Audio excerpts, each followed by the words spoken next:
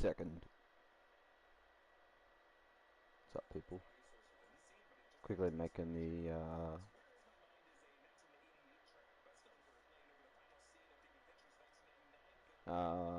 confused for a sec. Brain's not here. Quickly making the Tigers 9s. I wanted to make it yesterday, but didn't have enough time to make it yesterday, unfortunately. So we'll make it now. Yeah, that looks cool. BBL Drizzy. BBL Drizzy. Appreciate it. It's fucking annoying to share that. It was really annoying. Really, really annoying. It was actually more than annoying. It was extremely annoying. Probably the most annoying jersey I've ever shared. So I guess shout out to them. Fuck, it was so annoying.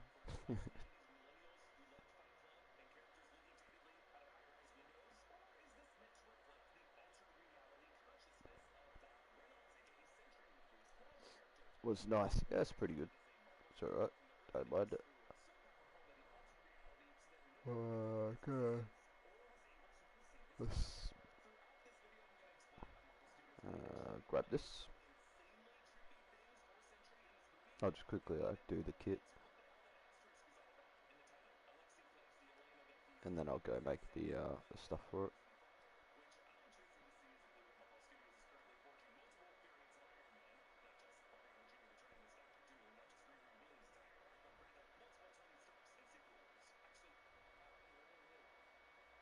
I'm switching Fox League.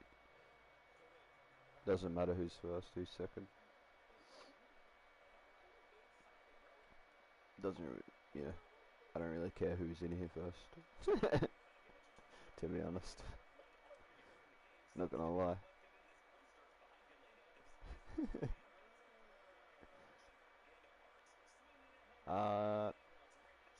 Grab custom. Because I think I put the socks under custom. Socks design. Maybe not. How did I make? How do I do those socks?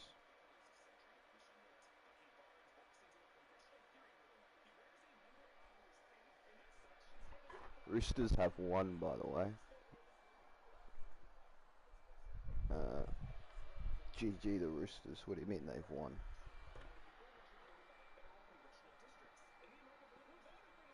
I had the wrong flavour of Sour Patch Kids for tomorrow's game. For tomorrow's game. What flavour do you normally take? The purple flavour, I suppose?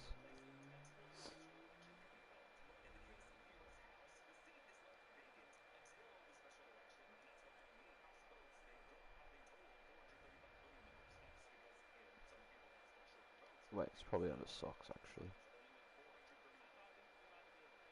The berry one. I had the regular. Okay. Sour Patch Kids are so good, man. I get addicted to them, though.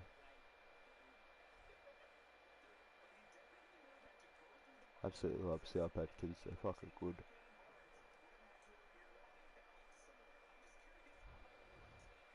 There are these old, so GG to the Roosters, yeah, GG Roosters. There's these, old lollies that I used to get, when I was younger. Go to the shop, take like $2 to the shop. Get a big bag of these bullets. They were like chewy, but they had like sour sherbet or something in the middle. No, it's like they were like sour. It's almost like sour sugar, but it's not sugar. It's something else. Probably is sugar. I don't know. That was so good, man.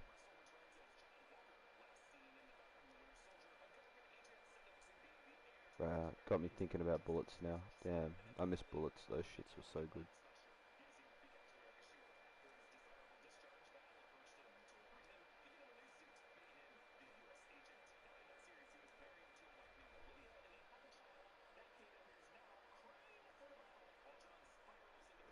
BBL Drizzy! BBL Drizzy! The watermelon one's pretty good too. I like the watermelon one.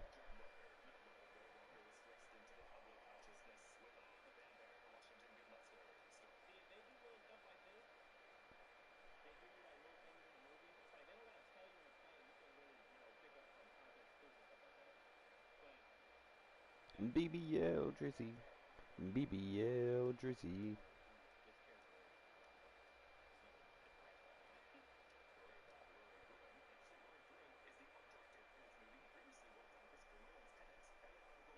Quickly smash these in.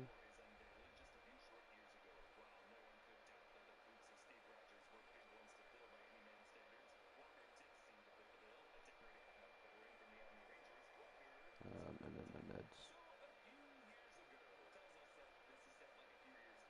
And then we'll go work on the design itself.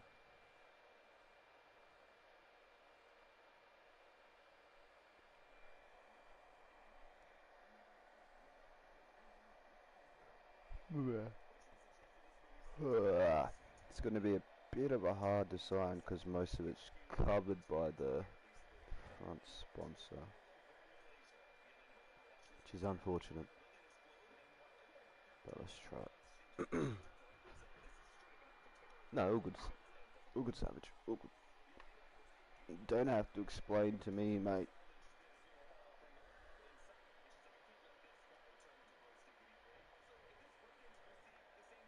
Okay, so now we attempt to make the tiger. We're gonna zoom in. Okay, maybe we'll start down the bottom here.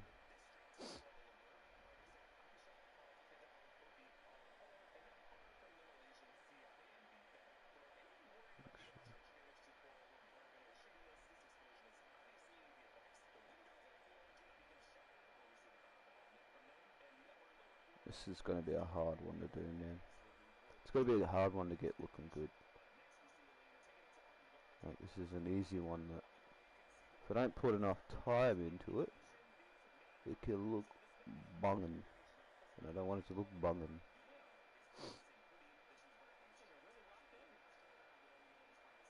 Up.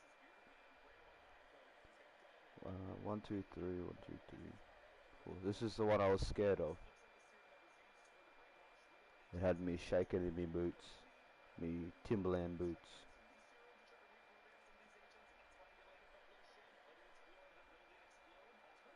That's a funny looking arm. I'll fix it up later, probably. His hand is funny looking. It's not even a hand. Probably could have did a... Probably... Let me just think. I'll draw this for a little bit and I'll see if I can do it a different way. It's kind of hard to sort of see it a little bit.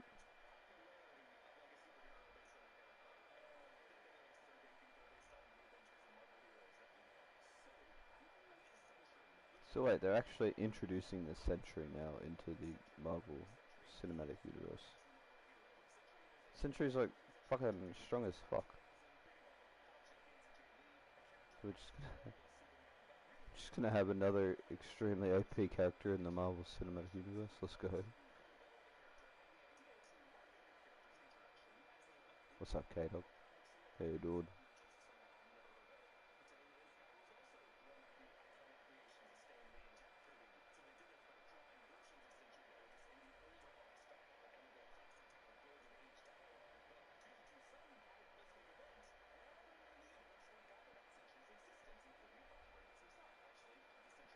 You're not too bad. We're trying to make the Tigers 9's jersey at the moment, so I'm just trying to do the design.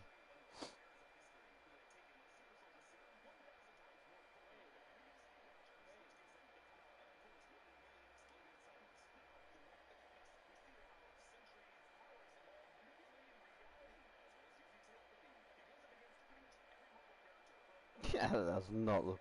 I gotta fix this fucking arm. Looks like I don't know what that is.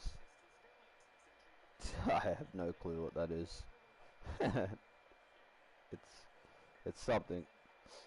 Leo likes league. What's up, Leo? How you doing?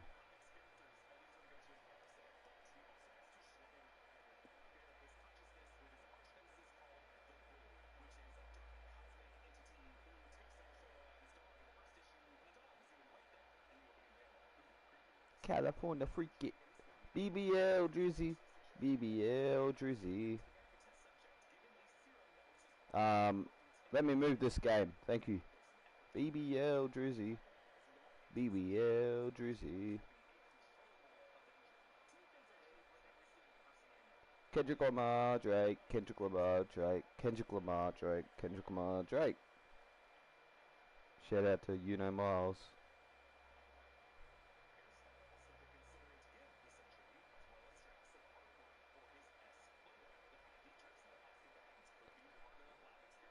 BBL Drizzy. BBL Drizzy.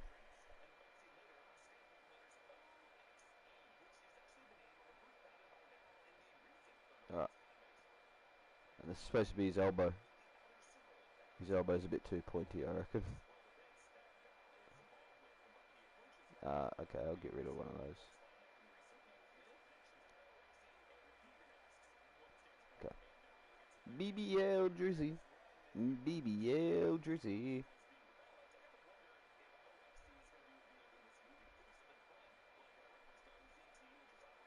The Drizz and the Riz. Let's go. Shout out BBL Drizzy. I'm thinking of the Snicker. I'm thinking of the Ninja. Don't act like you don't know me. Got the best BBL in history. Whatever it says. BBL Drizzy. That's BBL. BBL Drizzy. Look at this fucking leg, bro. This tiger looks like it was run over at a young age, and this leg's never grown. Shout out.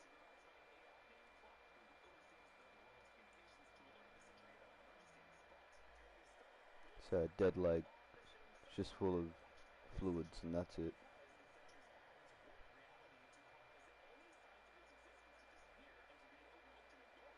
BBL Drizzy.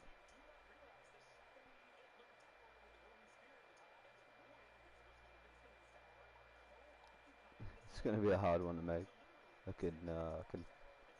can tell. We gotta make two of these fuckers. God damn it. The other one's more full body as well. God damn it. BBL Drizzy. BBL Drizzy.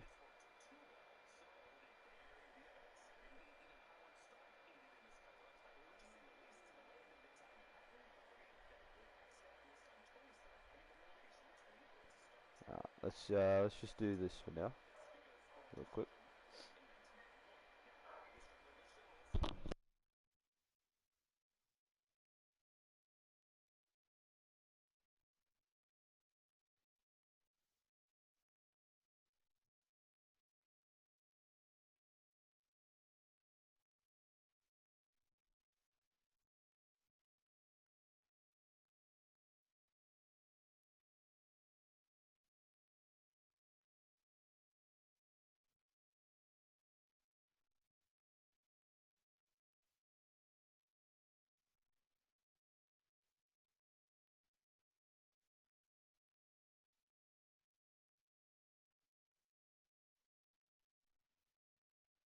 Got the best BBL in history.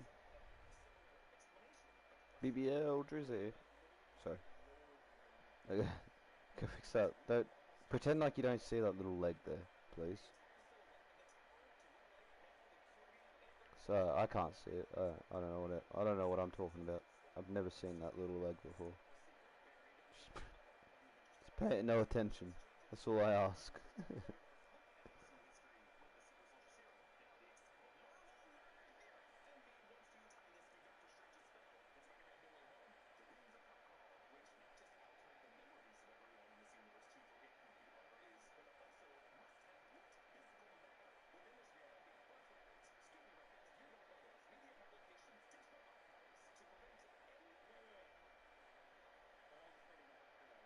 BBL Drizzy. Ah, so that.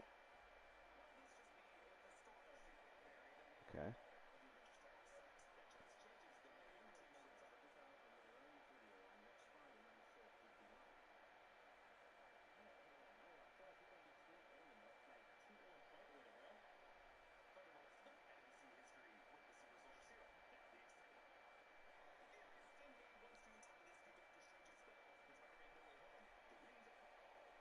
Okay.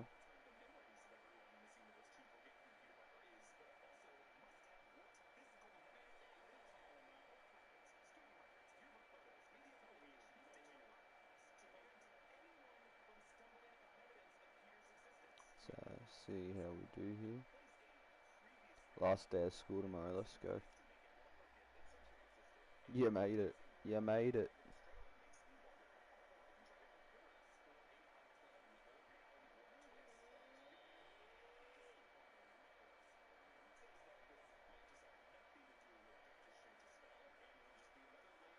Got the best BBL in history.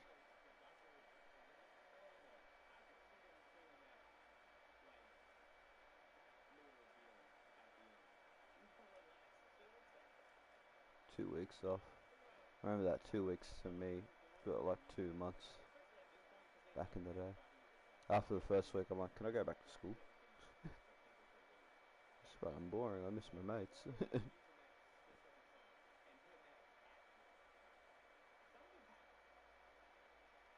That was only in primary school, of course. Okay. And then 18 days next term. Let's go. Short, but sweet, I suppose.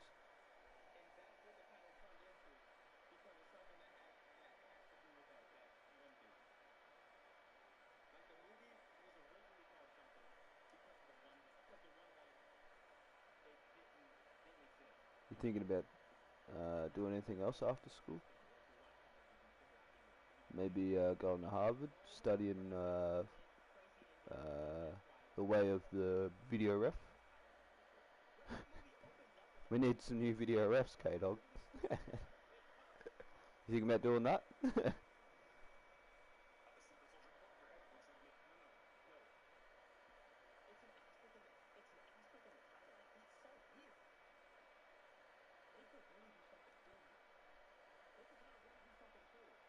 Yeah, I should be in the bunker. You should be, bro. You should be.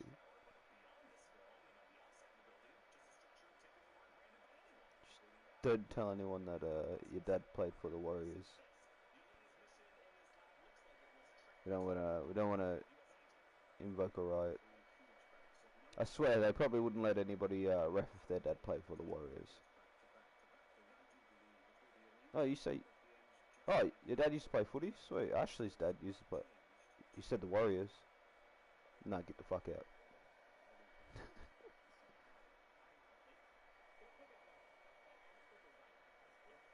Um, okay, I just need to do the shape of the body here. Supposed to be his like back leg, and right here would be his hips. Right here, his hips, and that's like his like torso area. And his neck here, but his neck like curves around.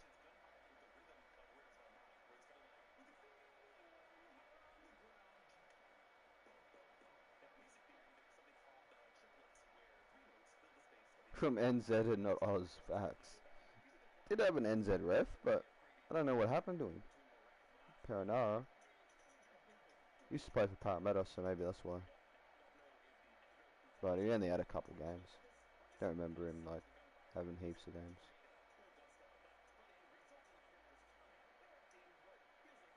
He was a pretty decent ref actually, Henry Paranara.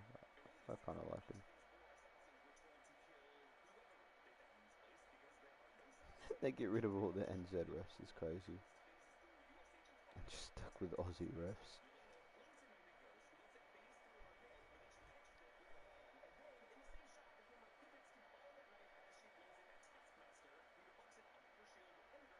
So, it turns out all the, so they're taking, what, 4 games next year um, to Vegas. Taking 4 games, and all those games were played in the one day. Wonder what they're trying to do over there. I wonder what kind of magic they're trying to achieve, you know? Interesting. Very money hungry company, the NRL. Suppose they're just testing it out. I reckon they should take us other places. If they're gonna really promote it, take it around the other. Yeah, 4 games in one day at Allegiant Stadium as well. Like, same stadium, 4 games, one day. Obviously Las Vegas, but I guess it's just for Aussie fans. Really. Like, that's all I can think of. The Aussie fans and the Kiwi fans that can afford to go there anyways. I'm not sure how much a plane ticket to Vegas costs, but I'm assuming it's not cheap. Assuming it's like, I don't know, 1200 maybe. I've never been on a plane, so I don't know how much a plane ticket costs.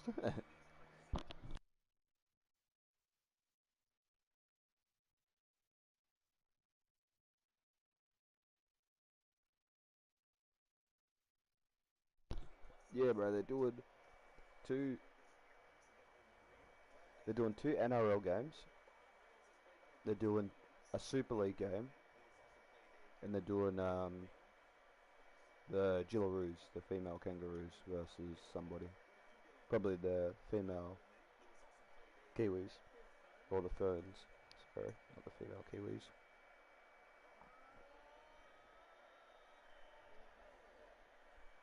That's what I'm assuming they'll do. You know, they might want to make Australia look good, so they'll make a verse like, I don't know, fucking like Russia or something. A team that doesn't play rugby league. They should have got like um America or something, like an American team to play, because they do have rugby league over there. We've got not big teams, but they do have rugby league teams over there. What's up, Jake? Saw your photo, bro. Dope photo.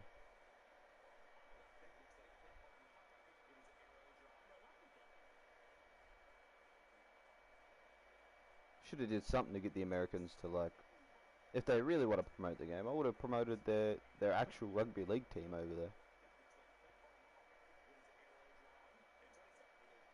Like Boston's got a team. They're called the Boston 13s.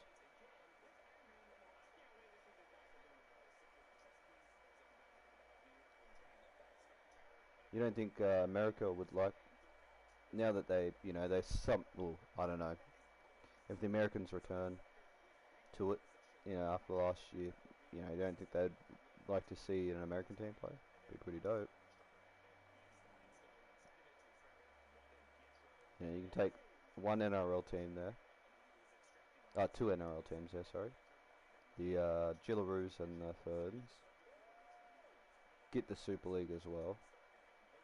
So you have Wingen versus whoever the fuck they're versing. Warrington, I think. And then you have the, Boston 13s or something. Give them enough time to train and all that. And whatever else other American team is there, give them enough time to train. Pay for their flights, all that kind of good stuff. Promote the game there as well by promoting their teams. That way, the NRL could have an actual expansion there.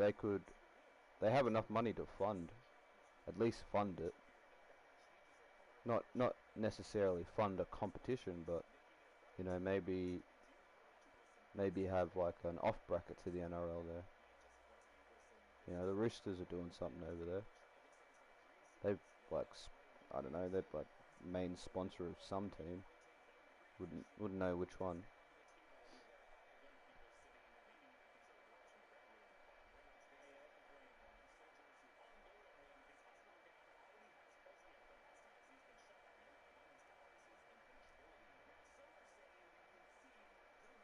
But I guess they don't want to do that. They want to share the product that we have, I suppose. But I mean, it's not really gonna work. I don't think. I don't think Americans really care. America doesn't like anything unless it's American made. American made liquor. I drink it every day. I eat my American grown steak, and I drive my American made truck with my American made gas. You know what I mean? I don't think they're gonna worry about worry about an NRL team.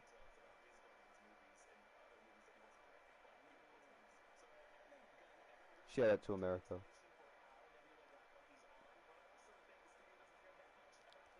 BBL Drizzy.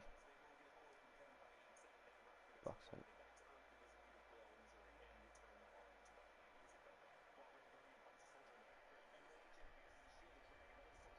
America. Fuck yeah. Known to save a motherfucking day, yeah. America. Fuck yeah.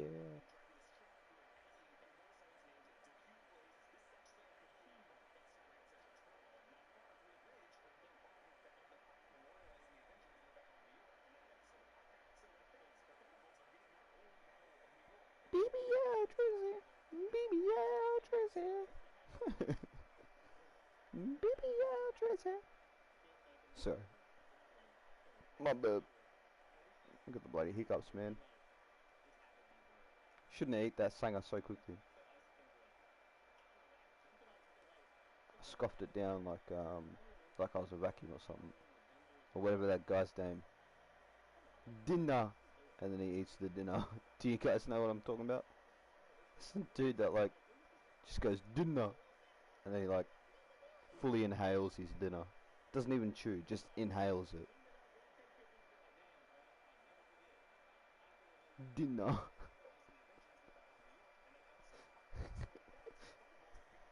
Interesting character.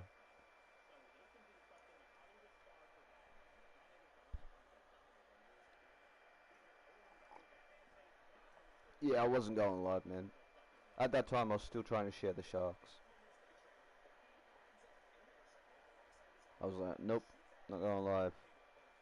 And then I still had an hour and 30 minutes, and it got shared with a few things.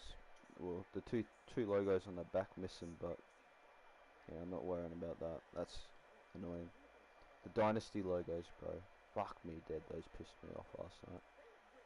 Well, yesterday. This morning, I should say. Like, everything was sharing, and then I was like, what do you call it? I had to go, just do the Dynasty, the white Dynasty, and then the black Matty Mac on the back of the white shorts. And, they wouldn't share. And like after 2 tries of trying to get those to share, then it broke everything else. I'm like, oh my fucking god. At that time, I was up to like 24 shares or some shit like that. Whatever I sent to the Discord. Fuck, that was so annoying, man. It was so annoying. So damn annoying. Like, I was sitting here, like, I was like frustrated as hell. I was like, I don't know, it's fucking, I was angry, but I was angry at the game, but I couldn't be angry at the game because it's not a real object, so I needed something to be angry at, so I was angry at my fist. I looked at my fist and I was like arguing with my fist. Because the game wouldn't share my shit. Fucking hell, bro. So, it was so annoying. But luckily it got shared. Missing a few things, unfortunately. Arguing with your fist is crazy. Well, I didn't have anything else to argue with, man. The game pissed me off. Wasn't gonna punch anything. So I just argued with my fist. Maybe I was arguing with it so I didn't punch anything. I was gonna punch my desk, but you know, I had enough reserve to not do that.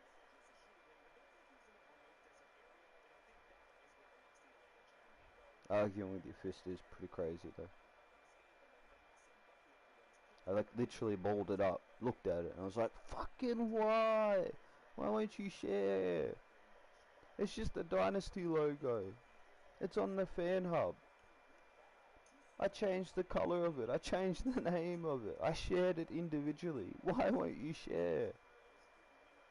I think I downloaded like 3 different white Dynasty logos off the fan hub, and none of them would work. So I had to use one of the ones that I already had. I was like, are you kidding me? I changed them from that one because it was broken on the Titans, but now it's working. I was so fucking annoyed, bro.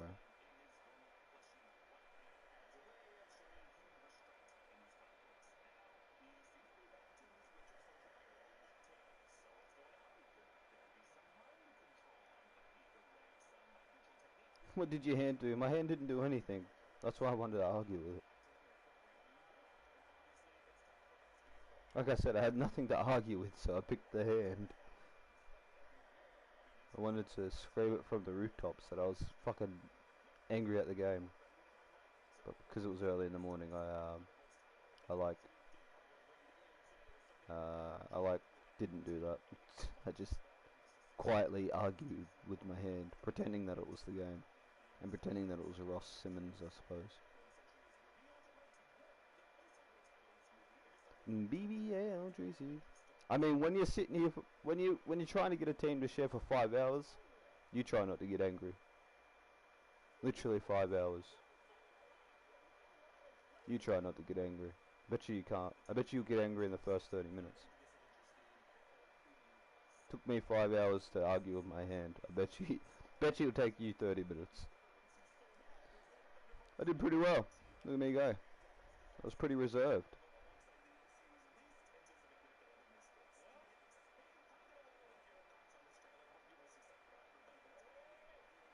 Would take me 10, there you go.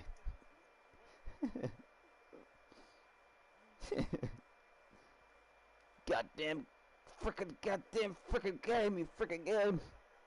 Tried not to swear too much. I did go outside a few times though to breathe in some fresh air. I water my plant. I sat there and talked to my plant. I told him my frustrations. Come back inside. Made a sandwich. Sat down. And then that's when I sent a message to the Discord. I was like, I gotta vent my frustrations here. It's nice. The sun was just coming up too, so it's nice and cool out there. Shout out to the outside world. I'll never see you ever again. Let's go, Jack. Taking a bit of a break from him. I see. Can be frustrating to make teams, but the fun once you get back into it. Fuck.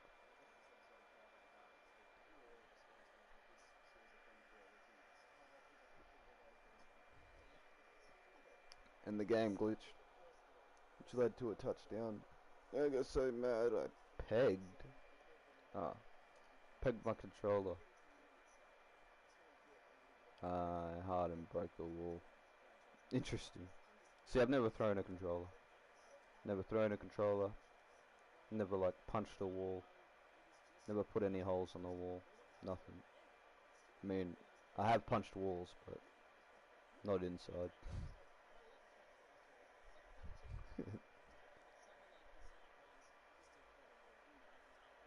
But that was literally when I was 17, 18. Now I've got a little bit more patience, I suppose. I've thrown my controller heaps, bro. I'll drop my controller like by accident. That's probably the most damage I'll get out of it. Without a controller, you can't play the game. I respect my controller. My controller has respect, and it respects me, and I respect it. Shout out my controller. The amount of PS4 controllers. Okay, I guess it's just a common occurrence for you blokes. Unresponsive for 10 minutes is... It's not good. It's not good.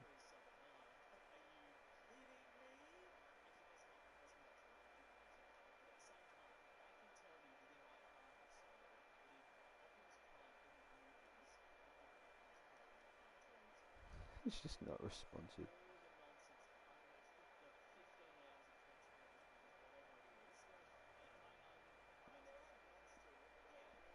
When was the last time you boys threw a controller?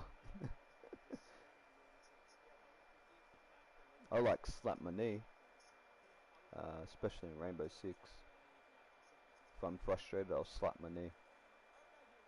Yeah, that's my controller thrower.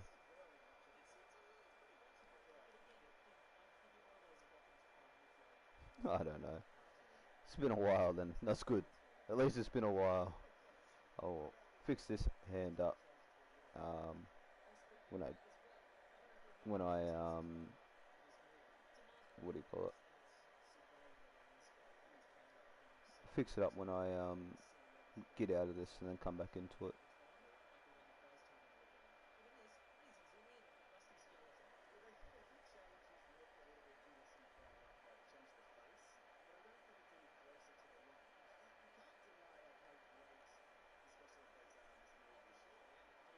Probably fix his little buck tooth here too. Move it back to here. He also has a tongue that sticks out as well. Couple other things, but let's just go see what this looks like on the jersey real quick. He looks very obese. Obese tiger. Shout out to the obese tigers out. I am making the Tigers Nines jersey. Go have a look at the Tigers Nines jersey. It's like a nice jersey, but a little bit of a not complicated, but a little bit of a weird one to mess around with. A fucky one, you know, kind of thing. Need a tiger there, and I need another one up the top, which I mean I could just use this, but then I would have to have the back of him anyways. Like I'd still have to make his like ass with his tail and his legs, which unfortunately for me, that part of his body is covered by the fucking Bride and Lawyers logo. That's basically the jersey, and it's got like some flowers behind it.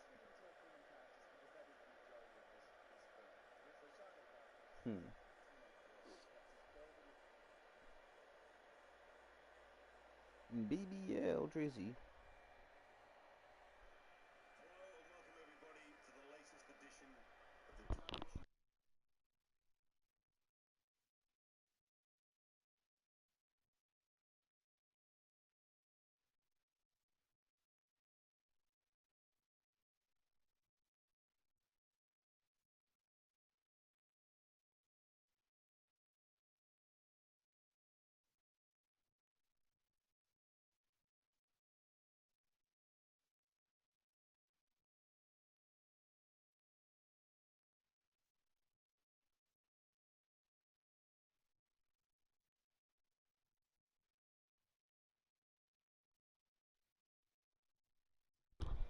Got the best BBL in history.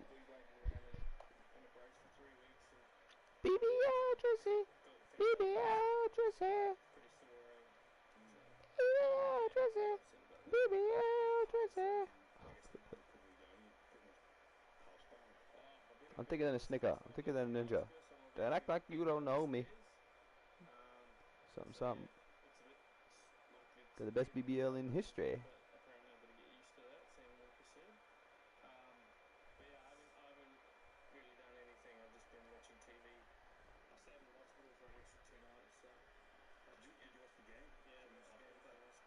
As in, been shout out Dickie Mouse.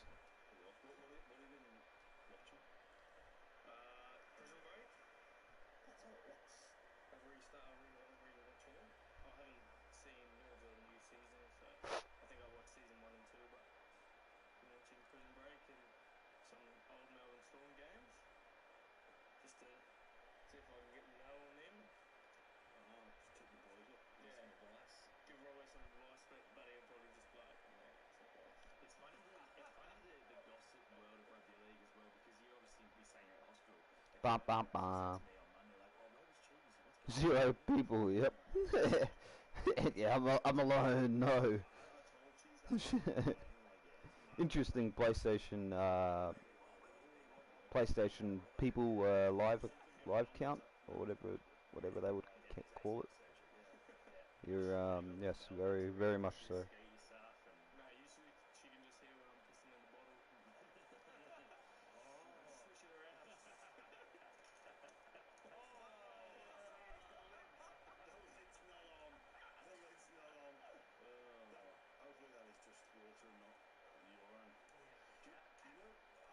Broken, very broken. Like, they trip you out a little bit. Yeah, I mean, I'm on the second script already. It's pretty damn sore, eh? So I'm eating a lot of, eating a lot of that. I can remember having, like, They make me sweat too. do they? Yeah, like bad. I remember having, And saving birds. yeah, we'll get to that in a moment, because that Charlie was blowing up about why we're not on time. But I was just going to say, like, I can remember having surgery on my groins and having this pain medication, and like coming up with all these ideas about how to defend with 12 men. And was trying to explain to him. I don't think he listened, but I remember, like, Maybe that's what I'm trying to do as well. I'm watching this old game. What the fuck? Did you hear that? These guys. James Graham reckons when he got a surgery on his groin, 12. they gave him these meds, and all he did on those meds was try to figure out how to defend Latrell Mitchell. And almost how What the fuck? you'd make a sub, and you'd sub either your wing or your fullback off to make sure that you, depending on who got sin-binned, What the hell, bro? then you play like a pendulum with two fullbacks that would be the winger. And I was like convinced it was going to like change the game, but it didn't. Did you have to try it out? God no, I was in a hospital bed. Like, Man, I wish I was on those meds. I wonder how I can defend Joe Warrior Hargreaves. What would I do? I'd probably chop out his knees. And then maybe when he's coming down to the ground, I'll quickly grab him by the arm, and I'll flip around. I'll do a backflip, twist his arm up a little bit. Wrestling going as well, because I heard you're still training every week for it. I missed last week's training because of the marathon. I was in recovery after that, but I'm literally going for this Charlie show. Oh yeah. Yeah. Have you? And the name's Bruce Bulldog. I think so, yeah. Yeah, nice. Yeah. You mentioned about cheese saving birds. Well, that's why we were late, because Brandon Smith, you know, reputation goes before him. You know, people just see him as this larrikin footballer, but actually saved the life today, didn't you, Brandon? I don't know if I saved it yet. Well, Only come still in. in the balance.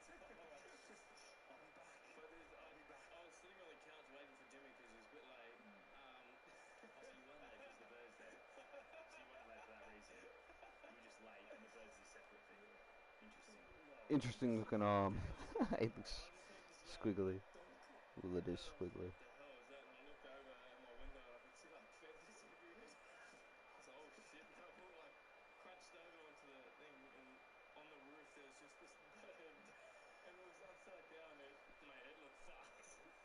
But it looked like, I could tell it was still alive, and the other birds were just looking at it going. I was like, but then I noticed there was a kingfisher, and I was like, that's a decent bird. Like if it was a seagull, I'll probably pushing it off the roof. It was a kingfisher. What is a kingfisher? You never seen a kingfisher? No, let's Google it quickly. They're like the Type of bird. Jeez. It's like an ibis, kingfisher bird. They're beautiful. Oh, cute. Yeah, cute. Yeah. Also, you're on the species list. I suppose. Like, you know, kingfishers in, seagulls out. Yeah, seagulls Which are draw the not. line? Well, how annoying they are. Can a kingfisher ruin a lunch? No. Can a seagull? Yes. Okay. But anyways, back to my story.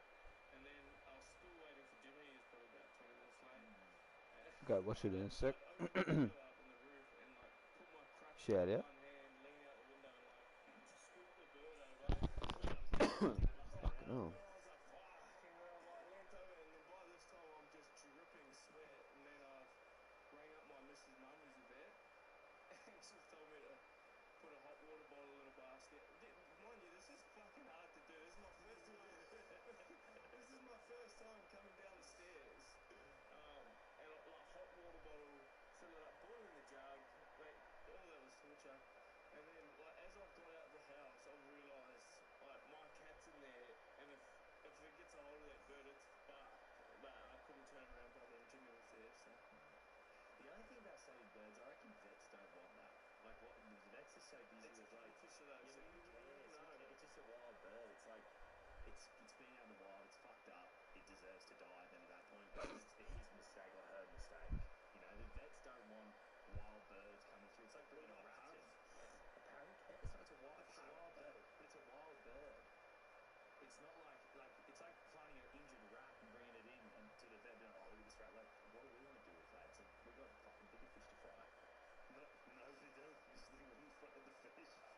Yeah, I don't know if vets would really care too much.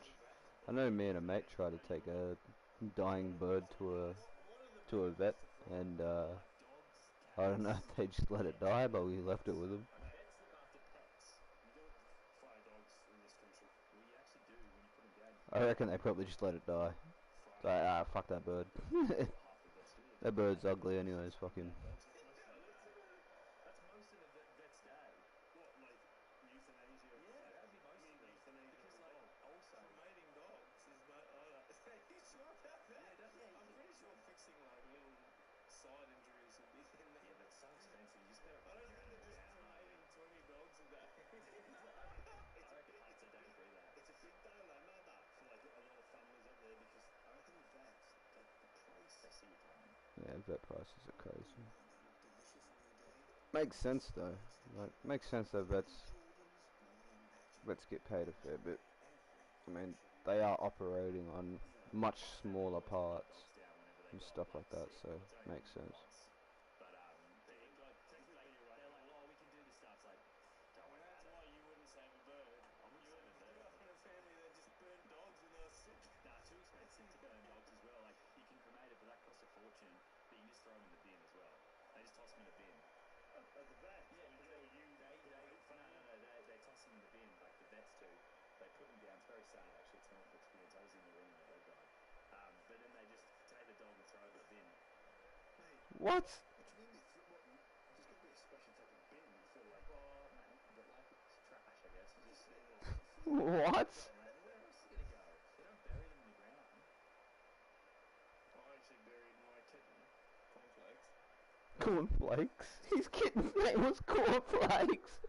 Brandon Smith had a kitten named Cornflakes. I don't know if it's still standing today. It was just two sticks. But... Oh, right. We buried a couple dogs in our time. Fucking Cornflakes is crazy, bro, for a cat name. That's funny as. You didn't have any pets, did you? Nah, I reckon you're more. Cornflakes. Not really a pet person. That's such a good name for a cat. Cornflakes. Shout out Brendan Smith. I might steal that one. I was really looking into getting a parrot. Like an actual Cornflakes is parrot, good, bro. so I could chat, someone to chat to, and basically do phrases with. But Maybe then Nutrigrain next. investigation.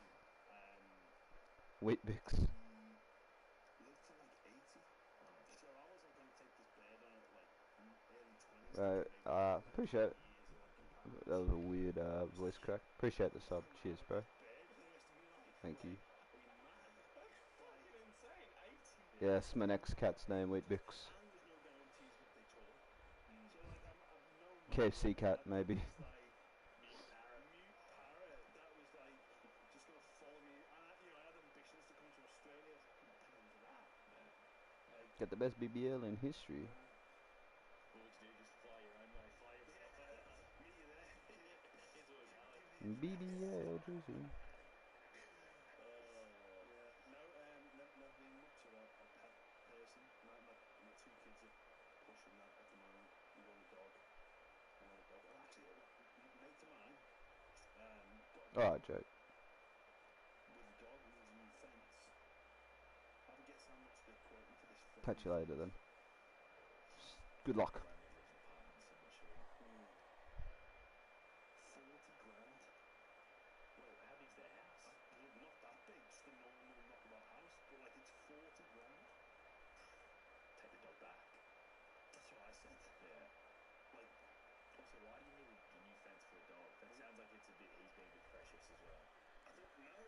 He's not. I don't think it was his call to get the pet. I think it was the wife and kids. They got this dog, and oh yeah, new fence can't be that much. Oh, okay. 40 grand. Multitask. Everything's being fixed. Alright. So if there's any fence erectors out there, Appreciate that. Thank you. Let's go see this real quick. Let's just quickly name it. Well, yeah, Charlie, it is good to have you back on board. It has been a while, hasn't it? It has, mate. It has. Good to be back. It's good to be back. New information come to light, the five-a-side scene, basketball scene. Yeah, that's right. That's right. So I might just make a copy of that. Social basketball. Call yourself one Chuck. Might just make a copy of it, change the colour to be orange. Why do they call you White Chocolate? I don't know. To be honest. I stay up tonight if I'm not going to school. I won't be on too late tonight. Won't be on late I won't be on late tonight.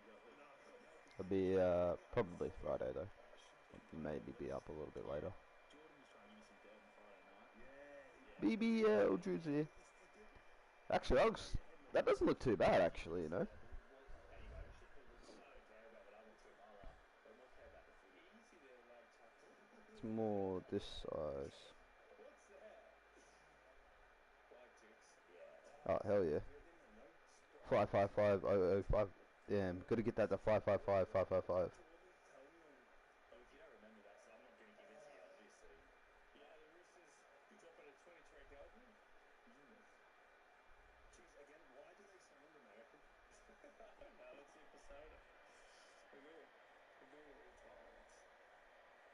It's weird as. Do you listen to any of the songs? Yeah, well, I have to. They play them in the sheds until your ears bleed. Wait, what? Do you listen to any of the songs? We do it all the time.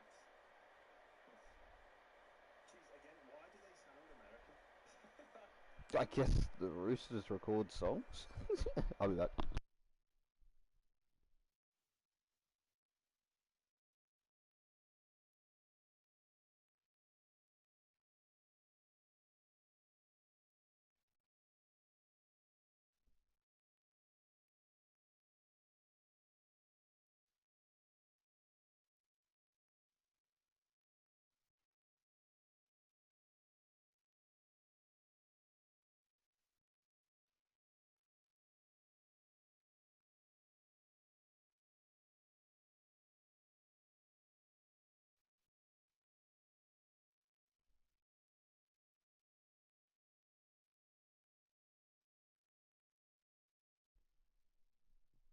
Let's go. I don't know, it's their persona.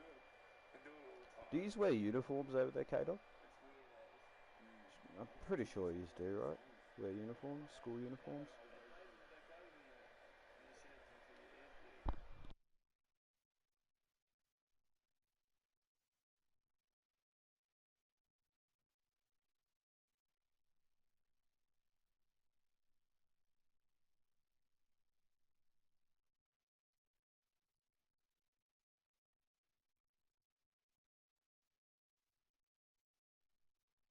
Ah, okay. Fucking. Do you sign each other's uniforms? That's what we do every last day of school. Oh, actually, no. You have to do that in after 2 weeks when it's your proper last day. I forgot that there's still time for school. Shout out to school. Still have my shirt that's signed by a bunch of random kids, and then I drew the Broncos logo on it for some reason. I was like, I drew the 2010, I think, the 2010 jersey design on my on my fucking school shirt, because I didn't need to use it anymore. And I wanted a jersey at the time and I didn't have one, so I just used that.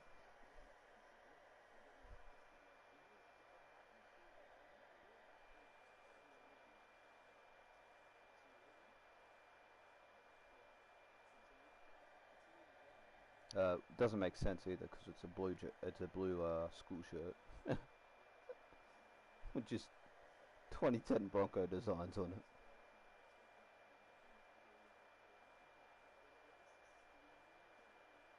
Alright, so I can't see this part of the body, so like where his foot is and that, which sucks. So I guess we're gonna have to like just wing it.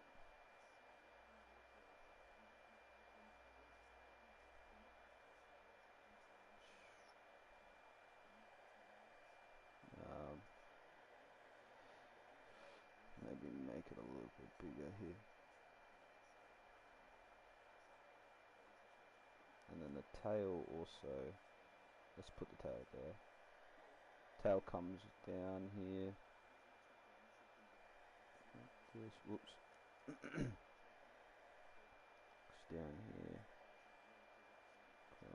something there.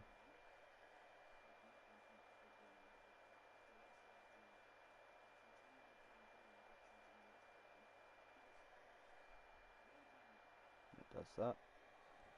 Ooh, turn this back up so I can hear the cunt. For the overwhelming majority, it's a great time and a great opportunity. But obviously, the NRL have got these rules in place. You know, I think a suspension, like, that would be tough to take. But I think more importantly, for Ponga to say something like this, like, Yeah, you hear the Ponga drama. because The NRL are looking to give him like a couple game ban match because he doesn't want to play for Australia at the end of the season. I'm doing this in order to win a comp. So they're saying to him, you play or you get banned. That's fucked, bro. Are you allowed to go for Christmas drinks? it's wild, but it's blown out of proportion. Like it's not even that big of a deal. I don't reckon he should play. Like if he doesn't want to play, he shouldn't have to play. Good full time, like to not totally dedicate himself to Like, the nights when how are you gonna force a player? How are you gonna force a player to play if he don't want to play? and go, hang on, well, okay, you said you were going to give up the Kangaroos, you're giving it up for a holiday Like I get it. for the next one of Yeah, it's not a World Cup exactly, and plus, you know, how many games? How many? Like what? The last.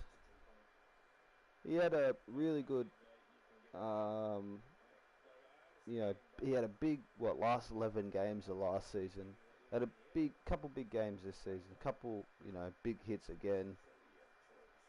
His previous what do you call it? His previous history with head knocks as well. Playing a lot of games of footy. I reckon he would probably just want to maybe get his body right.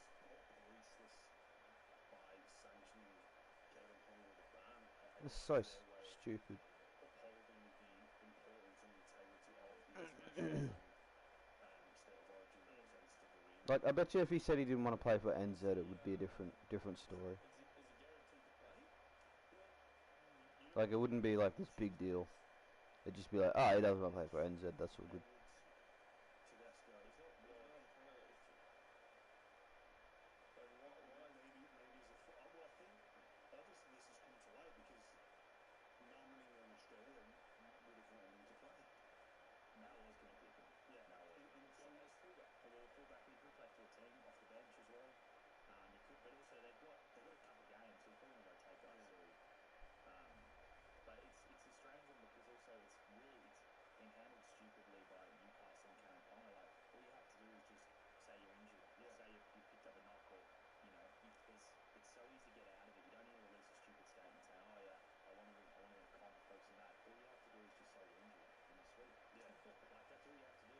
But the Knights obviously didn't know the rules or something, and they've made this situation with Ponga. It's fucking. I don't know what's going on in this part here of the design because I can't fucking see it.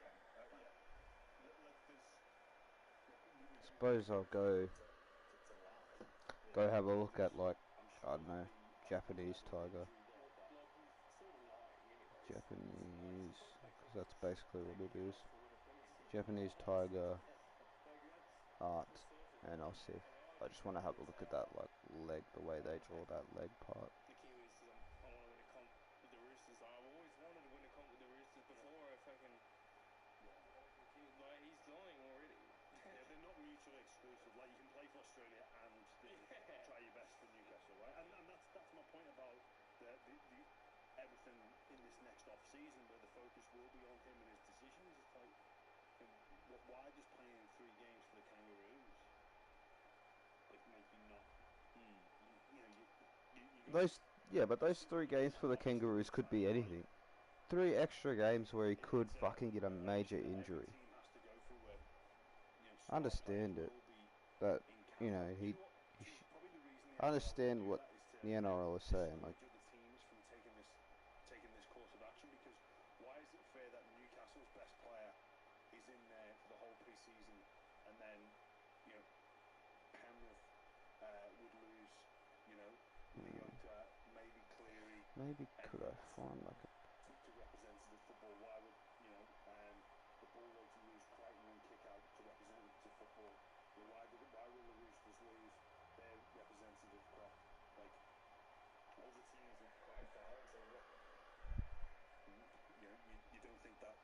Yeah, I'll probably watch it later. I'm just want to listen to this real quick. You think they don't win a conflict?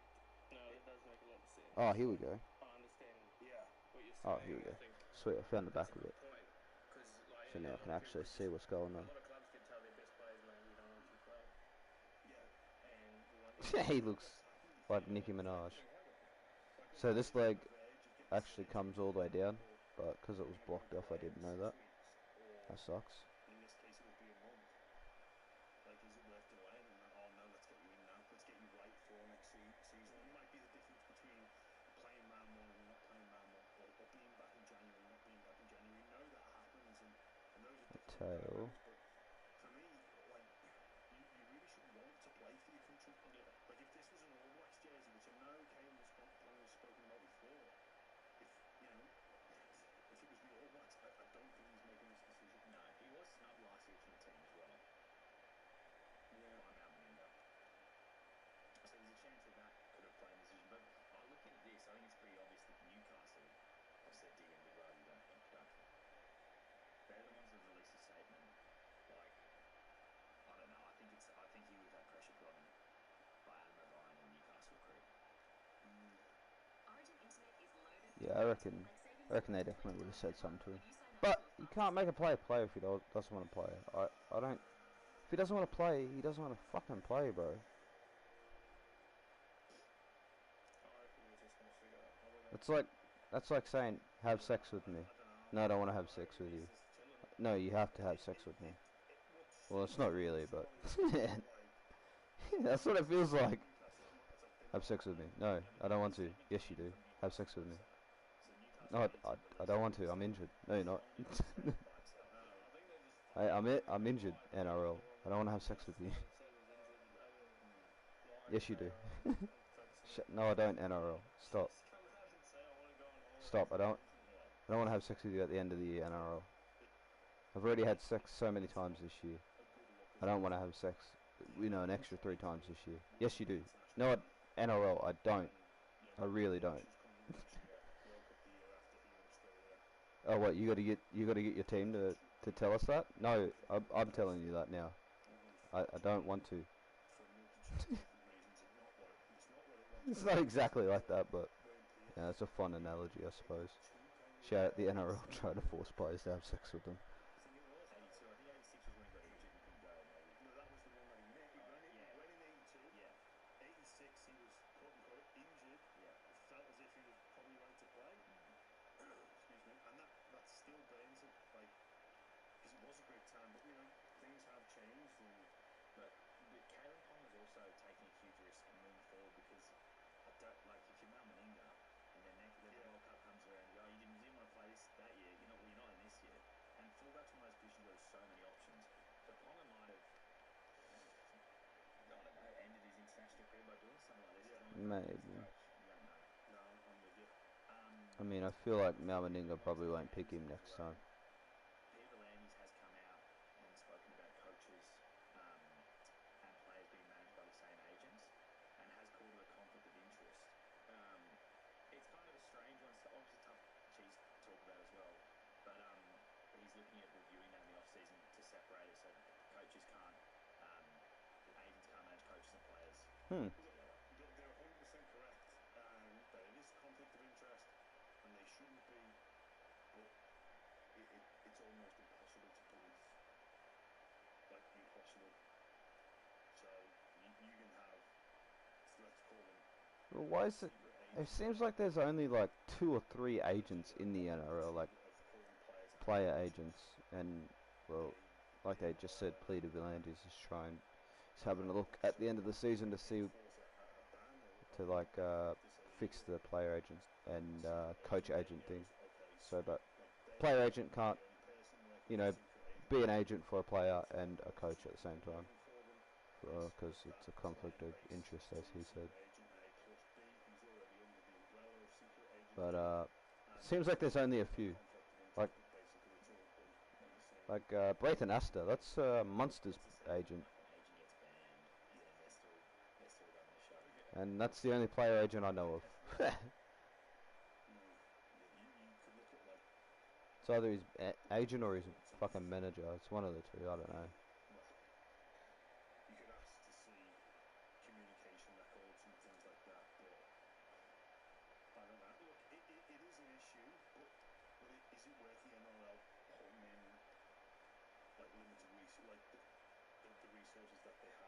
solving this problem when the current agents will just go around it in a different way.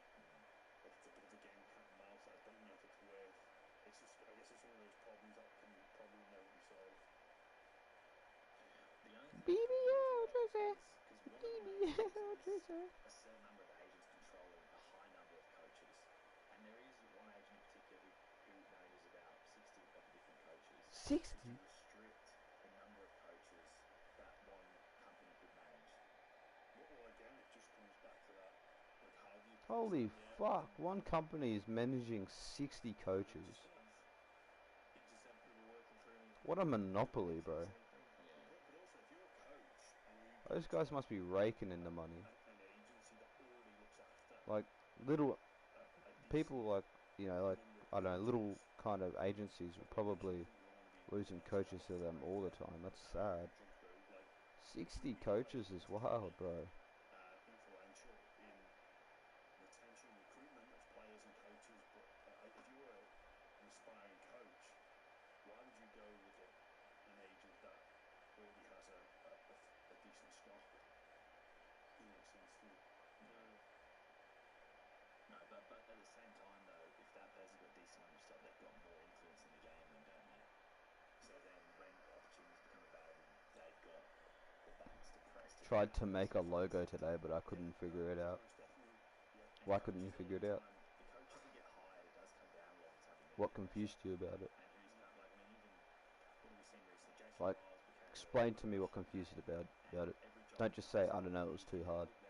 Try and pinpoint exactly what was hard about it, or what confused you about it, or what confused you about the logo creator, and I'll try to help you. He's got six of the coaches. And what are you suggesting that, like with that media, because the media is important and that gives influence, but The nodes are are you weird. suggesting that the Weird in terms of like they're doing this, so you want to put one there, it's doing that. they're not doing that for You want to say you want to put a node here, see how it's extending off the two end ones. it's that, those What's type it doing this instead? of relationships, Or it's doing that instead of extending off the two would happen in all last ones. sporting leagues across the country Remember, and across the world. To be whichever honest. one is up like that, see how the rest of them are like all the way. Like this one is highlighted This is a problem that because it's like a little bit bigger. So that means that's the node that's selected. So, you know, if I want a node in between that one and this one, I've got to highlight the one before it. If I want a node in between these two, yeah, the one before it, one after it. That's literally all you have to know about the nodes. Agreed. Should we get into some rugby league chat? Yeah, sometimes it does that, but then just move this stuff around. Give me some minutes. Should we get into who's got to cook first before we preview the games? Bring cheese in. My muscle chef fueling everybody every goal. I've been on. Do you still have the logo? Send a picture of the logo that you made in the logo creator. Show me what it looks like. Didn't give me many meals, but I like these protein bars. They've got all the Curve node. Never use the curve node. Never use the curve node. Trust me. You're gonna have a bigger problem using the curve node. Trust me. Why do you think I never use it? Because it's just too much of a hassle. And the logo sits, you know, on the jerseys to the point where you don't really have to worry about curves because straight lines will be curved because of how small they are in the jerseys. Just on Charlie taking all the meals, like I had a little feel of him the other day. It's my muscle chef. That's what they call it, like tougher now, see? He's going to be built like a brick shit house if he keeps on going. We probably need a fresh order as well. We need a fresh order. Yeah. My muscle chef, that'd be great. Deliver to me again if possible. Well, for that, just I actually can't cook at the moment, gentlemen, so Oh, so it's perfect for you. it would be nice if you guys could let me sort I'm sure that. they'll sort it. I'm sure we'll sort it. yeah, and I'll get it delivered to me, then I'll bring it home. and you've got all. Have you got all my meals? Because Meals ago. Now, obviously, you got a handful of meals yourself, and you enjoyed them. no, I haven't received any. I've eaten all the bars. Yeah. The meals you kept at your house. Okay, this is probably the best I can do. Do you eat the bars at the appropriate times, or when you're hungry, you just eat don't mind this little freaky looking hand. A cup of tea after It's the just amazing there for some reason. I gotta get rid of that actually. this weekend, choose. I'm gonna say Jared Waria Hargreaves.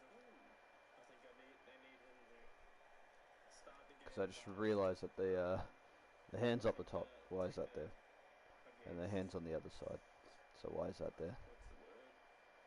Take the game to them. Aggression. I think that's one in the middle. This game for the Roosters, that's one in the middle. I think that's where we have the upper hand against them. If you look at our middle and how good we are, and Jared is a physical sort of leader, and I think that he needs to start well. Unfortunately, he is facing this way on the design, but his like leg is that way. So fuck, I did it. I'll probably have to do it all again. See, his head's facing that way. The long leg is on the right, and the short leg is on the left. He looks he's got a fat ass. Fuck, man, that's annoying. But not in the last 11 games. Yeah, but he hasn't played a lot of those. He hasn't played a lot of those games. Because a lot of those games I played Roosters, Jared didn't play. Yeah, right. Like if I played for Storm, Jared didn't play in a lot of them. Yeah, right. I used to love that. Well, my cooker. I think I got it. Is Braden Trindle. He did it last week against the Cowboys for the Sharks. He took so much pressure off Nico Hines. I think Nico does need a bigger game and a more influential game, which we'll talk about in a little moment. But the way Trindle was orchestrating the band, he was that head chef.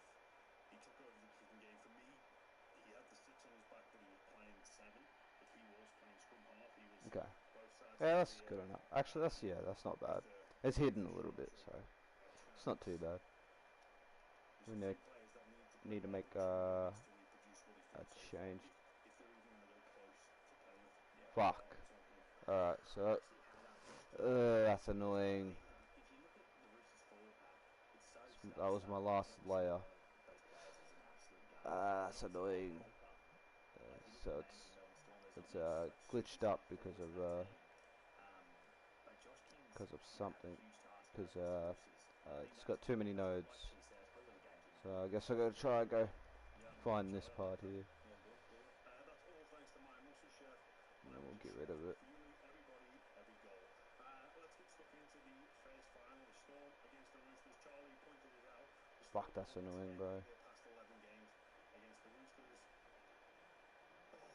It doesn't make for good reading, but I've got a bit of an There it alternative is. theory on this. Like the Roosters' record against the Storm and Penrith, I think it shows Do that. those two big clubs. Then Like we the just need to Storm get rid of that part there. and the Penrith Panthers, when they play Cool. against the Roosters, they switch on. Like I think they don't approach that. They approach that game differently. Like say for example, the Storm, they had a wobble against the Dragons. That doesn't happen against the Roosters because they're more dialed in. The Penrith Panthers, they had a wobble against the Raiders. That doesn't happen against the Roosters. I feel that when these two teams play the Roosters, they amp up their level of preparation, they amp up their level of focus for the game. And people out there might go, oh, you do that every week, but and you do, and you respect every opposition. But there's some games you know you have to be more dialed in for. There And we go. there's some games that you Get play rid of that. against the top teams. Go back to the top. There you go. We've got to be on today. Actually, And I quickly think, save it. although that record isn't great viewing or reading for the Quickly Roosters save players, it. I think it's a mark of respect that they do go up and turn up for those games. So we can get to the last layer so it doesn't crash on us. I will teach you those phrases because You do then that. you find the right tutor. So I created the secret recipe, the best diplomatic way to try Oh, to lie shit. to success. And now, Fuck's sake. professional detective. I don't know what you Shut up. Yeah, I think. Well, I've played in I think 4 now. 0-4 on Craigie. Yeah, and it's every time it's just I've felt like we weren't the better side.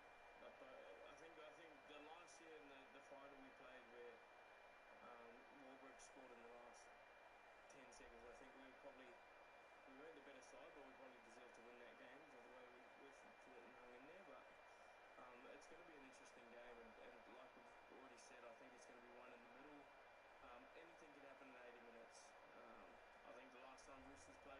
I'm just gonna do League this One, again. so that's not written down. Don't really care about that part. Well, Tony actually run there Yeah. today. Oh, thanks, Tony.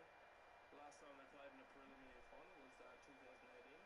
Fuck No, man, this 2019 sucks. in Roosters. Why did I have to break on me? That battlefield middle is going to be so important. I think it's where the Roosters have the advantage. So you got Jared, Collins, Radley, and then in comes May, Lenu off the bench. White as well. I think he's. Was White in the team this week? Or is he in the team? I can't remember.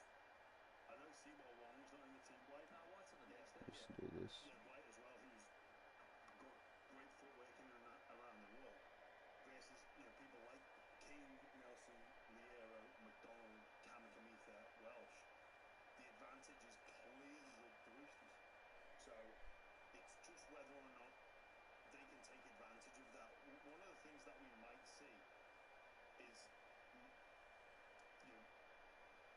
the Roosters, for all their advantage through the middle, is the Melbourne Storm not to attack through there. Like, why would you take Roosters on through the teeth of them? Personally, I would play what they've done before, is go after Keary and go after Sandy Smith.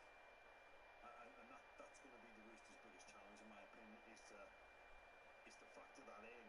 Because Roosters will definitely be looking to win again. That's for sure. But I mean, it's so predictable. Like we've seen the Roosters play terribly. Like they just seem to. Like the Roosters just. I don't know. There's some games they look absolutely fucking spectacular. They look like the best team in the comp. And then the next week they come out and they spew the worst fucking footy you'll ever see.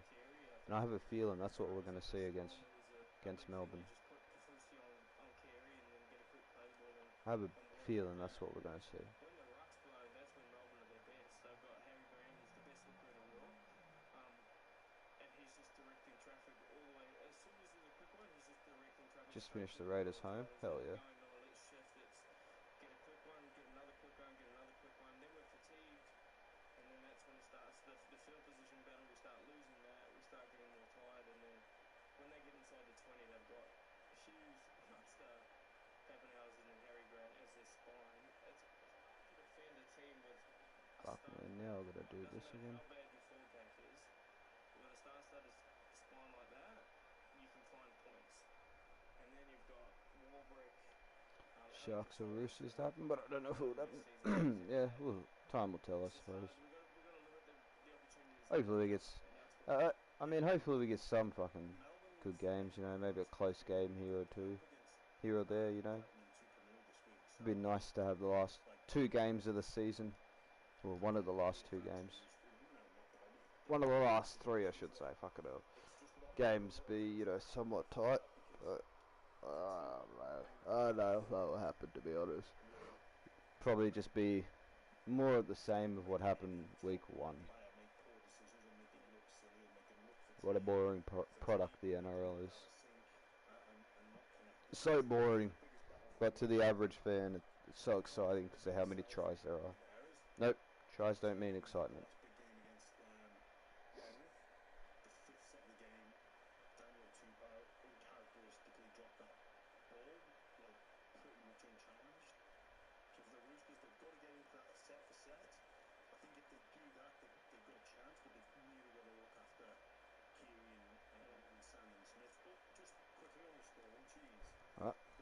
I'll have a look.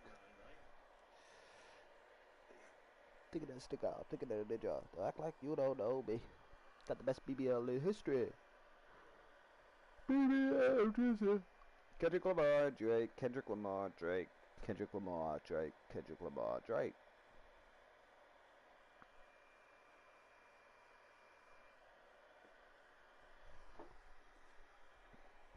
Not bad, Drake. Not bad indeed, mate. Not bad indeed.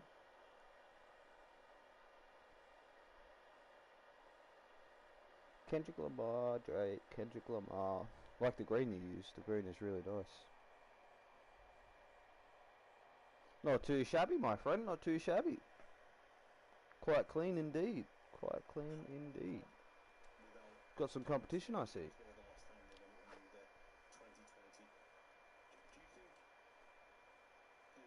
Let's get So rid they're of. driving them to prove to everybody that they can do it without Cam Smith, to come out of that shadow of, you know, the big three players that they had. Like, yes, Cronk and Slater both respectively retired in 2020. They still had Smith there, and a lot of the glory, and rightly so, goes to Cameron Smith. When you've got players with the quality of Munster, especially, who's dominated Origin series, like, do you feel that would be a driving factor to come out of the shadows? Kendrick Lamar Drake, Kendrick Lamar Drake, Kendrick Lamar Drake, Kendrick Lamar Drake. You know?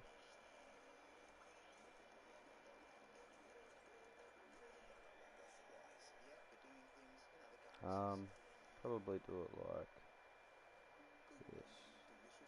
So I gotta leave, gotta leave a spot there. Gotta leave a spot, those two gaps there. What am I trying to say? Gotta leave these two layers, because try to fit the thing there, the background. Gotta fade. You know, it's spoken about at that club. Just the ability to be such a great side without the big three, and like Fade they're that moving there. forward from those big three players. I mean, What the it's fuck, definitely that something big that three?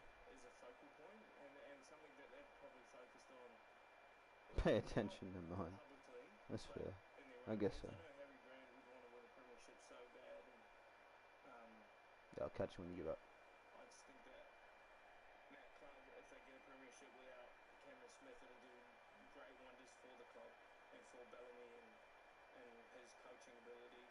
Like, if they win the comp this year, like, Craig will definitely go down as one of the greatest ever. Yeah, he's already in the mix, huh? Yeah. Charlie, you was a Roosters fan, you'd be going down to the game. Didn't sound like he's a Roosters fan before. I am a Roosters fan. I grew up a Roosters fan. I'm going to the game. I'm actually going to Melbourne Friday to work the game for Triple M, and then going to the AFL Grand Final as well on Saturday. Lake Range, me and Woods got the tickets. Yeah. So that's my main focus this weekend. Really is just having a nice weekend in Melbourne. Yeah. No, but I think on the Roosters, Victor Radley, I think his shoulder's still nowhere near right as well. Yeah. He only made, I think, like 12 tackles on the weekend. I reckon if you're Melbourne, he's on there. He only played 30 minutes, but if he's on there for 30 minutes, he should be making 30 tackles. I think you got to go. I reckon he went into the dressing sheds just before half time and then didn't come back out for ages. Like, I know he's tough and everyone applauded the way he played, but he is properly injured. Yeah, I don't think Melbourne had sacrificed the game plan that's worked before against Roosters just to try And Victor we'll Richie. throw That's another thing. Like, this guy back on he the will back. have to get involved. Because he was carrying his shoulder like the whole game. Yeah. I think he... Well, I spoke to him after the game. I think it was sweet until he got off the field and then it started cooling down. So now we need to do the background. This is gonna be the hard bit.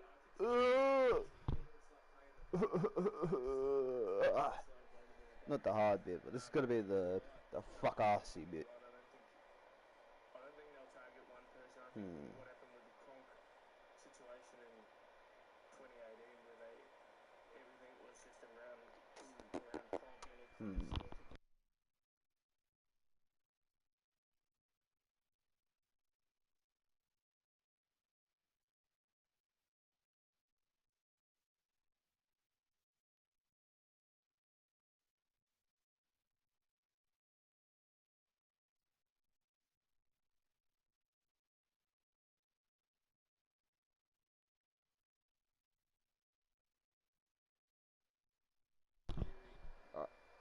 Joey Manu, and probably to a lesser extent, Suoliti, although he has been there for a number of seasons now. But the first three over a decade. Alright, now we need to make the background. Obviously, the most cap booster and the emotional scenes we rolled out as record-breaking game.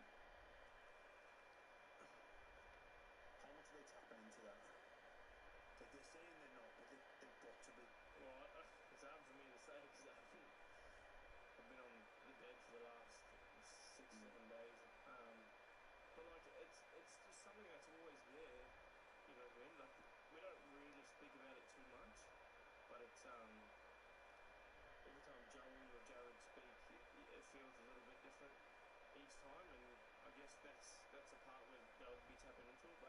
That looks like a marijuana Say plant. how much is being spoke about. I literally have Don't millions of worry, people talking this about won't be a marijuana plant. Don't worry, your pretty little mind. Game on Saturday, and he was an incredible speech. Like Huey and S, just like revved everyone up to Lux. I didn't realize he was that sort of player, like that would make speeches like. Because obviously from the outside looking in, he seems more like a softer spoken sort of a guy. So He's not really a speech Did bubble. you He seems know like he that really does the talking. Katoni has a gold tooth? Yeah, I did. Yeah, you can For him to do a speech like you can that, see it during the games. yeah. I think that speaks volumes to She had the it, Katoni. level of importance and It was a good picture. I'd get that picture printed out, reward. and I'd probably hang that up in my wall. Like, why are you doing It's a good this? picture to Like, have. what's your reason for doing it? Really good picture to have. Like, I met that can be it. There's a in multitude high of school research out there that tries up at the university where I live. you can make sort of They had rewarding like performance I don't know. It's just like a bunch of things like it was that. a bunch of schools that went to the university to VO2 max have a look at just tests different like job are things, audience that don't and know like VO2 different max workforces. Like basically I don't know, like agriculture and all that kind of stuff. to like this oxygen machine And a lot of ex-footy players were there. I met met Wendell Saylor. and you sort of strap Met got photos with mask on Alfie Langer.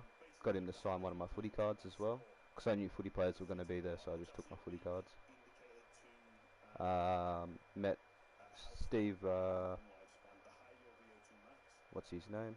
For longevity and things for like that. longevity, it's Fuck, what's his name again? some people might call it a coincidence, but it's Steve. Not Menzies. it's commonplace. They did this Used to study play for the Warriors and that Bulldogs. VO2 max is increased. Fuck, what is his name? The administrator of the test is an attractive member of the opposite sex. Used to be a Queensland great as well. For people Was on Rugby League Live. these things don't The matter. cover of Rugby League Live. What's his name? That they do matter, and they do drive you to do things. So like, Steve. if we play 10 pin bowling, and we just go for a knockabout, the three of us. Fuck, what is his name? Anyways, met him. Great person. Pretty well, from what I remember. Anyways, he was pretty nice, pretty chill. Wendell, he was fucking tall as. Trevor Gilmeister, the Axe, met him as well. He was pretty chill. Actually, all the Queensland players were chill. Very nice people. Actually sat there and talked about footy with me. It's pretty dope. In every walk of life, especially in RLL, Signed my footy cards as well, which was also pretty dope. this doesn't bring you Didn't have to, but they did. So shout out to them. and not spoken about. Like, Trent Robinson would surely want to use this to his advantage. Like, geez, if you're playing, like, Yeah, you're loads. he already What is does his name? a lot of Steve. speeches like Trent. He already does a lot of speeches that are Steve. highly emotional and motivational. And I'm guessing he's done one I'll have to go today Google him real or quick. yesterday. He's definitely got to tap into it. I mean, it'd be stupid not to, but it's just, I can't really comment on it because I haven't been in here. Well, if you were playing, you'd be. I'll be fucking real judge. He's your I'm roommate. fluffing out a Like, bit just watching it. yeah, but he's your roommate. Like, you go Stephen Price, that's his name. Steve Price. family route today. Met Steve Price. Pretty cool. Pretty cool dude. Yeah. Like, you'd be thinking that, right? Yeah. Like, Pretty sure Webkey was there as well. They all, man, they all do. Like, it's Webkey actually lives here, massive. or lives in this area. The Roosters. Like, and the more we talk about this, the more I'm starting to think the Roosters have a chance. And because, like, motivation is so important. Everything in life really is mental. And of course, for a premium final, footy players will say, "I don't need any extra motivation." yeah. But little things like that can make a big difference. Yeah, it does, and that can be the slight edge. Like, I'm sure Penrith have used it before in the past when they had players like Crichton go, and they'll use it again when they've got Fisher Harrison, Luai Lee, and like, you know, oftentimes asked about like concussion. Why did you want to carry on? It's like, because I don't want to let my mate down. Yeah. Like, why do you tie in? Like, because I don't want to let my mate down, and that is huge. And why did you play like that? Well, because we didn't want it to be Jared Voskinen. Will be what is spoken about if there also it's the most recent players like Boyd Corney spoke about. The Roosters didn't get that chance to send him out of the way his career ended with the concussions. So this is a big moment. It's Jared. It's not just Jared as well. It's Luke Keary also. These are two iconic Roosters players. You know, won multiple premierships at the Roosters. It's a big, big game. And also, just on the VO2 max thing, I reckon that's definitely correct. Because when I'm in a gym class and I've got like a good-looking girl next to me, I'll go a lot harder. A lot harder. What goes harder? Yeah. So that's why you're looking so ripped. Exactly right, man. Exactly right. I can't remember the book that I was reading, but they basically spoke about this study and saying like, well, do we bring in more attractive fans to our club? Like, do we bring attractive coaches in? maybe Mason and Emma? They pretty good to go for this country. Do we try to bring more attractive fans? Is what they said. Now realizing that What? next time. Suppose so. I suppose. You know, that's dangerous. Law of But attractiveness, if it, you know, if it motivates them, or law of attraction, I should So say. many things that affect performance in the environment, like subtle clues or subtle tricks to help you make decisions, like the type of food that's out there, any organisation. Well, a lot of the big organisations, culture's a buzzword, but they're doing so much to have invest money and studies into their culture and how to drive performance in all walks of life, but sport especially. So, good on you, Trent. you got them, mate. You got Pants or There Roosters? we go. Panthers. Sorry, Storm or Roosters? Storm or Roosters. Oh, mate, look, I'm starting to convince myself to Roosters, but I just can't. But you know what, the Storm, they've been. It's a whole lot harder to pick than what the line and like Ladbrokes is suggesting, because the Storm, they've had a few wobbles this year at home. They've had a few games where they've just got home. Canberra, Warriors, they lost to the Dragons. Quickly go and now just do the little Again, I'm not fade. for this one. I can't put the voodoo on my Roosters. I will say this, Ladbrokes, I reckon they've got the market wrong. But what are they off? Storm $1.28. $28. Huge favourites. Roosters $3.80. Holy! 10.5 points. Roosters are $3.80 to win. 10.5. Yeah, it just shows that the bookmakes obviously in that week off's massive. But the Roosters, I mean, they didn't have an easy game, the Roosters, but it wasn't a really challenging contest. The Roosters are missing a couple of big name players as well, like True. Brandon Smith. Sam Walker. Sam Walker. Yeah. No, respectfully, I'm going to stick with the Storm. Okay. All right. That's not really respectful. Probably have the Storm as well. I'm going to be close though. I don't know for you guys. Yeah, but I'm not really a Roosters fan anymore. I played some league since I was up to like 6-7 years. I couldn't care less if the Roosters do well. Loads of people have worked in the league for ages. No, but I've lost the passion for the Roosters. Like, I just more root for the storylines. Rugby league's the real winner at the end of the day. And such a drama. And really, the grand The final. rugby league soap opera. The grand final we need as a rugby league fan is Penrith Panthers v the Melbourne Storm. No, we don't. Not as. Contest. No, we don't. We don't need that. For like a I mean, it would be a good game. Yeah, Penrith Panthers v Storm, but fuck, do we really want that? I'd rather Storm v another Storm v Sharks. In all likelihood, they'd have to beat the Storm, then the Panthers, or Panthers, then the Storm. Like, and that's very hard. Very hard to do. But that's the thing. You've got to go. Yeah, and that's why that final I'm talking about is, I guess, is the bigger game. But look, you'd be a fool to write off the Roosters. Yeah. I actually was just about to speak about the Panthers. I think the Panthers should go into that game against the Storm if they is the grand final big favourites as well. They won't. We'll cross that bridge next week. Yeah. We'll cross that bridge next week. But geez, I'm assuming you're going. I'm not saying. Yeah, okay. If Mad Monday happened, you can't drink for one, can you? Yeah. That's a shame, by the way. No Mad Monday for cheese. No, people being are here. talking that now, Charlie. That's true, Right? mate. That's true. My life's not defined by Mad Monday. That's Thank alright, you. yeah. Okay. And you probably can't. Might just do that. Keep a couple Keep a couple that are like hollow, I suppose, and then maybe have a few that's not. Let's see what this looks like.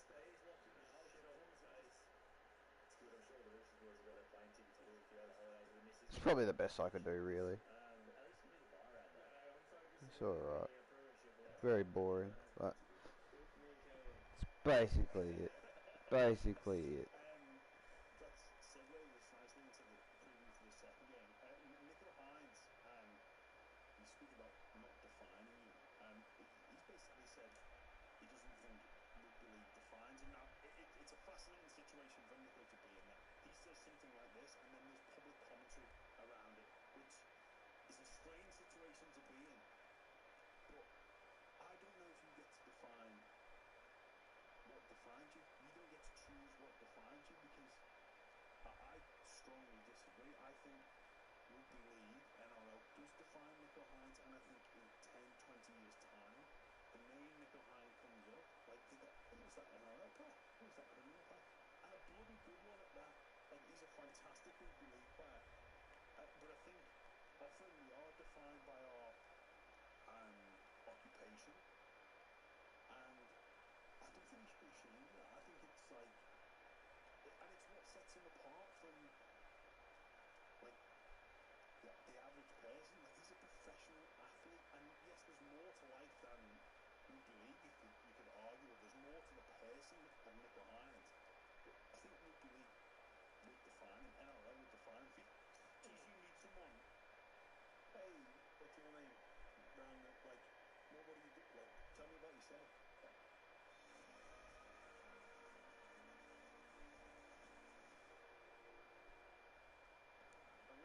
Yeah, that's probably the best we could do. Probably could have put a little bit more effort into it, but Nice to meet you. I think that's good enough. What do you reckon?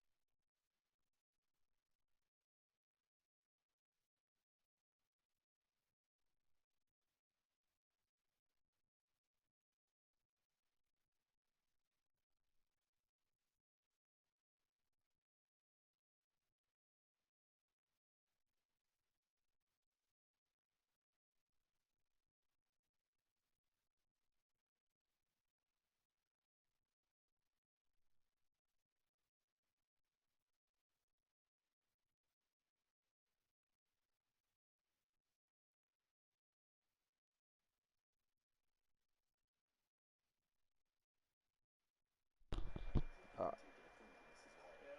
gotta put a little bit extra into it.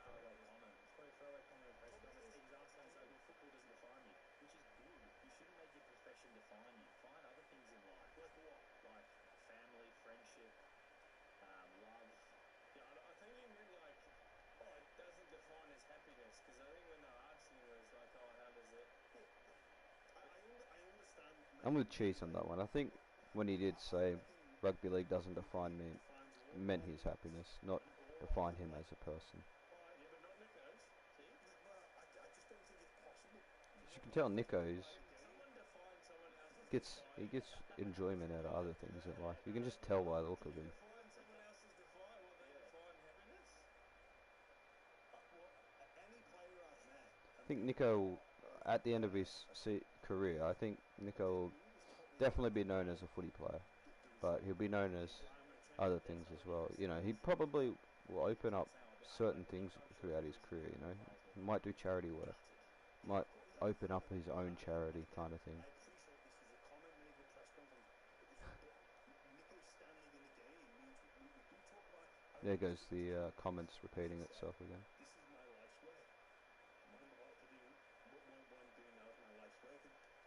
It's like Mark Hughes, you know. Mark Hughes One of your mates. Oh, jeez. was a footy player, Great and news, mate. I'm getting now married on he's Kiki Island. got Next the thing. Mark Hughes Foundation, brain cancer research. Can you come? Yeah, probably. Or the East maybe. That's Alex as well, Alex McKinnon. August. Yeah, was a footy Can you player and make it? Well, tragically Yeah. if I can get wasn't there, able to yes. walk Yeah, again. why wasn't you there? It's very handy. I'm getting married in Because I might have to play it. Oh, really? Why? Why's that? Come on, this football thing Because I'm doesn't the define first you. born of the I best don't players think in the team. his footy career would define him. Football doesn't define you. Yeah, come on. 28th base. Come on, mate. Like, we're all about love and happiness. Mate, if this sport thing is nothing, just book it off. Yeah, well, Book some time But you off. can't. You actually can't get the leave, can you? Because the rules, the clubs will let you have the leave. Well, why Because are we they're fine. defined by Like, this? so I can go, in my world, I can go to a wedding, even though I work for just basically 6 months of the year. That's kind of all I work for, is 6 months of the year during the footy season. But I can still get a weekend away. Yeah. But so I've got a wedding next in March. I've got a wedding during pre-season. I'm going to. Yeah. Yeah. Good job it's not in season. Yeah, pre-season is pretty important. Well, it's my sister's wedding though, so I'd probably dog a game for my sister's wedding. So, Yeah, that's pretty fair. I think it's just interesting that, like, I've been thinking quite a lot about like life, meaning, purpose, all that recently, and we are different things to different people. Like, to some people, I'm my kid's dad. Yeah. Like that's who I am. Yeah. Or whatever. But To me, James Graham I was don't think it's something to one of the be most revolutionary forwards in NRL history. sport. No, of course not. But like, 'Cause he was doing it over in Super League. Well, Super League forwards were but there's not to say very that he good doesn't ball have playing other forwards, areas of his hard life forwards that too. enrich him. And then James Graham obviously brought that over here. So And that's to me, whatever it he's means. one of the pioneers of this And like, but like of the ball thing playing is, forwards who you are in to the NRL, I should say, he's not. in the modern era as well. Yeah, well, this is the Yeah, a thing. lot of modern era forwards grew up watching him. Well, not a lot of modern era forwards, but the ones that are coming through now. You know what I mean? Like the younger fellas, they definitely watched him coming up. A kid might watch you on television now, not even know you're a footy player. I guarantee any forward like younger than we'll go 25, touched by Nico, touched by. 25 or under, Also, I don't think about and they're ball playing. They definitely were inspired by James Graham. Not only James Graham actually, but the 2011 or 2012, 2014 Bulldogs, rugby league games. To me, it doesn't matter. Do you understand? because they played. Man, they were slick forward pack, bro. Mad forward pack that How funny is that? that Passes, I see every day. that Bulldog side.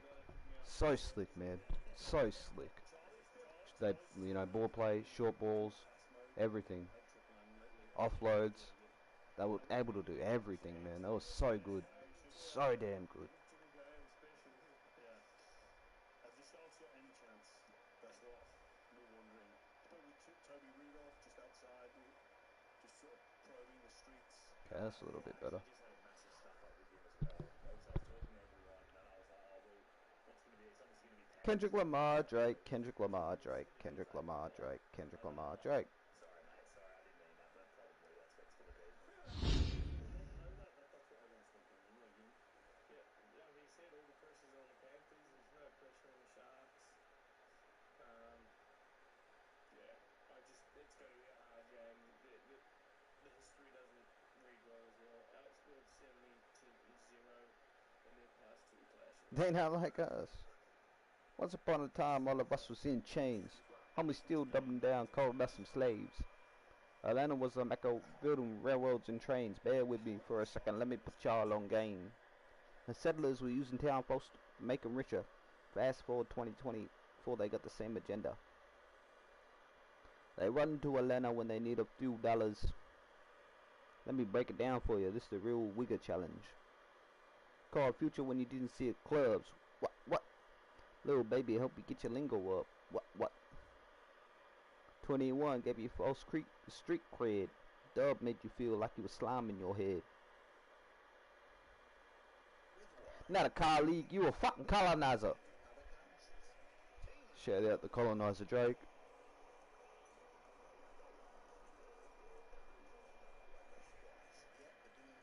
They not like us. FMG Stadium, Waikato. Work hard though in Waikato. Hello, my friends, and fantastic to have you with us as we bring you coverage of today's clash between Turn this up a little bit. I can't hear it. and the West Tigers. I'm Andrew Voss, and Chris alongside Lawrence. me today, dressed in a Corey pink Thompson. shirt, it's Eddie Hemmings. That looks alright. Aloha. Good weather for this one. Definitely put more effort into it, but A dry park, looks not a alright. lot of wind, and a good crowd building up. Both teams are going to Yo, enjoy baby, hope you soaking get up your this lingo up. atmosphere. I'm expecting to see some exciting football played from both sides. Lenny, I looked out the back of our commentary box, and there are still big queues outside coming into the game. Ready for kickoff. Ready for kickoff. Crowd goes up with a kickoff. Crowd goes up with a kickoff. Borowski marks the ball.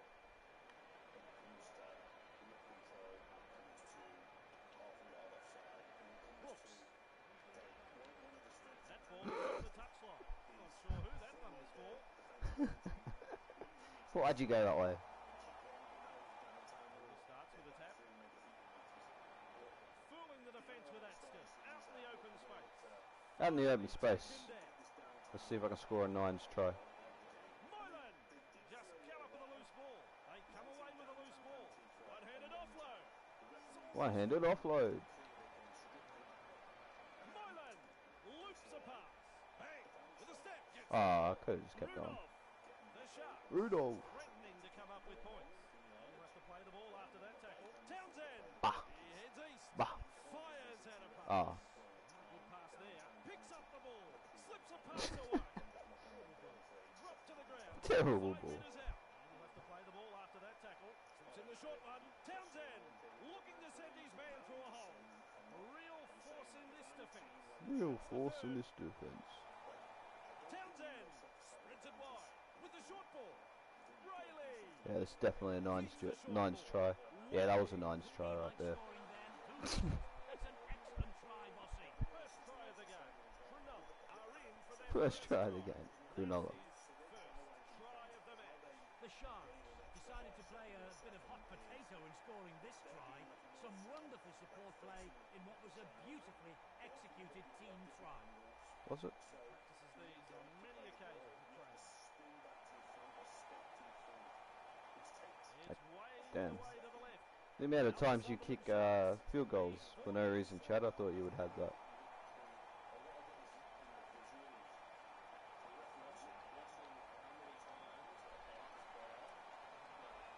He's well positioned to take that kick. Good burst this one. Benji. With an impressive serve.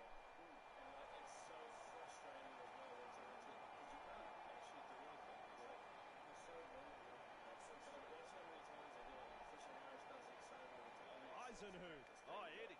How quick is this bloke? He surges forward. Great strength. Lovely pass. Beats a tackle. Yeets. And they stop him right on the 20. See if they can score a nines try. Surely not. Eisenhuth. The high Bah. ball. Fuck, I'm tired for no reason. Sharks will breeze a Yeah, big sigh maybe your body's like, listen, mate, for a moment. you got one more day. Townsend delivers a long ball. I'm tired. One more day at school. I'm tired, mate. Oh. We're just relaxing holidays. Delivering the short ball. Good step. He's caught by the defence.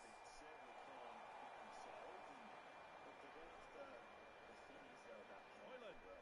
Ah, Graham. Puts in the grubber. Blasting past the halfway line. blasting past the halfway line. Driver tackle. In open pasture now. Nice Ah, try to step. cut out ball. No result on the last, and we'll have a changeover. Eisenhuth. He's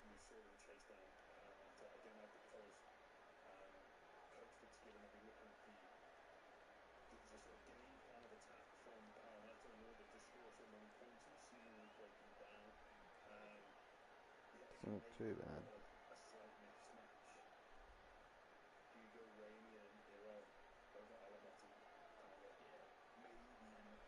Alright.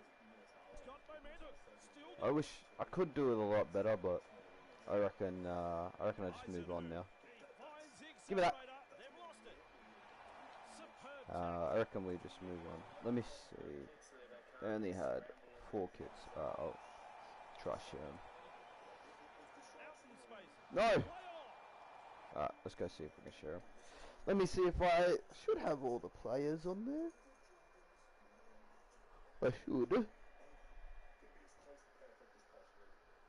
They've got to rattle Penrith, get them off their game, take advantage of the referees, and then have those. But I think again, going back to Nico, like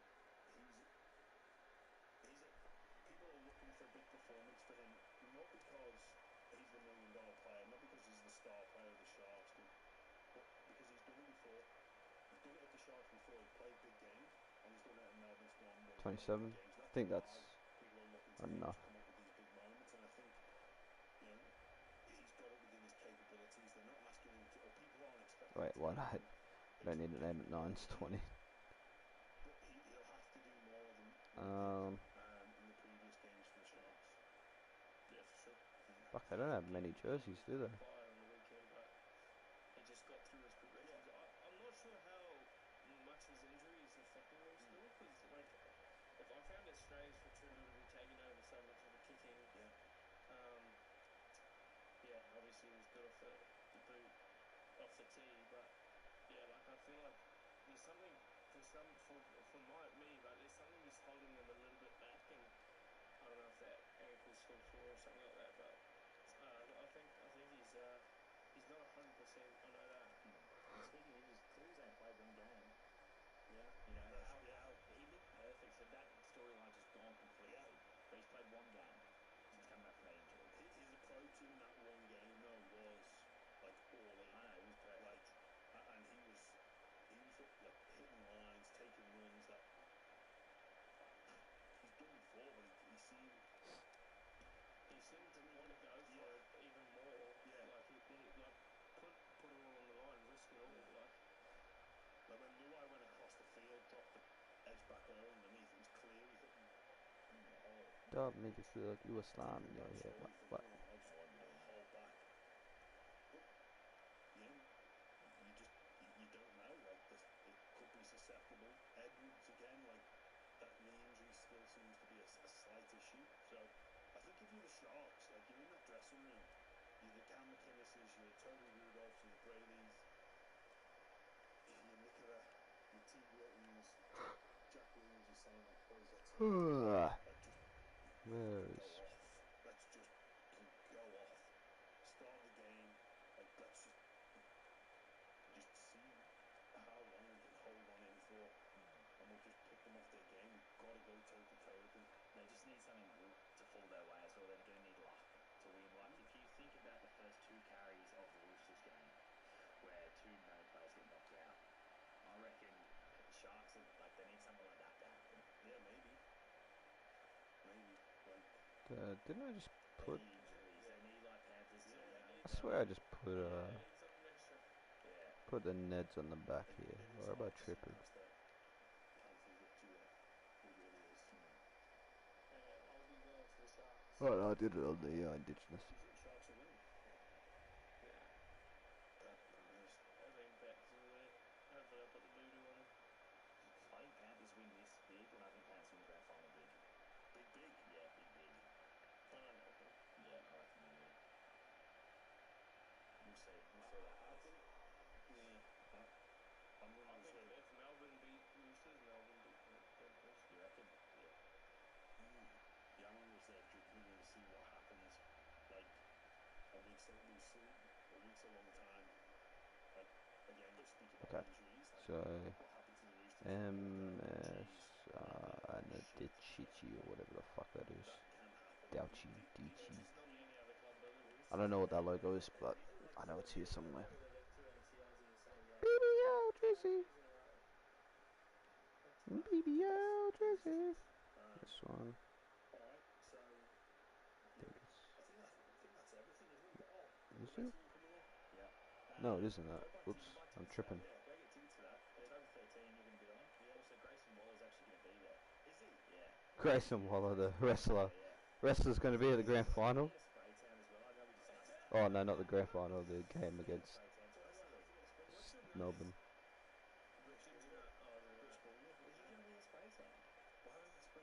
Grayson Waller's going to be at the finals game.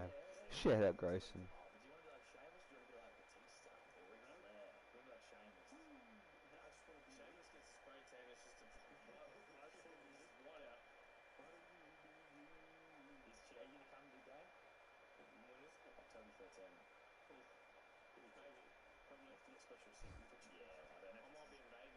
Actually, I think he's going to the AFL. They're talking about him though. He'll be in Australia at some sporting event. Yeah, he's a Roosters supporter. That's all you need to know about Grayson. He goes for the Roosters.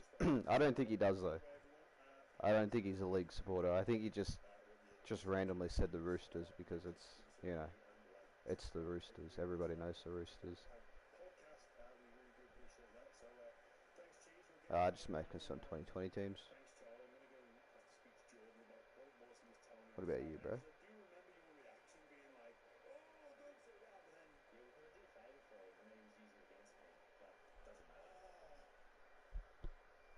Oh, he's born in Sydney. He's probably a Swans supporter. I don't know. He doesn't. I don't know. Why would he? Yeah, actually, he probably is a league supporter. To be fair, I'm just being a hater. Shout out Grayson Waller.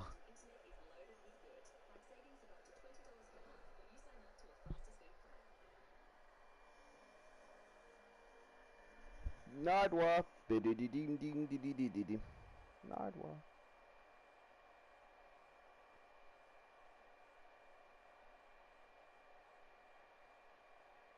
Why is that every title now? The Assassin's Creed Shadow situation is crazy. Why is everything, the situation is crazy?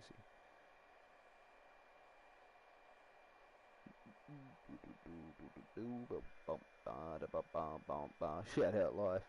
Shout out to life, alright.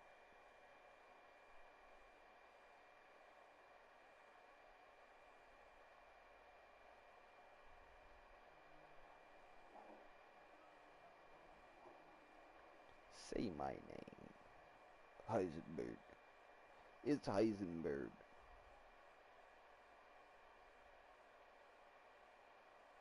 Battle of the Cats at the Penrith Football Stadium tonight as we welcome you to this round 8 clash between the Penrith Panthers and the West Tigers. This is how they'll take the field. At fullback, Reece Wesser. On the wings, Amos Roberts and Luke Rooney. The centres, Ryan Girdler and Luke Lewis. Lewis. 5'8", Preston Campbell. The halfback and the captain, Craig Gower. Trent Waterhouse at lock. Joe Nalabau and Shane Rodney comes into the second row.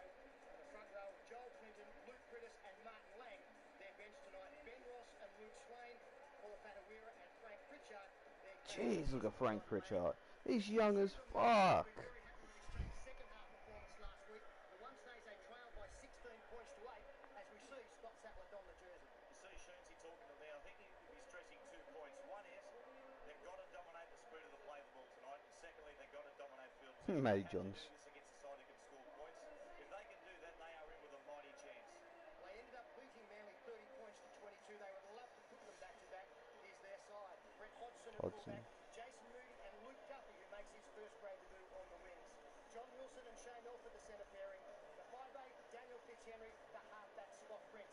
A very experienced back row. Scott Sattler is the lock and the captain. Nick Graham and Mark O'Neill. On the front row of Bryce Gibbs, Robbie Mears and John Scandalis. The interchange, Anthony LaFranchi, Jeff Lima and Bronson Harrison. Bronson Harrison as well, Jesus. Didn't realise Bronson Harrison played back here. Always remember him at Raiders and only Raiders.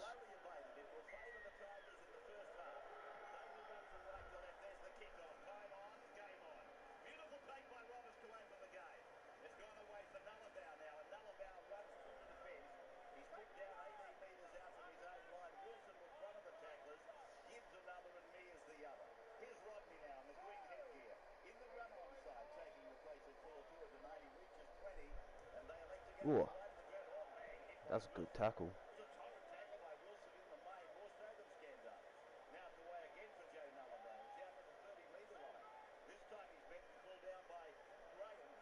Oh.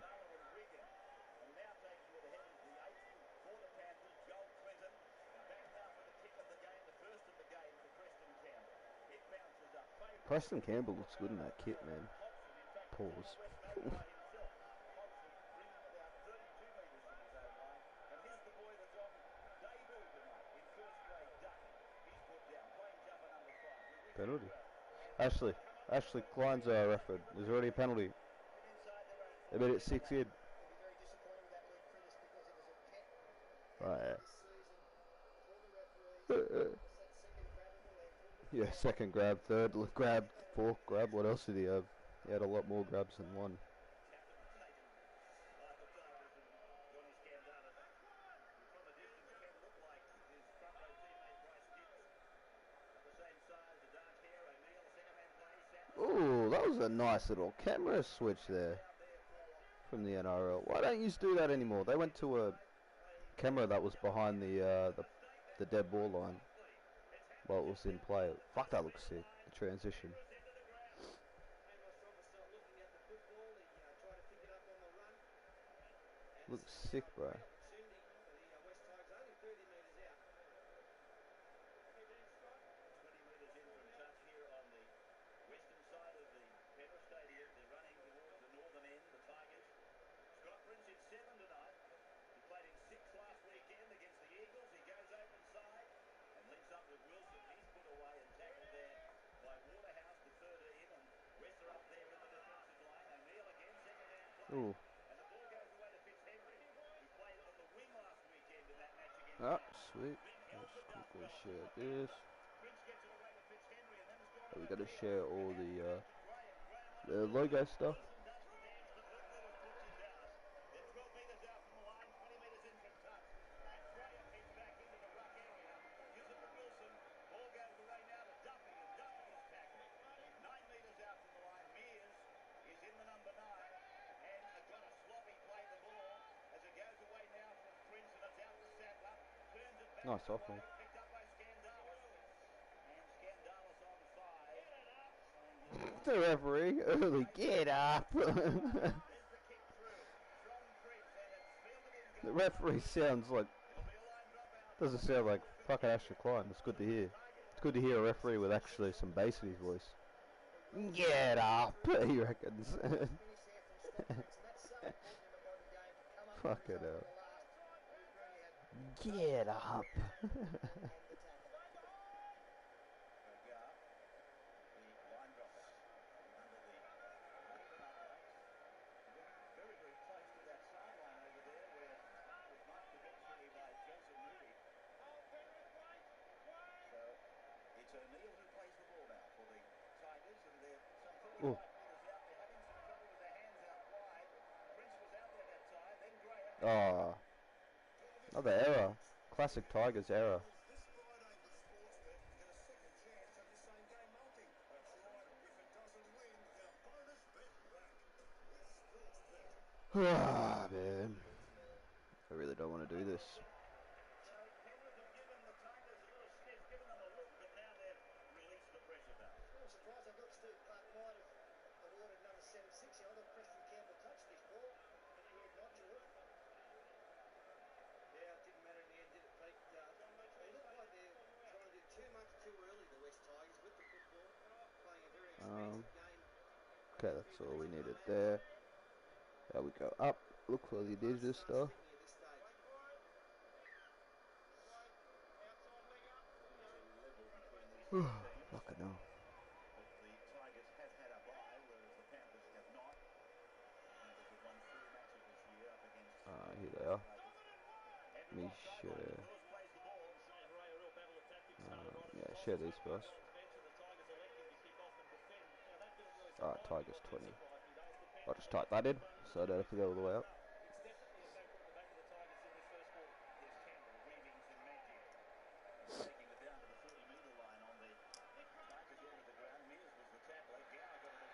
Nice pass. He goes into space, then passes the ball. And Rooney is going to be held a couple of metres out from the line. Gower. Wesser runs decoy. It's come to Critters, and Critters steps and tries to go through. But Gatorade. Graham and Mears make the tackle. Tackle 5. Pressure for the Tigers. Oh, good tackle. I think they did. Steve Clark needs to look at it and say,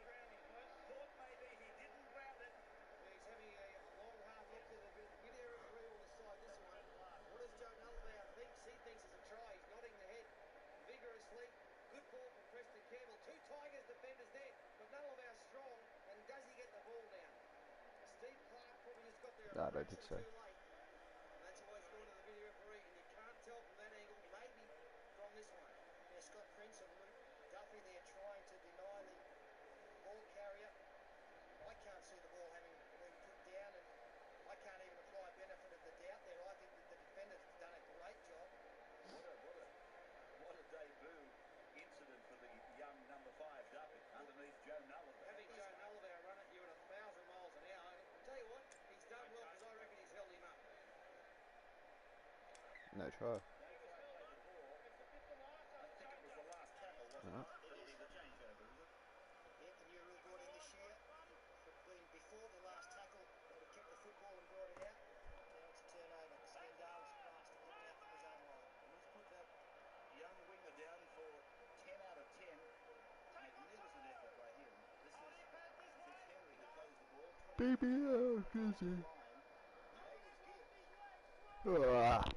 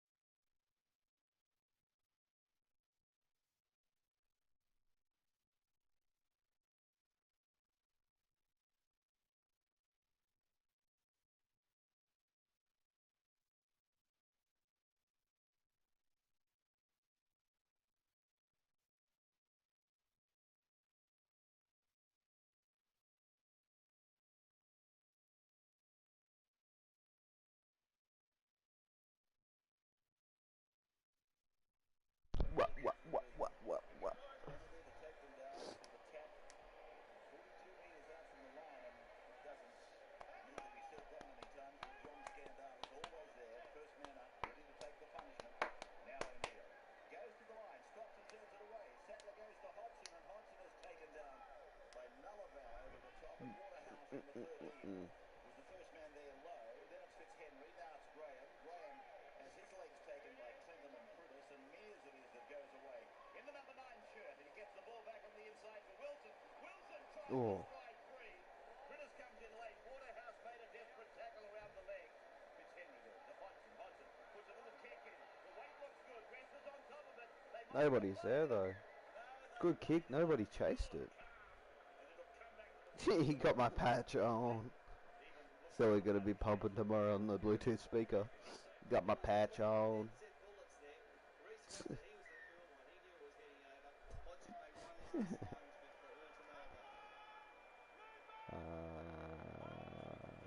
Tigers.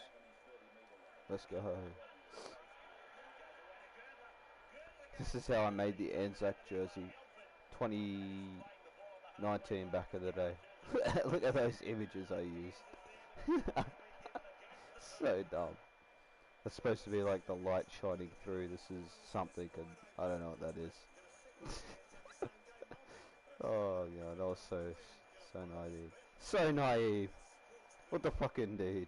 So naive, bro.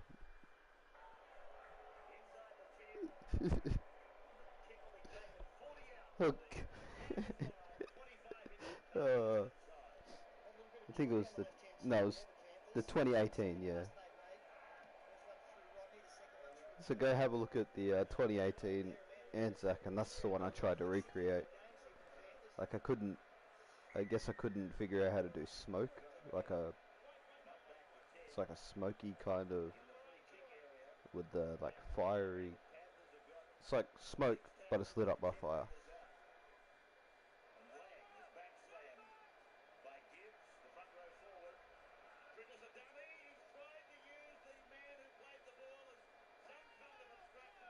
Could easily smash it out nowadays.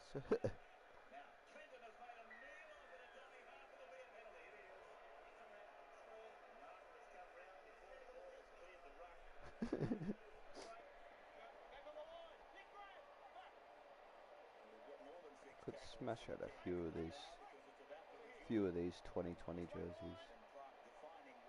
Not 2020, 2019 or 18. Share my copy.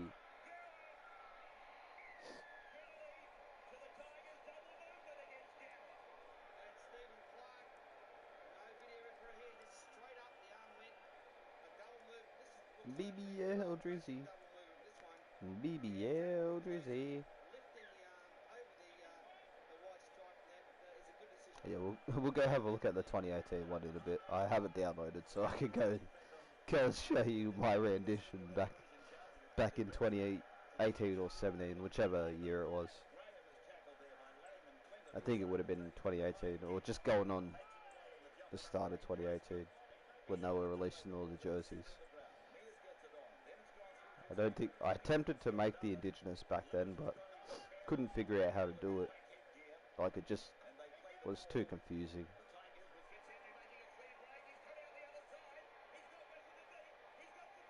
What a try.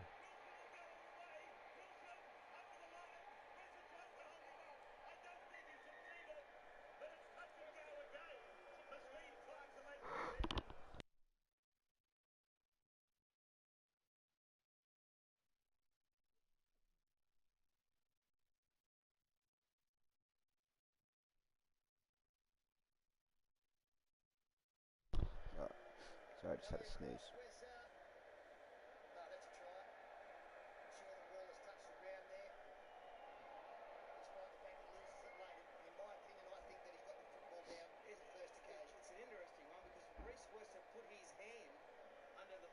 Yeah, I saw that. Any part of the football just got to touch that the green grass there, it's a try. But Westersee's got his hand under the football there. Wilson goes down with it. If it touches the ground, which it looks like it has there, then it's a try. Back of the ball's touching the ground. Duh, made you feel like you were starting your head. The dummy half area and the mark area by the Panthers, which allowed a breakaway. BBL jersey. The try to Wilson, he's happy. What the fuck?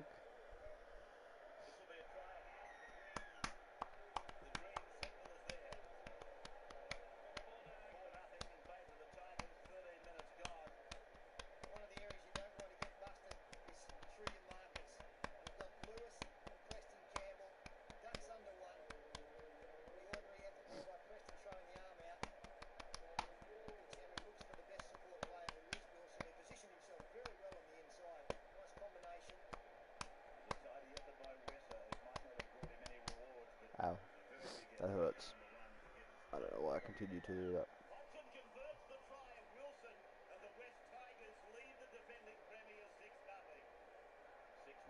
Even back in this game, I can't escape them being the defending premiers. In a random fucking game, I find the Penrith Panthers are defending premiers. God damn it.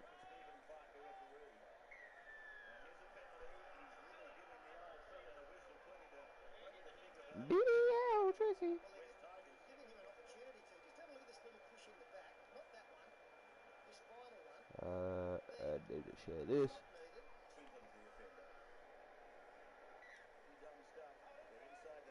Alright, Gabe. Just remember, Gabe. All logos that I'm using, all sponsor logos, are on the Fan Hub. I downloaded off the Fan Hub. So remember, Gabe. Remember that. Remember that, Gabe. Please. I don't want another situation like yesterday. Come on. No situations like yesterday. Just share and be done. Share and be done.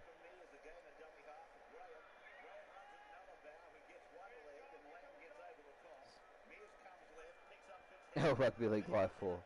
Yeah, you gotta talk to it. You gotta be real stern with it. You know, you gotta lay out what you want it to do. I want you to share this team. First try. All logos, especially the ISC logo, because I have a feeling the ISC logo is going to be the one that's missing. And yeah, share a ball for me.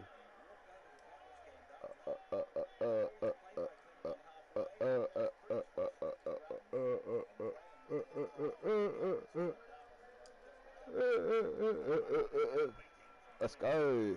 These boys want to pick up the 2021 team. Jake, when you're done, put your gamer tag in the your fan hub name, I should say, in the chat so the boys can pick it up for the other two people that are in here that aren't you and K-Dog.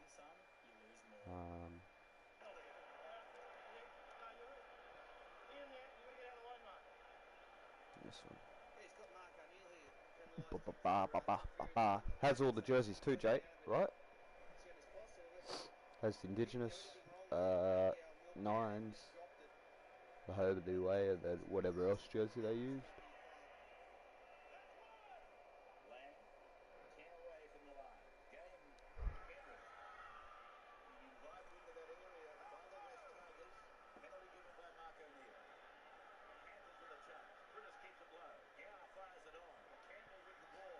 We also need to do the socks as well. Gotta forget not to do the socks.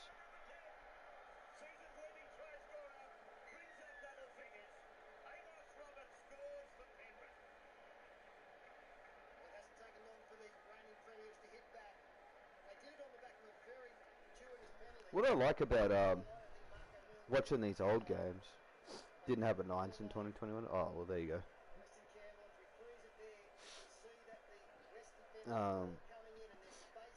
What I like about watching these old games is the players are very, like, mature. Like, even if they're rookies, they're mature. It's crazy. They're not very hype either. Like, he just... Amos Roberts just scored a try. Oh, fuck, that TV in the background is fucking hurting my eyeballs. But it's not like jumping around, he's just giving handshakes. He's like, yeah, mate, good pass. It's fucking... What a W try celebration, just handshakes all around. But the same thing happened with the Tigers as well. They were just handshaking. They weren't like jumping on top of each other or nothing like that.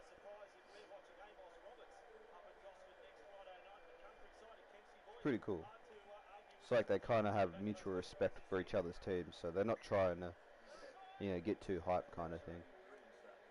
And being coming off of the 90s, obviously, I don't think they'd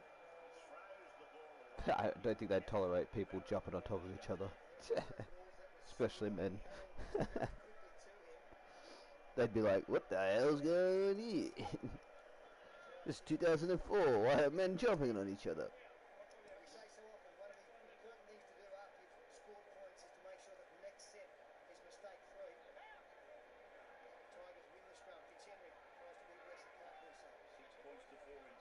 This should be the last logo, and then we can have a look at seeing if this is going to show.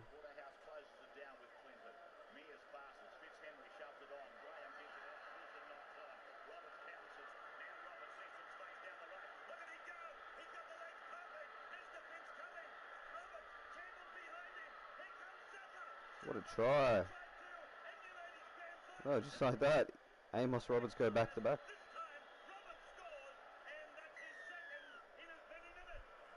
This time there's a little bit more adulation. Some high fives, some hugs, no handshakes. My brother's missus and her dad are probably at this game. They went to every game back in the day. Every home game. Her favourite player was Reece Wesser.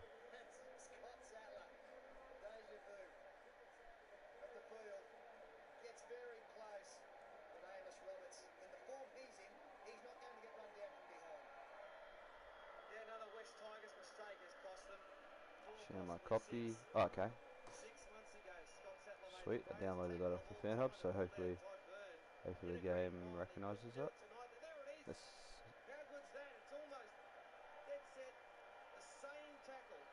tonight, Amos Roberts a fraction too much pace to score. Beautiful stuff there. Got the best BBL in history. Wait.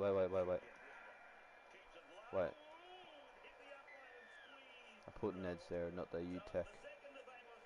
I gotta put UTech there.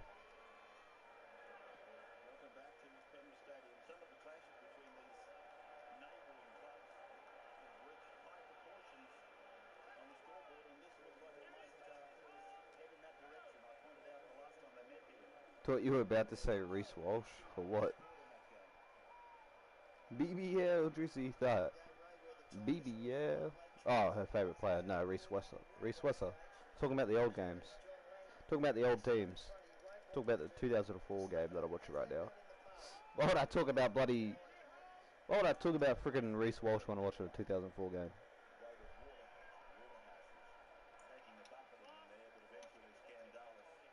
They should have kept the dynasty on the Samoa kit white. Did Samoa release their jersey?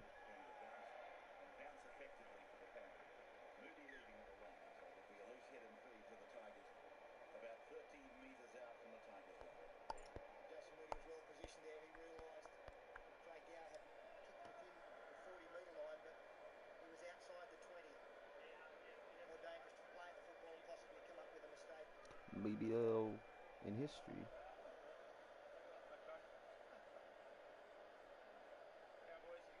Kendrick Lamar, Drake, Kendrick Lamar, Drake, Kendrick Lamar, Drake, Kendrick Lamar, Drake.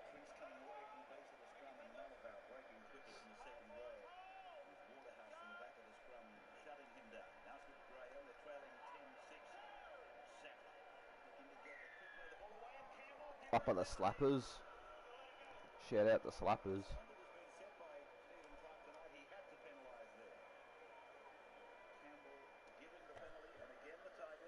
They're the best BBL in history.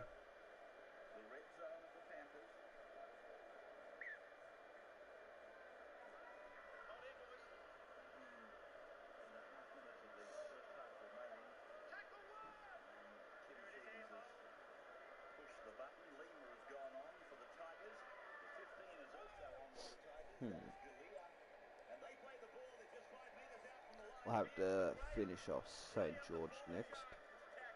So let me just load up the 2020 St. George. There they are.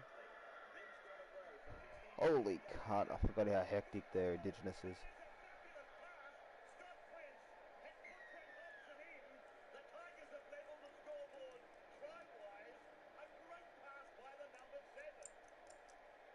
One of the best support players in the game for Brent Hodgson, and they never had the numbers there. The Penrith Panthers, as we freeze it there, you can see that they've got three players. Now, as play continues, they come Yes, you get to share. You get to watch the worst part. there's just a lack of numbers. The Tigers Congratulations, you're watching the worst part.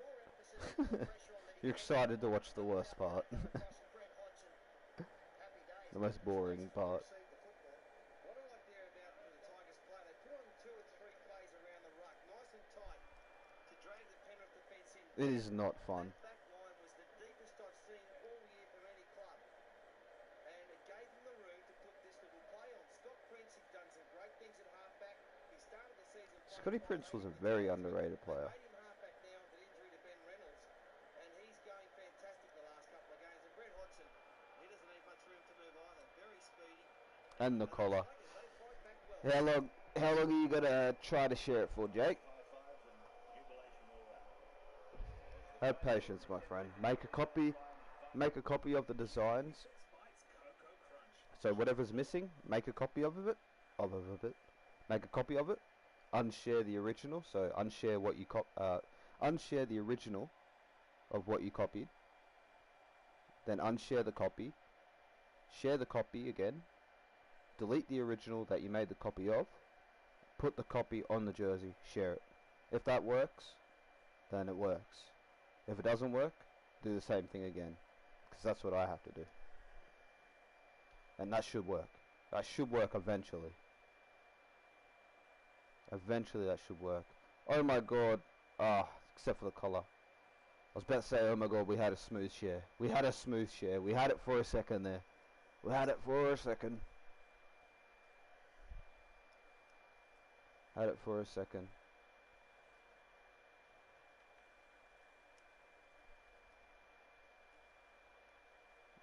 Is it gonna break it if I share this? Please don't break it if I share this. Please don't like make the game think that I unshared everything, because sometimes it does that.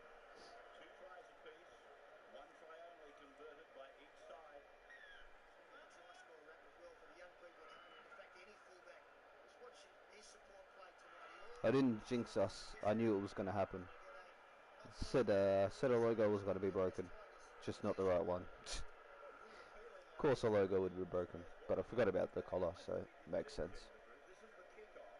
It comes off the hands. Now, if that's a knock on, see, really blowing up, and I'm quite sure he's entitled to be blown. It's come off his hands, gone back, bounced off his chest, and still gone back. One against the feed by the Panthers, so they were very upset with the ruling by Stephen Clark. He was to say, we'll show you, and they win against the feed. Where's the place the ball? Reese, what's up? Sends Waterhouse on a run up the middle, but all he gets is punishment. Three of them go in. Galea was one of them, Lima another. Bounce away from Martin Lang. He's tackled. Baba booey. Baba booey. Former Panthers, and then it's McGowan. Now it's McCandless. Out to Wesser. Quick hands for Lewis. Luke Lewis. Jesus, got blondie series. Joe Nulliver. Get him down again. Well, Joe has been looking at the same piece of real estate for half the night, and they won't give him a reward. Stephen Clark adamant that he was held up that time. It's a held up on for Joe Nuller now. Would have been fine. Little crack for dummy half. Fuck, these old games are so good, man. I've literally haven't taken my eye off this game. Only when I've been sharing or moving around on the screen. These games are actually like, this is a round 8 game and it's 10 times more enjoyable than any of the games that's been spewed up in the final series. I'd say probably the most entertaining game I've ever seen right now. Somebody just told me that this program has been adjusted. 17 is Lima. Mears. Heard the call from Clark, did you? No problems. Henderson appealing for a penalty. Hodgson away to the fingertips there of Prince, who puts the kick down and across, and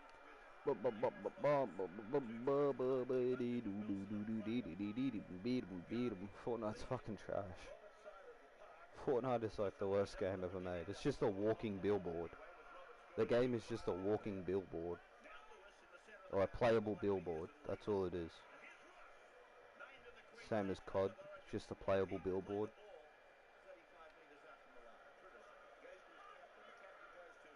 That's why I like playing this game, because it's not trying to sell me anything. It's not trying to promote anything. There's no Star Wars, there's no Marvel, there's no DC. There's no whatever the hell else they fucking promote. There's no Lego. There's nothing. There's no brands that they're trying to sell me. There's no fucking Nicki Minaj playing or Cardi B or whatever the fuck it is.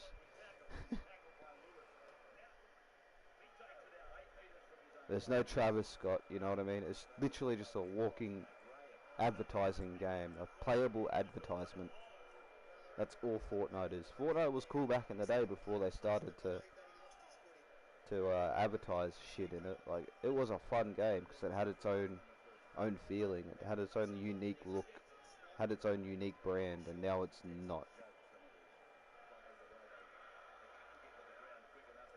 But now every game is following the art style of fucking Fortnite. It's so annoying.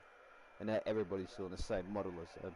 Free to play, heavily monetized, battle passes, you know, fucking promotions. It's just stupid. Me sitting here with 1.3k hours on Fortnite. Not sure how many hours I played. Probably less than that. It was fun. Like, I used to make videos on it. I did enjoy it back in the day. Like 2017 when it first came out, I'm pretty sure. It was fun because it was the first battle royale on console. Well, first free one anyways. And then H1Z1 come out, and that took up a lot of my time. I liked H1Z1, it was pretty fun.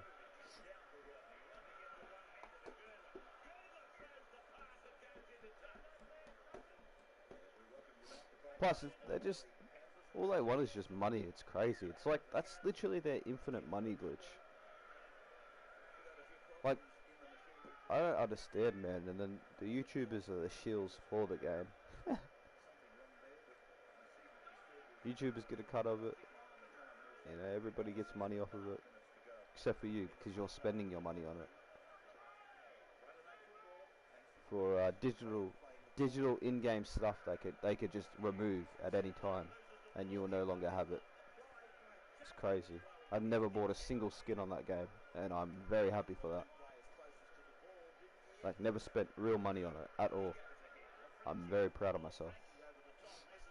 On Fortnite now. Yeah, yeah, there's so many bots, bro. It's annoying.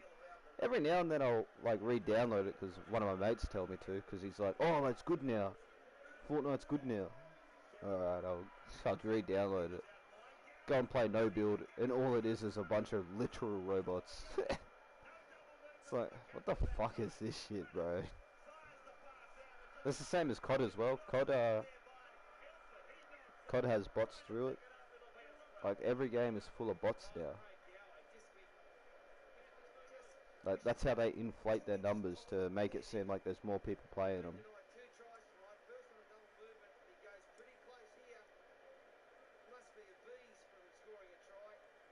It's just literally the same way that, you know, people fill up their comment section with bots.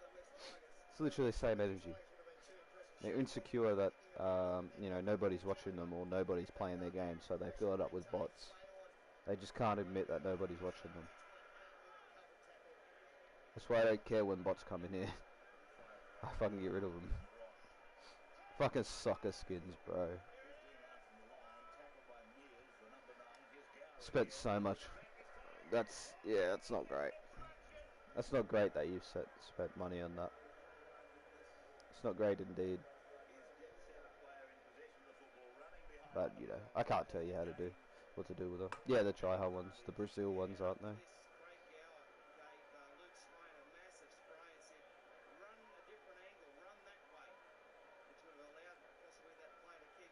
Tigers. Tigers shared. Can't believe it actually shared.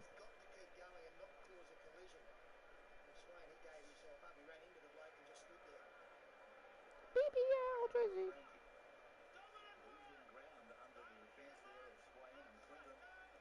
BBL Drizzy. Think of that snicker.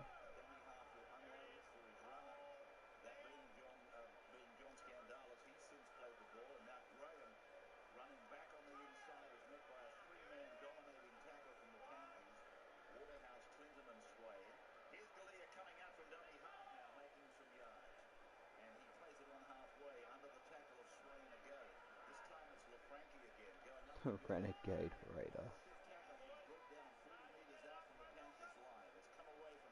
I don't understand it. It's like hype culture. Like, you know what I mean? Like, don't fall for hype culture. Let me tell you that again. Don't fall for hype culture. And don't fall for people trying to sell you things. Like, by people I mean game companies and stuff like that. Trying to sell you things on things that are rare commodity. You know what I mean? You can only get this one time, so buy it now. Don't fall for that. If somebody's telling you you can only get something now, you better buy it now. Don't buy it, because that's what they want you to do. They're playing on the emotion of humans wanting to be included in something. Humans wanting to have things that are exclusive. Don't fall for that. That's what I hate about Fortnite, bro. They do that, man. It fucking pisses me off. They do that. Fucking, as soon as you said Renegade Raider, I'm like, oh my god, not Renegade Raider, bro. Don't fall for shit like that. Literally just a manipulation tactic. Just for your money. That's all they want. Remember that. All they want from you, they don't want you to play the game. They want your money. Game companies want your money. They don't want you to play the game. They want your money. Don't fall for that shit. Stop buying shit on games. Trust me, stop buying shit on games. You don't need it. You don't need that to be a part of the game. It's a free game. It's not anymore because you spent so much on it. It's no longer a free game.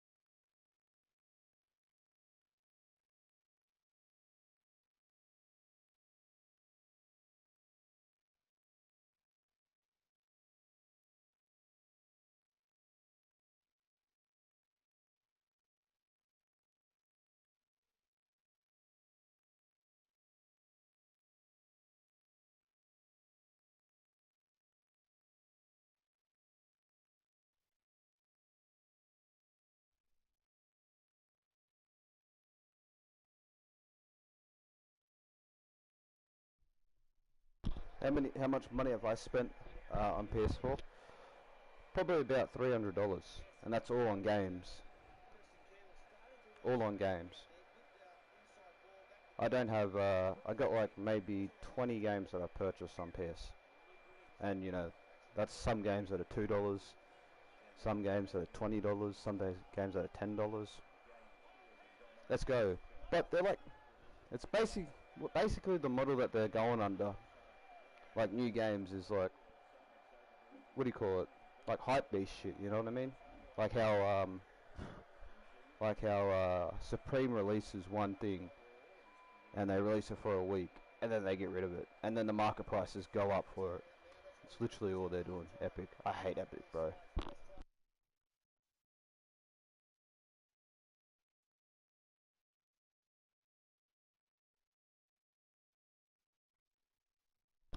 Fucking hell, man. Yeah, I don't really buy stuff on the PlayStation that much, because I'm kind of happy with what I have. I don't really care for skins and stuff like that. Don't care for skins, don't care for games that much. I'm, quite happy with the games that I have and the games that I play. I've probably spent more on PS3 games than I have on PS4 games, to be fair. But I bought all these games physical. Fucking, because they were cheap.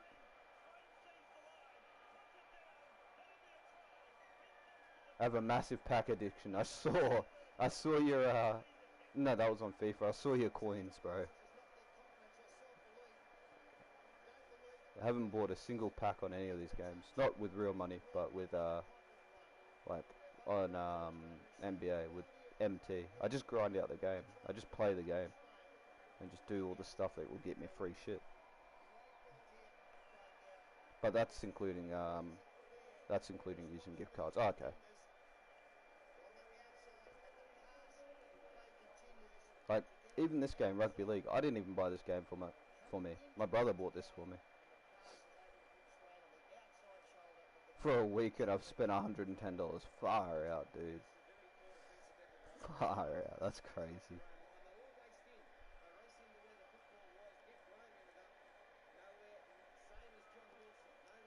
Far out. That's crazy.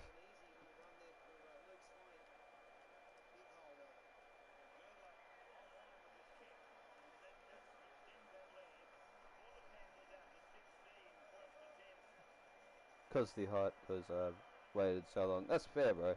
That's fair. I mean, look, it's okay to spend the first. I spent $13, $133 on V-Bucks. What? Jesus, man. See what I mean, bro? You're spending that on digital stuff that won't even matter in 10 years.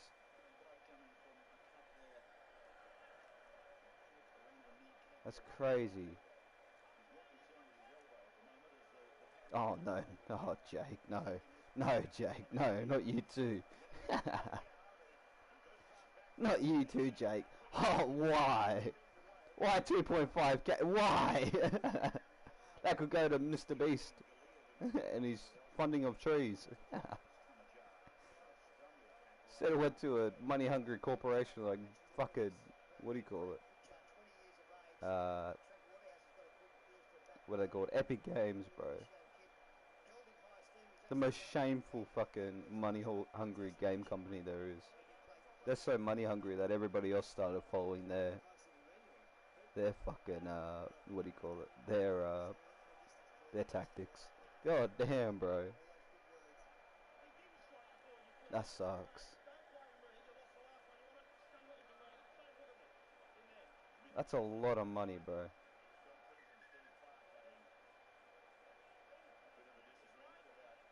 Started in 2019. That's crazy.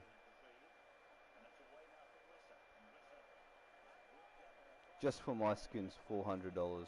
That's, oh my god, bro. See what I mean?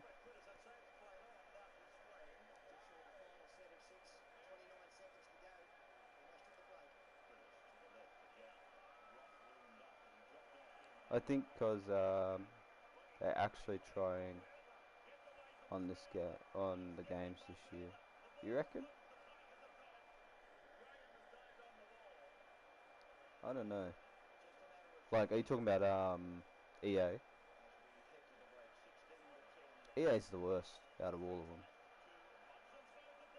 But I mean, I guess they kind of chilled out on that. But you go have a look at the like Battlefront 2. That shit was pay to win. It's like, oh, you can grind out all these characters. It'll take you, I think a dude calculated it'd take like a year or two's worth of grinding to get all the characters on Battlefront 2, or you could just pay like $50 or $10 or $20 for each character. It's like the most scummy tactic, bro. You make things so hard, so long to attain, but then you're like, nah, just you can pay if you want. Give us your money so you don't have to grind. It's such a scummy tactic, bro. Yeah, 2K is the same. 2K is probably the worst, actually. 2K is probably the worst out of all of them. And people, but you know, 2K players are they're the reason it's like that. Because 2K players are fucking idiots. They say they're not gonna buy the new game, and then they buy the new game. They say they're not gonna pay for whatever their money's called, VC, but they do it anyways. So I mean, they kind of have their own. They're kind of like, what do you call it? They're at fault their own. Can't blame a company like them for shilling that shit to them, because they know they're gonna buy it. Because they're fucking idiots, man. They complain each year and then buy it each year. Like, if you're gonna complain and complain about a game and then keep playing it and then keep complaining, what do you expect to happen? Just stop playing the game. And they all complain about the microtransactions. I was just talking about microtransactions in games, that's all. 2K tried yeah, I guess they did. Can't remember which 2K, was it 2K21 when NBA Live came out? I heard a lot of good things about NBA Live, but nobody was playing it because it wasn't 2K. It's the only reason people didn't play it, because it wasn't 2K. It's the same, like, it's the same energy of, like, you know, this guy's not wearing name brand clothes, so we're not going to hang out with him. That's the same energy the 2K community has when it comes to basketball games. Oh, this doesn't have the 2K logo on it, I'm not playing this. Biggest dick riders, bro.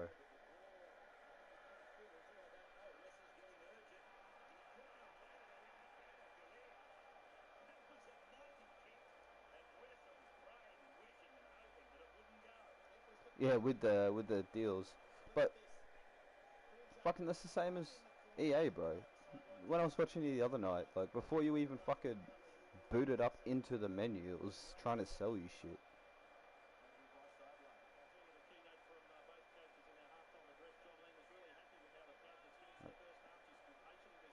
You know, people play games to escape reality, and you're not really escaping reality if you're being shilled shit for your money.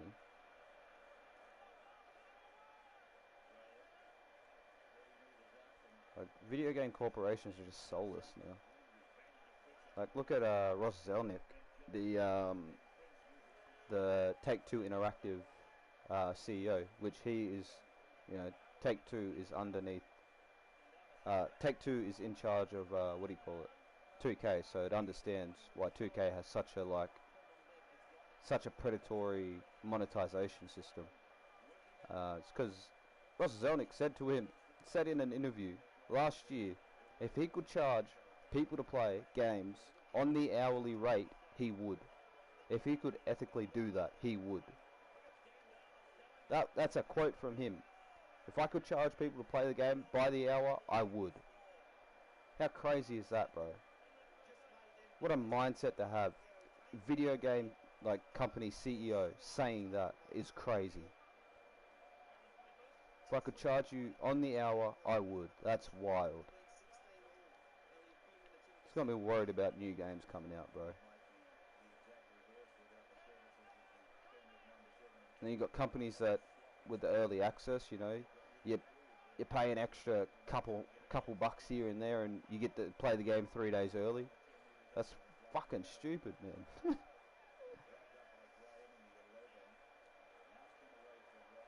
They're doing everything just to suck the money out of people. And now you got fucking Sony doing the same thing.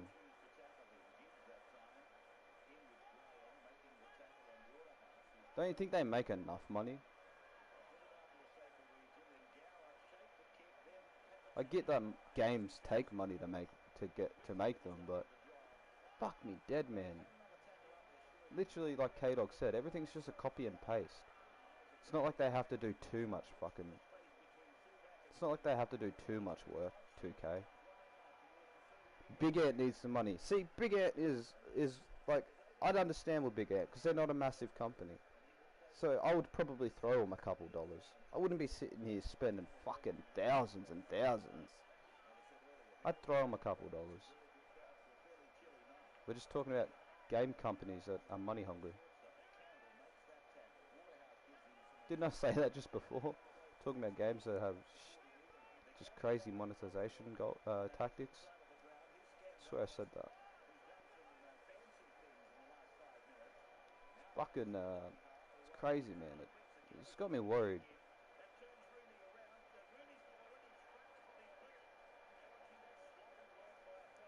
No, it'd be for the next rugby league game. Wouldn't be for this one. So you'd give Big Ant like a multi-billion-dollar company. Let me say that again.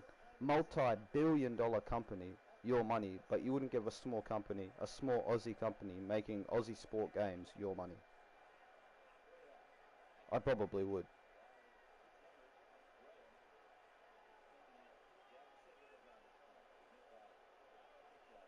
At least we know they'd probably use that money a little bit more wisely. They'd throw it into probably hiring more staff, probably hiring better animators, you know, shit like that. Big Ant's probably just, not Big Ant, fucking Epic Games is probably just using that money to, I don't know, go buy more licensing to throw into the game so they can make more money.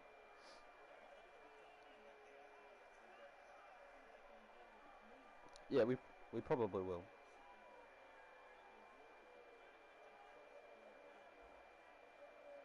Yeah, they won't have any DLCs. They'll probably have like an Ultimate Team though, because AFL had it. So I'm assuming that they'll have it as well, or My Team, whatever it was called.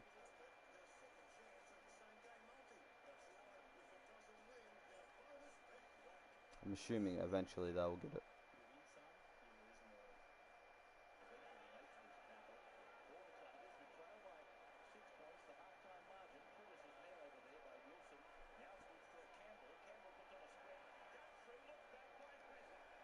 Well, that's like just where the modern gaming market is. I would like that. Don't get me wrong. I want a card kind of game mode for Rugby League. I've been talking about it for a while. I reckon it'd be cool. I just like the concept of card collecting in games.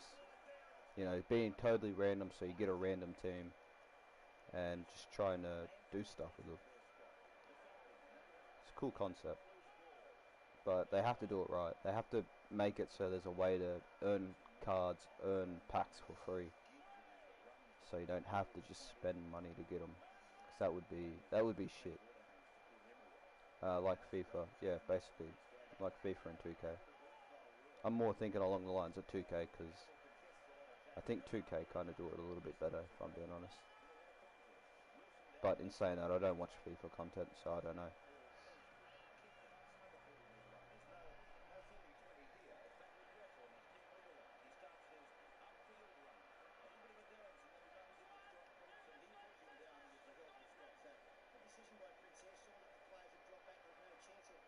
Yeah, they do. It's called My Team.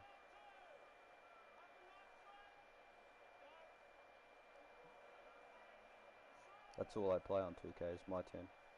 Like on this, no, last year's or 2 years ago, PC.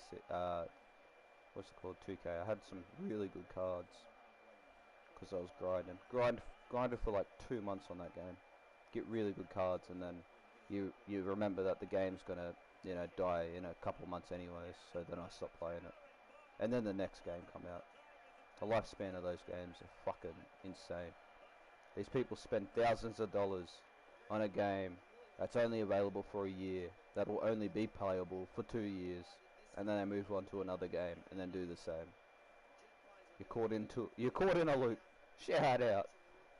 Fuck, it's so. Oh man, I don't know how people. Oh, some people are dumb. Heaps of packs for playing the game. There you go. That's good. That's good. That's the way it should be. Shouldn't be something that gets praised. That's the way it should be, I reckon.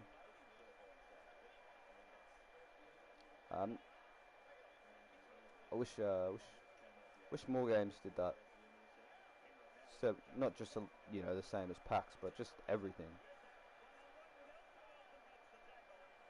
You want this skin, but you don't have the money for it. You can grind for it. I'd happily grind for skins, bro.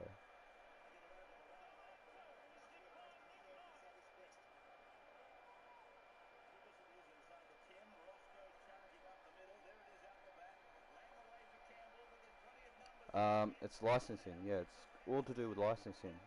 I've explained it a few times, haven't I? It's the NRL. The NRL have to approve the licensing for a game to be made. The NRL owns the likenesses of all the players. When they sign a contract to the NRL, they sign away their likenesses. So then the NRL can use pictures of them for any promo, videos of them for any promo without their permission because they've already signed it away. So they hold the rights to that player. I can't make an official NRL game because I haven't paid to use that licensing. So I couldn't make a new game and have the player's name be Adam Reynolds and have him look like Adam Reynolds. You know what I mean? Because I don't own that. The NRL owns that likeness. Same as the sponsors and stuff. You got to pay the sponsors of the teams money to use their sponsors in game, which is why some teams don't have their sponsors on. Let's have a look. Are they in here or are they in the old ones? In the older rugby league games. There was a lot of jerseys that had missing logos back in the day because they couldn't get those sponsors. They didn't have enough money to get them.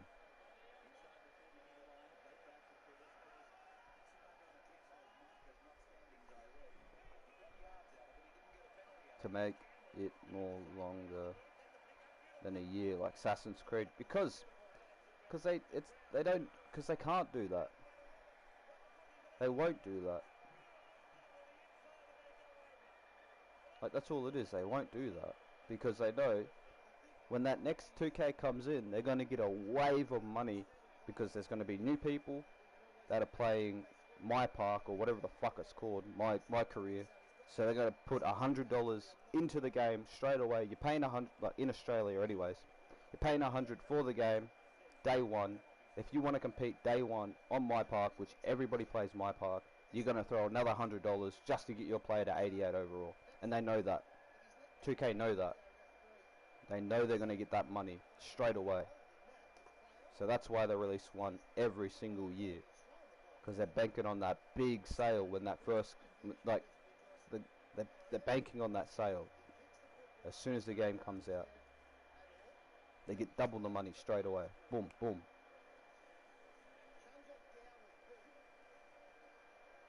Being over $100 now, yeah, it's fucking annoying. But I mean, it's been that way for a long time now. Here in Oz anyways, it's been that way for a long time. I don't know about you guys over there, K-Dog, but for like over 10 years, games have been $100. That's why I never buy new games. I always wait for them to go on sale.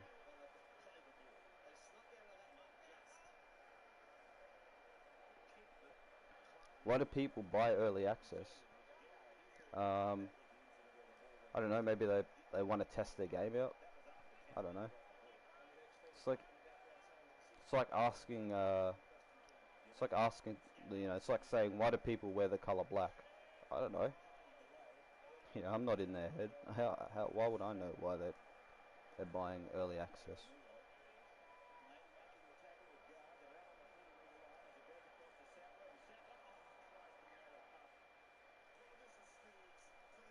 Forgot what I was doing, but what's the point if the game's just gonna come out a few days later or months? I don't know. It's just the. It's what I was saying earlier, where they're trying to, it's like a commodity thing. You know what I mean? They're trying to I don't know. It's manipulation. Just put it that way. It's just manipulation. That's all it is. Game companies just manipulate you to just get your money. There used to be games where like passion projects of people, and they put their heart and soul in it. Now, the heart and soul is gone, and the passion is gone, and they're just projects.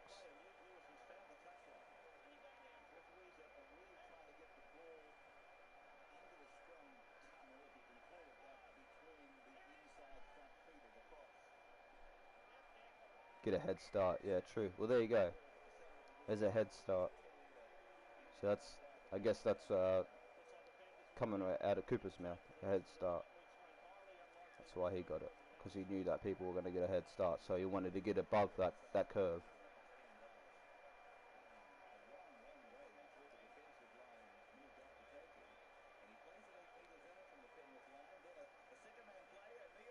He wanted to make sure he didn't miss out on getting an early start.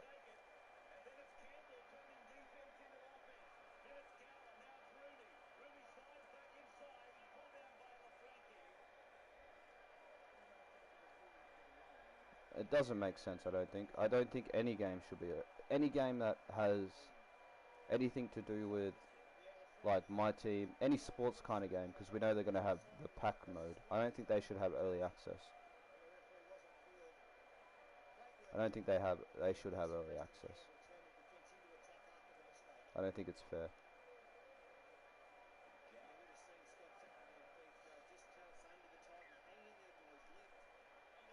You're literally just paying to win at the start. That's it. Pay to win at the start.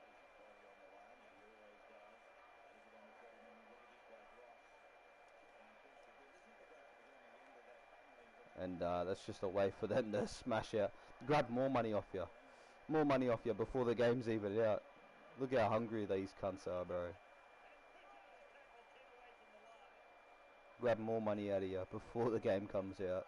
And then they're going to grab money off you when the game's fully released. Look at them go, bro.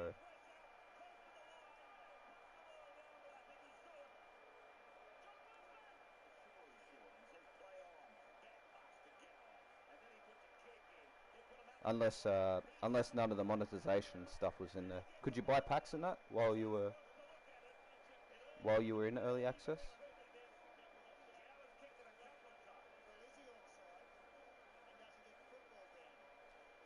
Yeah, content creators as well, yeah.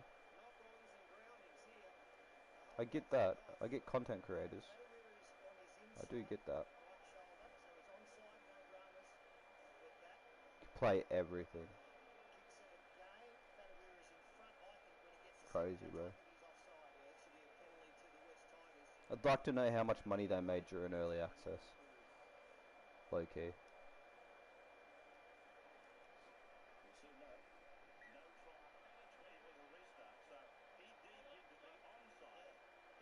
Game has come out yet. Comes out tomorrow. Oh well, there you go. There you go. How long has it been in early access for? I don't think EA needs things to be in early access. Early access used to be for small game companies that needed extra funding and they needed extra time, so they just put out the game so it could just, so the little player base that they do have can play the game and support them. And now you have EA doing that. That's fucking crazy. EA and 2K doing it is crazy, bro. So all the indie devs, now whenever people hear early access, they're just going to think of those big corporations. There's a big problem with gaming, bro. It's so soulless. It's so gay, bro. Growing up in the early 2000s was such a wholesome time to be a gamer. And now it's just, like I said, predatory. They're very predatory. And it doesn't help that a lot of games are marketed towards kids. So kids go and, you know, a lot of kids out there are probably spending their parents' money without them knowing. And those game companies don't give a fuck. That's what they're banking on. That's what they're banking on. If you don't think that's what they're hoping happens, then I think you're a little bit delusional. There's plenty of kids that are out there doing that. I probably would have did it if I was a kid in this generation. Be like, oh yeah, fucking this thing has money in it, and this game wants money for this. Oh yeah, I'll take that. Yeah, I'll grab that. I'll cop that real quick. Cop that fit. Cop that Travis Scott cyborg real quick.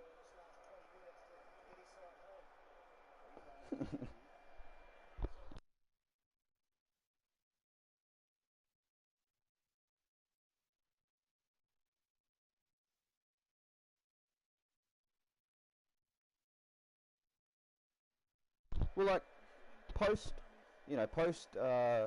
PS4 era and Xbox, whatever the Xbox was during the PS4 era. Post that era, games would come out finished. Games would come out, well done. Well, at least the really good ones, they'd come out well done, no bugs, no monetization tactics, nothing like that. So you could just buy the game, play the game, finish the game, unlock something cool at the end of the game, replay it with that cool item. Do it again, do it again, do it again, you know what I mean? Now it's nothing like that. There is a lot of good games out there though, nowadays, don't get me wrong. I love a lot of games now, but they just don't feel the same.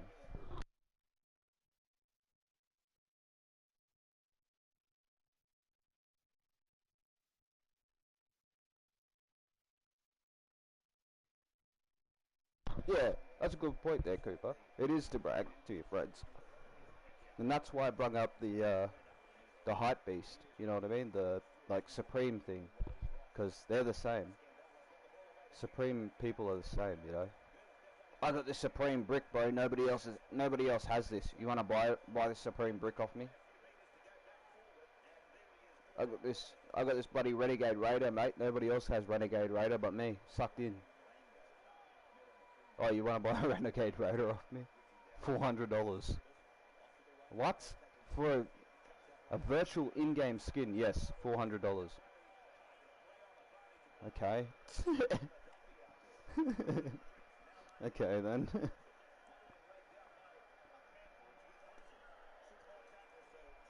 Shout out Renegade Raider.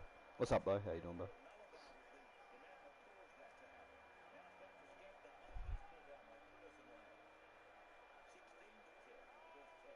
Yeah, look, mate, I got the PS5 Pro. Look, PS5 Pro. Look, it's got fucking things on the side of it. Look at it. Did it come with a stand? Nah, I had to buy that separately for an extra fucking $30 or whatever it is. But look, I got it. I paid $1,200 for it. Look at me. I had a PS5. Paid $1,200 for it. You poor soul. You poor soul. Could have bought a fucking PC with that. You idiot.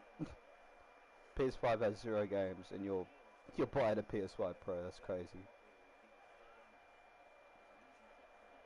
What was I looking for this year?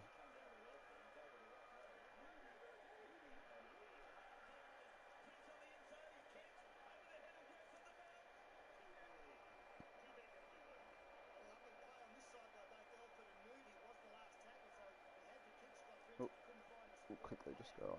Wait, people would put it higher because you can't get it anymore. Exactly. That's what I mean. They're building hype beasts. Like I said before, game companies are banking on people's emotions that They want it be included in everything. They want to have everything, so they make things exclusive, so it makes you buy it. Because if you don't buy it, you feel like you missed out, and it makes you feel like you aren't a part of the crowd. That is what they're doing. Makes you feel like you're not a part of the crowd, that you don't have it. So you're going to do everything to get it. By game companies, I mean fucking, what do you call it, Epic Games, bro.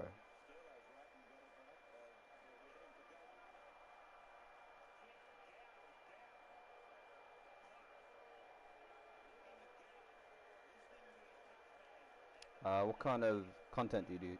Don't just come in here and beg for subs. You gotta tell us what you do. You gotta, you know, if you do something interesting, then people will want to subscribe to you. You can't just say, hey, subscribe to me.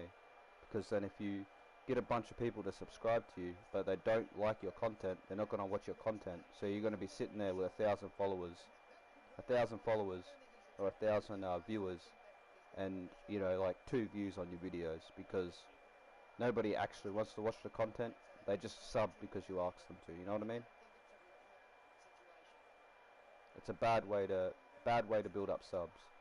You gotta get them organically. You gotta get people that want to watch the stuff. You get people that come across it.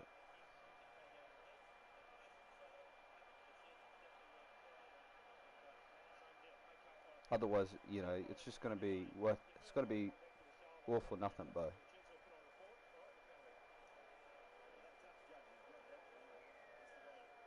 You know, if people don't like your personality in the videos, they're probably gonna stay sub to you, but they won't watch your videos anymore. You know what I mean? So then you just have a bunch of inactive followers, or subscribers, I should say, which is a bad way of going about things. I probably have a lot of inactive followers.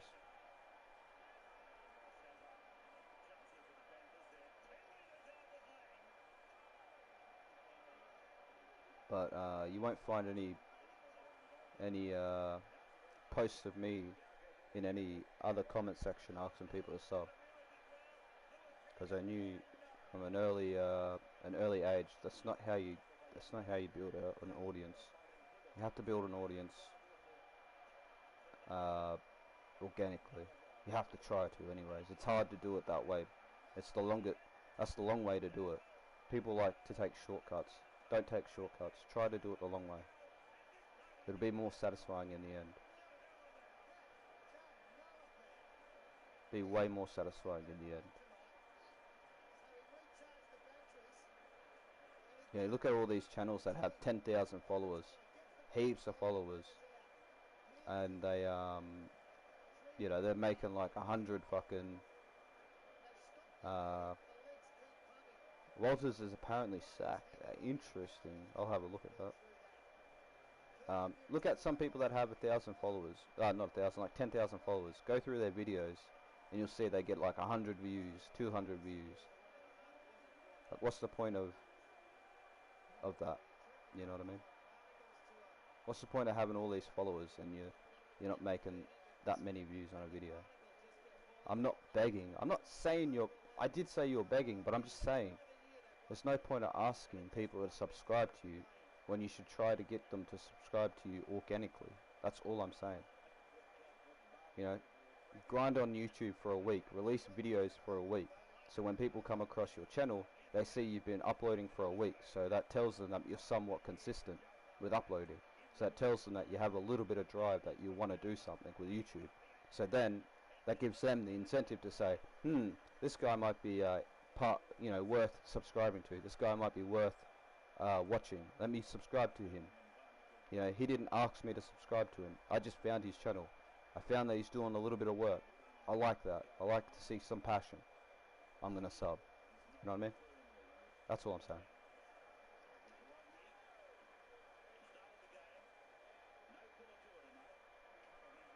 Same as like followers, live streamers and stuff like that. Sit there and beg for followers and fucking subs and likes and money.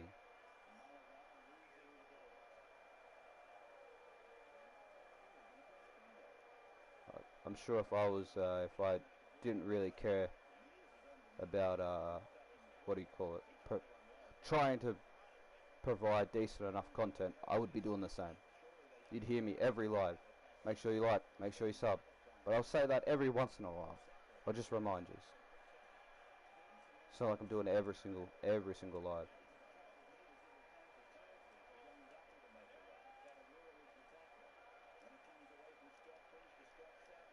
Or, you know, I'm not out there promoting every single live. I'll promote one live like every now and then. Every now and then. Fuck me. It's okay to promote yourself, but you know, don't have to do it all the time. Play footy on the trampoline. Shout out to you. It's not an attack on you, bro. I'm just saying. You know, I like to talk. Remember, I like the sound of my own fucking voice. That's why I talk a lot. W ego, I suppose.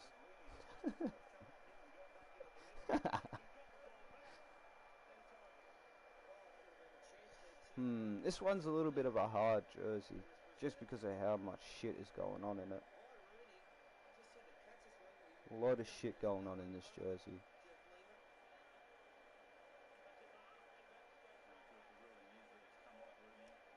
So much shit going on.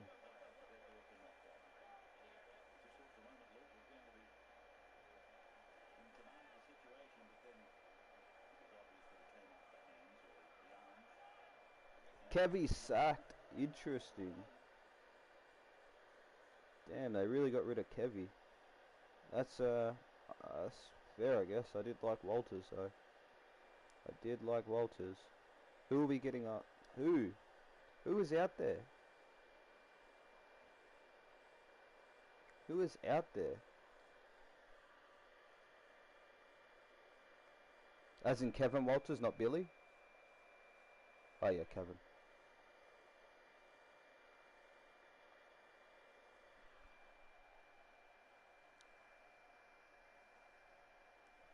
Welcome back.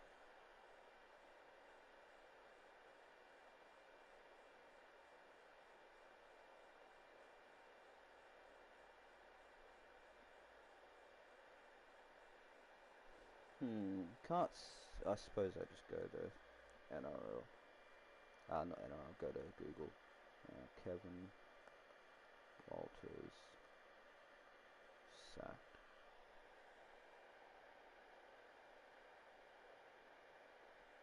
Sydney Morning Herald.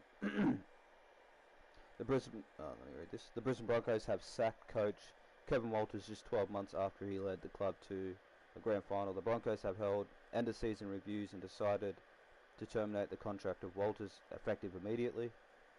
Broncos chairman Carl Morris confirmed the decision to News Corp. We feel deeply for Kev, who will always be a respected guy and a legend of the Broncos, and he will always be treated that way. Of course, I'm shocked. This is a huge job and pressure. This is a huge job and a pressure job at the Broncos. We have great appreciation for Kevy's efforts and wish him well. Walters has been at the helm of the Broncos for the past 4 seasons. They have missed the finals on 3 of those occasions despite having a star-studded team. His only finals appearance come last season when he led the Broncos within 16 minutes of a premiership before being run down by Nathan Cleary and the Penrith Panthers. The Broncos failed to reach lofty heights in 2024, finished season 12th. We finished 12th in his first season with us as well. Forcing the club in the major review football department under Walters' watch. Club legend Ben Teo and former Parramatta Eels interim coach Trent Barrett were brought to the club to see Walters' assistance next season. Other potential options for the Broncos include Queensland State of Origin coach Josh Hannay. Okay, I've heard his name thrown around. Who missed out on the Eels job to Jason Riles. New South Wales State of Origin coach Madge Maguire, who previously applied for the Broncos job is also expected to be one of. I wouldn't mind Madge actually. As much shit Madge copped at what do you call it? At the Tigers, I would love Madge, low key. I would love Madge. Well, it's not after one bad season. Like they said, he's made the finals once in his 4 seasons. We finished 12th 2 times under him, and I'm not quite sure what else. It's the Broncos, bro. The Broncos, like, you got to understand the politics of the Broncos. Big club, big history, big city. Fans want to win premierships. That's all it is. Fans want the club to win premierships. He's just a front man for it. I do agree with you. It wasn't his fault. I do agree with you. Yeah, okay. Kevy's out. I wouldn't mind Madge. We've got a good squad there. I think Madge is a tough cunt. Madge is a really tough cunt. He'd rub a lot of people the wrong way, but I reckon he'd get our team pretty fucking gritty. In all honesty, I think he'd make that Broncos side pretty gritty. A lot of, like, you know, it's a different team to the West Tigers. That's a different team to the West Tigers. I reckon Madge will do a mad job for us. Low key. Low key, I'm kind of hoping we get Madge. I know that's kind of dumb to say, but low key, I kind of hope we do. If he's applied to be our coach before, missed out on it, I wonder if the club will go to him, or, you know, something like that. See if he'll come out. I don't know though. Man, that sucks, bro. Why Kevy, bro? Why'd you have to get rid of Kevy? Far out, man.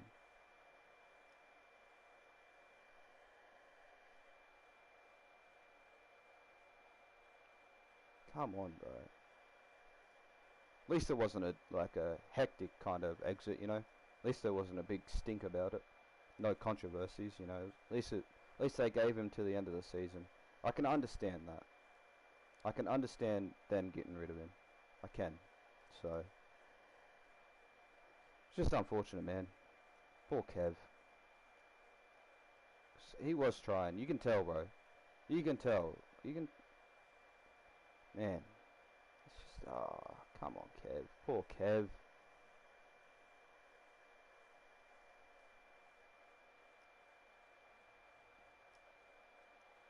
Nice.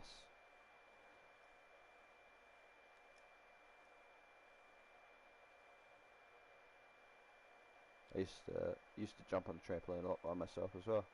We used to where I lived.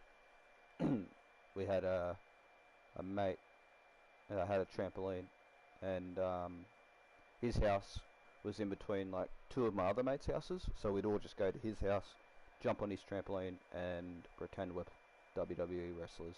It was so good. Such a good time.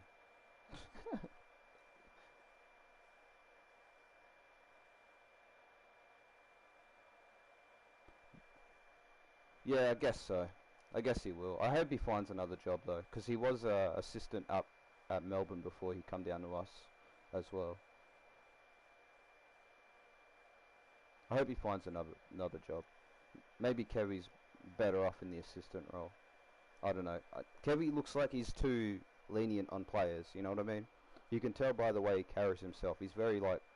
You can just tell, especially with his interviews that he gives. He's a very lax type of person. So maybe the boys took a little bit too much advantage over that. See, with Madge, I don't think they would get that. I don't think you'd be able to slack off, you know, a little bit with Madge.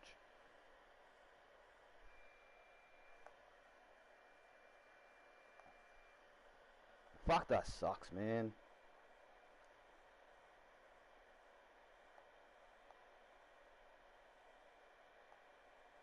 Yeah. Alright, guess we gotta find out who our coach is next season then.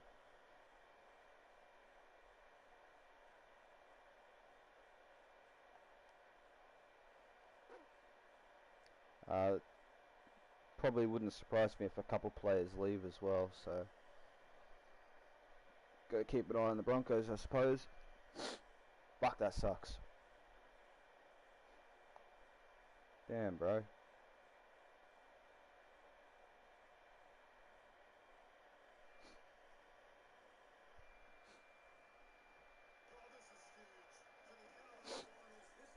Fucking noses, bloody runny. Alright. You win some, you lose more. Just inside the 20-metre line, canters onto the ground, converted try here for the Tigers. Reopen the I'm crying for Kevy. Shout out Kevy. that is Greer. Big right hand up in the face of it. Going over, is he? Gets over the line, does he? Clark's on top of it. Looks for the video referee to help out. Probably. I mean, no. Has he made it? I don't think they will. Because the club wanted Walsh. Like, the board members definitely want Walsh. You know, everything is to do with the board members. You've got to appease the board members. If you don't appease them, then they're going to get rid of you. They're the ones that make the final decisions in the end. That's the thing about the Broncos.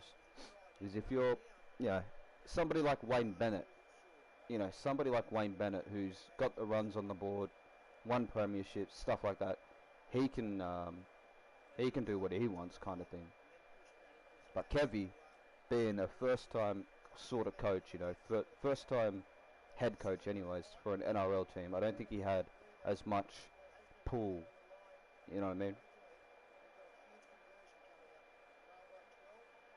Like I'm sure there was a lot of players he wanted, and the board members were like, no, not them.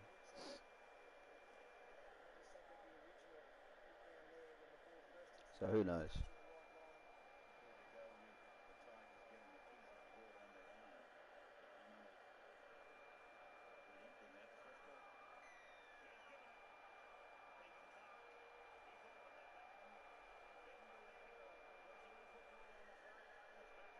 Yeah, the Broncos. I've heard, you know, like Dennis Kemp talks about it a lot.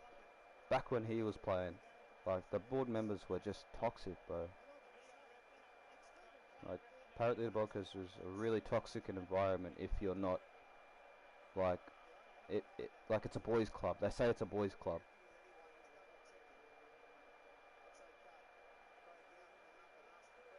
Like you gotta be, you know, gotta be somewhat set. You can't be a new guy coming in there, kind of thing.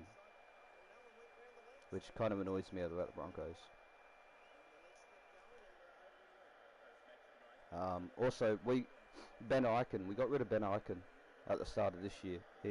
We didn't get rid of him. He stood down, and Ben Eichen was a lot of the big reason why we won a lot of games last season. So that's some things that people forget about.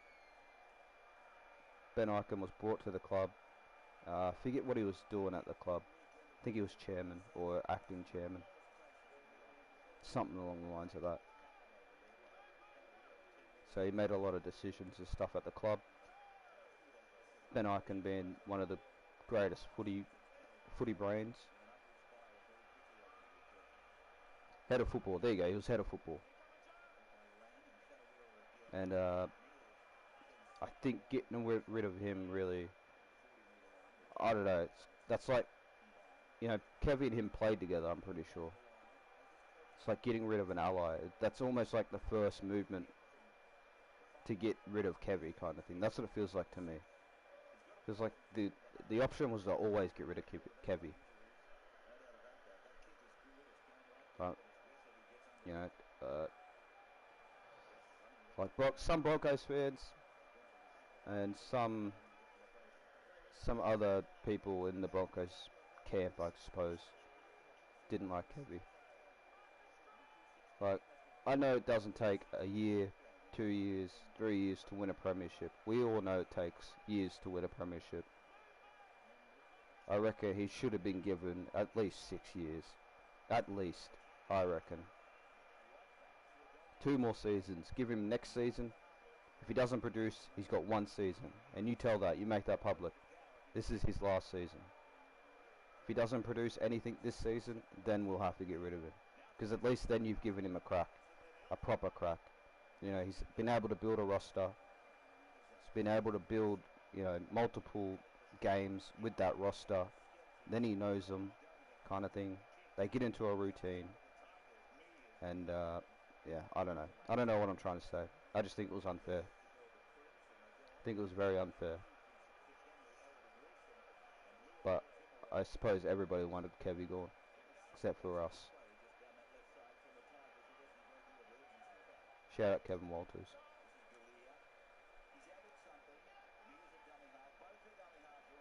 I reckon that means Billy's gone. Billy will be gone. Moser will probably take his spot. I would love kind of sort of a little bit more of like a Connor Watson sort of player, low key. Connor Watson, Brendan Smith sort of 9. That's what we're missing. We're missing a world class 9. That's what we're missing.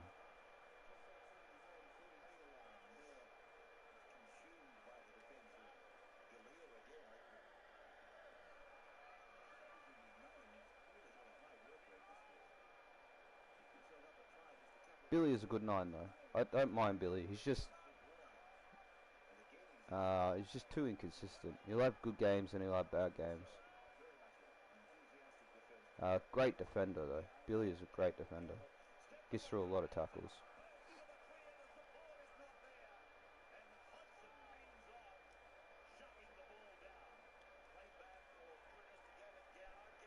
Man, that sucks, bro.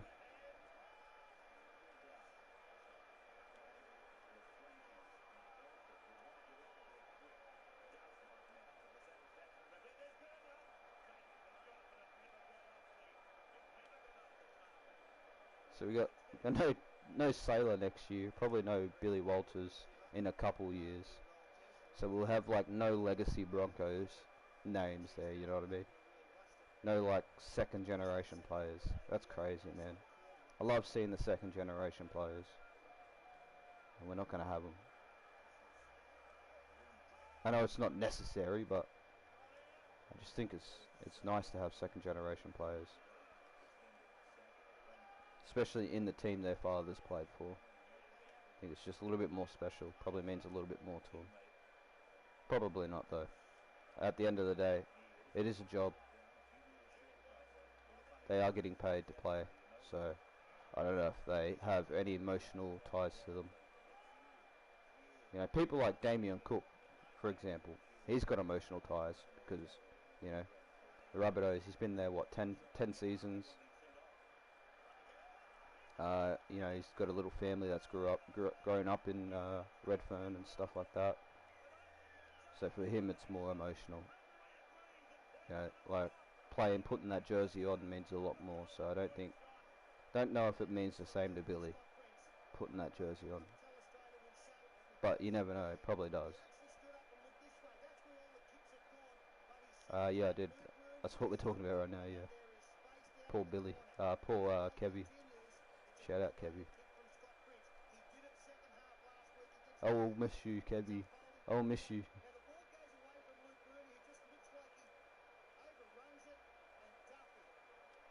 I will remember you.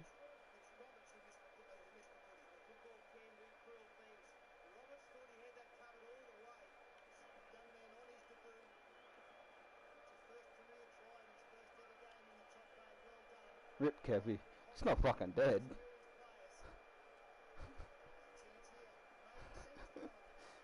He's not fucking dead.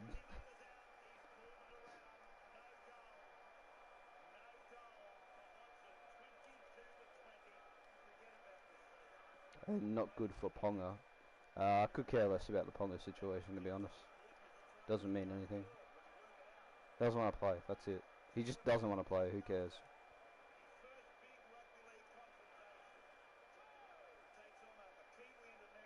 Who cares? He's going to cop a couple match ban. Who cares?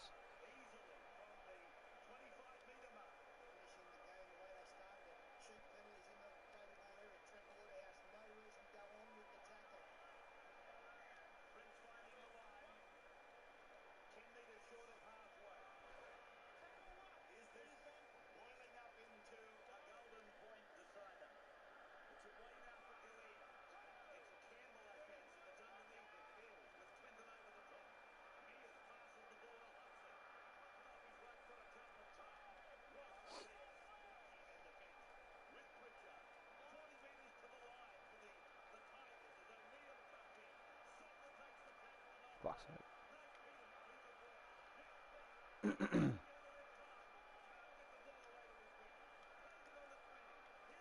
Bop, bop, bop. Shut up, Kevin.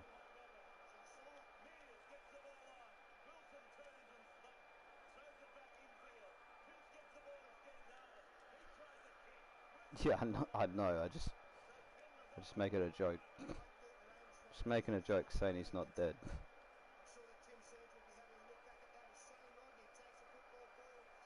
That's what I was doing.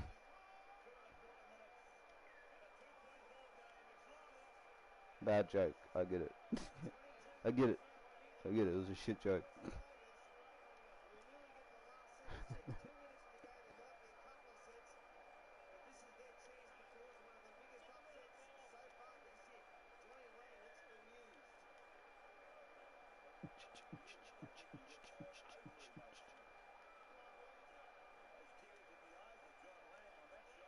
It's just funny that Rip is used as like something bad happening nowadays. I do the same thing. Don't get me wrong. You know, it just used to be Rip Kevy would mean rest in peace, Kevy. You know, you were here and now you're no longer here. Now I see that, I'm like, oh, he's not dead. But then I remember that we just say that nowadays to describe something bad happening. Rip. I wonder what our like future vocabulary is going to be like. You know what I mean? Like how future people are going to talk. Like what kind of things are they going to use? Like rape as like? Well, actually, we kind of do that. Ear rape, mental rape. You know, all that kind of stuff. Are they going to use it? They're going to use another word, some other way in the future, probably.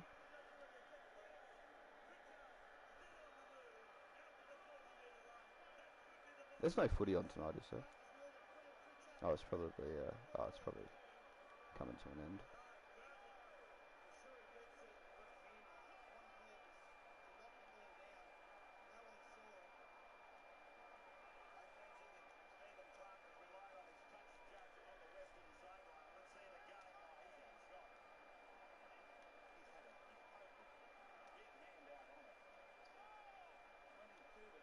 Let me just go see what this looks like real quick.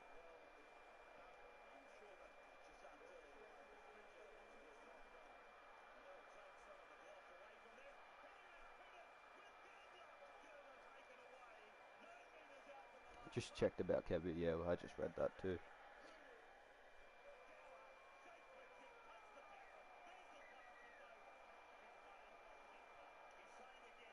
Might have to do. We'll actually see something real quick. So I don't think I can add anything else to the like background behind the turtle, not the turtle, the thing in that.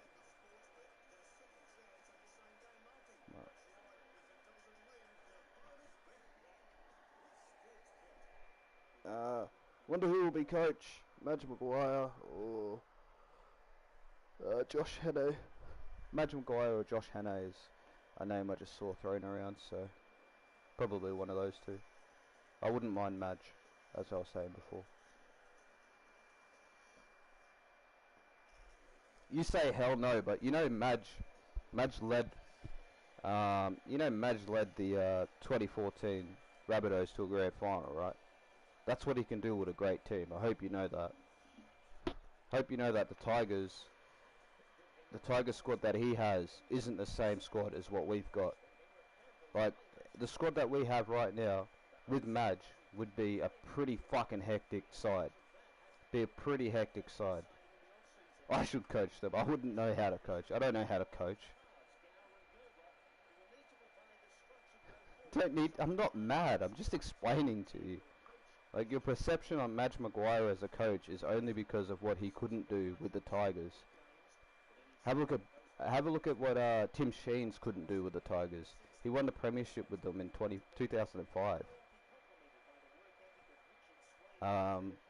You know, Benji Marshall, it's the same thing. You know, if the coach doesn't have a great squad or a great squad of players that don't believe in him, He can't win.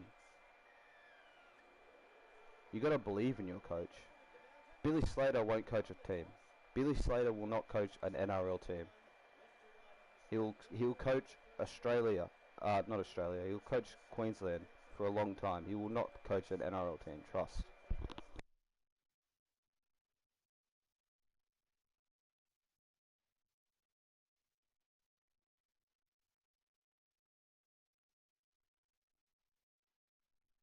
Besides, Billy Slater has coached what, 3 seasons? So what's that? Six Origin games. You reckon he's gonna be able to coach 27 games for how long? 3 years? Under what? 9 games of experience? That's who you want to coach the Broncos? Not only that, like I was saying earlier, it's a well, not anymore, but it's a big town team, big town club, Broncos, rich history. You know what I mean? It's a big job. It's a massive job. It takes a toll on people. It's a huge job.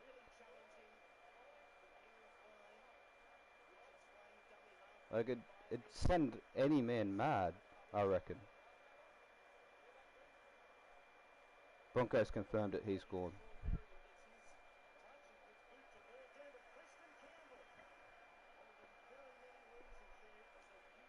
And Reynolds would be good. He stepped down. Damn. Shout out, Kevy. Reynolds, I don't know. Reynolds not now. Maybe like 10 years. 10 years from now, yes. Reynolds. He's got to get runs under the belt first. He needs to know how to run a squad. Properly run a squad, you know. Drills, training drills. You know, work on videos, stuff like that. Preparing a team's week for, you know, getting them set up for the game. Preparing a whole preseason. Like, a lot goes into being a coach. Not just, hey, you play here this game, go out there and do it. That's not what a coach does. Coach does a lot more than that. I don't think Reynolds would be ready for it. 10 years. Give him 10 years. After he's retired. After he's settled down after footy. After his mind's off footy.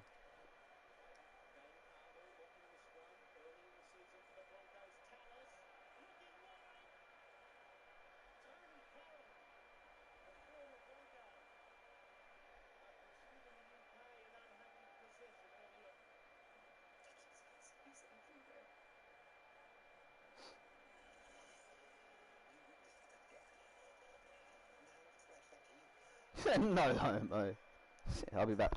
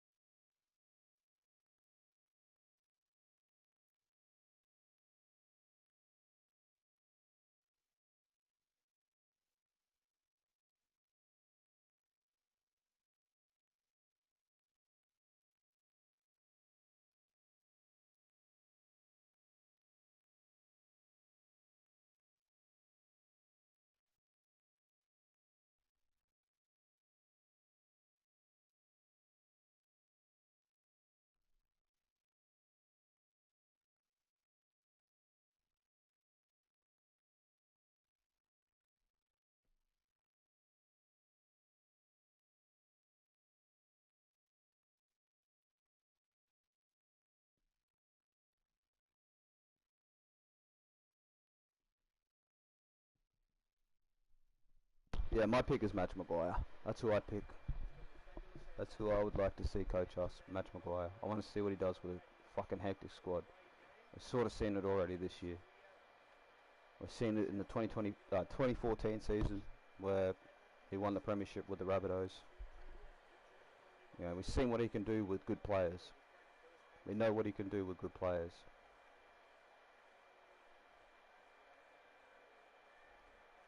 He hits it well, but wide.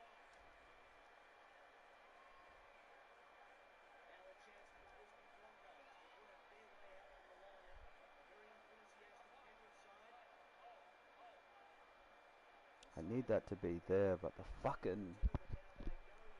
goddamn collar up there is. We'll just leave that there for now. I'll try to figure something out. Exactly right. And one of the things they've got to do is they've got to get a ruck up down this end of the field. They've got to stop the Brisbane Broncos from getting out there halfway and getting a kick in. They're going to be coming out of their own end, the Penrith side, almost. Morgan Tallis not given the opportunity to create havoc. And finds it himself. Tallis looking good outside. That is 5.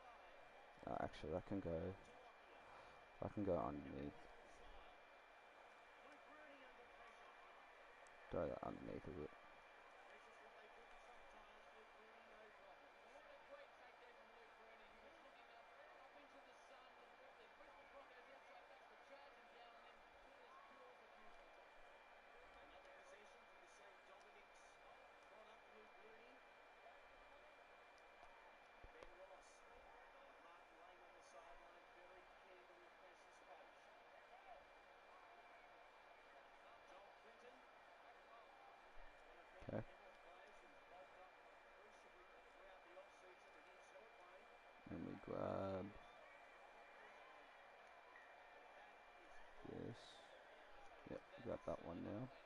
What they needed. Once again, the failure of pressure on Craig Gower. You looked in the last tackle for Gower to put the Put kick that away. there. You always knew if the kick happened to come off Grab Gower, the 2 boomerangs. down inside there. No, we don't. We put Potentially a fabulous attack by this Brisbane coming in. up the top here Penrith find first. themselves under all sorts of pressure after just 6.5 minutes of Put this that half. right there. And then we grab the boomerangs. Plays the decoy. They look wide to Berrigan. Iker. Let's do that. His first game There they in are. 722 days. 2 seasons off with a knee injury after wearing the number 6 on his back for We 8 go games here. this afternoon. Grab the yarn circles. Slade. Straight up the middle. Looking for an opportunity. The white ones. Throw that there. Eichmann. Oh, Lockyer. need another one. And nicely wrapped up by Preston Campbell. Luke Rooney. And we go find a picture at the This back. is last. So we got 2 more layers. Lockyer's kick so powerful it confused Preston Campbell. Got He doesn't hit. these 2 layers to work with now. Through the keeper. Over the line. Go see a picture at the back. Very well to start off the Broncos in the mix. Yeah, very fortunate. I thought the first possession might have been 2020 ball, but as it turns out, Dragons Australia need to get back to some cricket playing Indigenous. football. Out of dummy half, quick play the balls, kick away, get the ball down the other end of the field. This Brisbane line moving up as one, moving up very quickly. So, Cleveland taking help from Mark. okay, let's go. Oh, please don't tell me the back is a completely different design. Fuck. Jesus. Okay. Well, the one thing you can't afford to do is Fuck. the Broncos has made mistakes already in this half. Well, it's not bad. It is a completely different design, but it's just mainly just color changes. Can't afford to play coming out of their red zone. Let me see something real quick. The interchange already for the Penrith Panthers is Lockyer. Makes a half I'll back. try 22 metres out. make a copy of this, Things are changing for you. and I'll change everything to Changes red. everything. Even protecting your skin from irritation is challenging. Actually, That's make that why white, we've changed too by the adding way it new was Rapid before, Protect and then technology to help you snappy change hands. all of this to But the red. one thing that doesn't change is your smooth, soft skin. And we'll just see what this looks like. I won't do that one just yet. Make sure I do all of these. And then all the lines. Where are the lines? There they are. Painting is one of the most stressful things you can do. Our job is to take all of that worry away from your client. We've got very well trained crews who have been with us for a very long Is that the period. other one? Their Sure service is. means the heart and the Ah, highest quality service Then we go here, does set us apart. do this, Do what we say we're going to do. or We spend a lot of time do that. researching every aspect of what we do, from the vehicles we use, the packaging materials Just we use use, different as far as their safety ability in the different game. hue changes. Started on Ah, shut up. Job quickly off for the Panthers. I'll do the same here. 40 tennis points to the Make it hosts. like that. Surprisingly, Wayne, Go back to Well, they've been patient, as we see here. here. The Penrith side looking to slow down this go forward and this Just juggle. make this Where's the Broncos? darker. They're playing the ball so quickly. The Penrith side Leave so that. defensively. Make this one, Spent backpedaling that one, since the commencement of this game for the the past 5 same minutes. Broncos down get after here. this side of forwards line. Then Do open up that, that rush. and we'll just see what this looks like Take the 2 on the points back. and just regroup from here. And we'll just do, the opportunities afforded the Brisbane Broncos. oh, actually, we'll go with white. Yeah, we'll leave it white 2002, in the their middle. defence was their major problem. It has been well documented. It hits out on the Let me full. quickly just make Broadcasters these a lot more almost white. decide their So I just see what this looks like on the back real quick. mean potentially a big scoreline and a big scoreline to the Bronx. Well, they come into this game with a couple of great Because we've got 2 layers, literally 2 layers left. So we need to, I don't know, try use those 2 layers wisely, I suppose. So, you know, this could be one of the layers that we have left. Michael De Gea again into That looks so bung on. good side. You can see some highlights in the background. Nothing nasty about that. Their first points at Penrith. Brisbane 2. Suppose we could do that and then just pretend that this is another one, just with the design that's on it. Common sense football they play. Could also use this. Game sorted out. Craig Gower has had enormous pressure put on him. Actually, Coupled his kicks with McDonald for actually, don't need this then. I'll try and make it work like this. Ryan Baldwin. A restart. Passage of play here at Penrith. Try and make it work like this for a sec. Scoreline See with if we can 20 minutes. do something about it. See if we can fill in that little white spot there. Slippery underfoot. Myers. No. Chance of slipping with the only Need to fill it in with white, red, without using. by Sapper down low. No, that won't work. Cause yeah, that won't work. The assist Trent Waterhouse. Gordon Tallis No, again. that won't. Going to dominate the left-hand side in the battle between him on the left and Tony Puletua on the right for the Penrith defensive line. It'll be a thrilling one of power struggle throughout the afternoon. That works, but there's a little gap there. Choice kick will That actually does work. give Preston Campbell the opportunity to impress. Oh no, down the bottom there. We're not going to use that because of the bottom part. To the left. Campbell decides to go straight ahead with Fucking excited for tomorrow night. Should be a fun game. there to wrap it up. Reece Wesson looks to Luke Lewis out wide. Takers there. If only that red part there wasn't like that up the top, I would use that.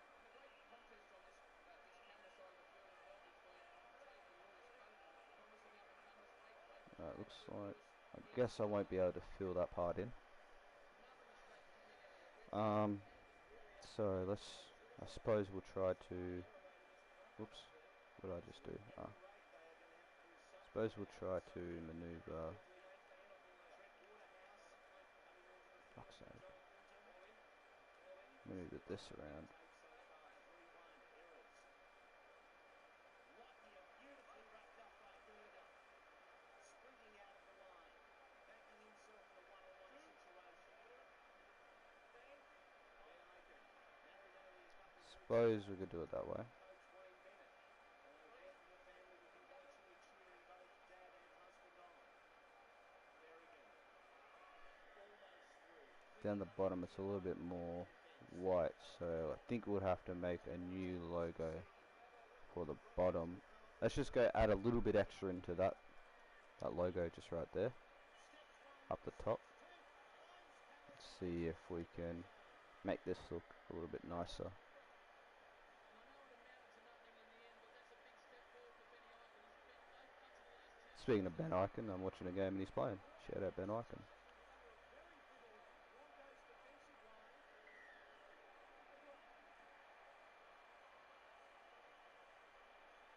So I'm going to copy these a few times. Put one there. Trent Barrett was already at the Bronx. Trent Barrett was already here, I'm pretty sure. We signed him already. I'm pretty sure this year we signed him. I know he's at Para. Is it Para? Is he interim coach at Parramatta? But I know we already threw a contract at him.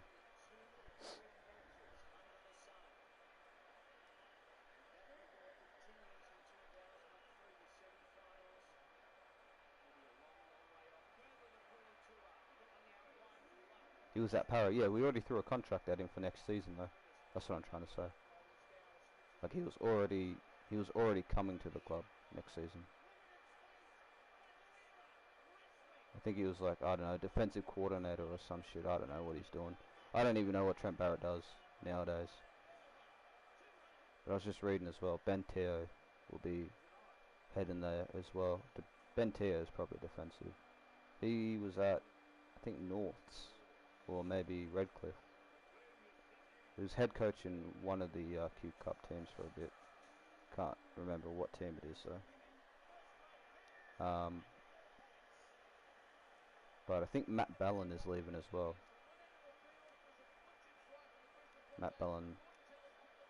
I've been saying defensive coordinator a lot, but I'm pretty sure he's defensive coordinator. I'm not sure though. Maybe he's just a dude that's messing around with the hookers. Shout out the hookers. Because obviously Matt Ballon played hooker in his day for Manly. But Queensland great. Or at least one of the greats that didn't get to put on a Queensland jersey. Underrated player, Matt Ballon.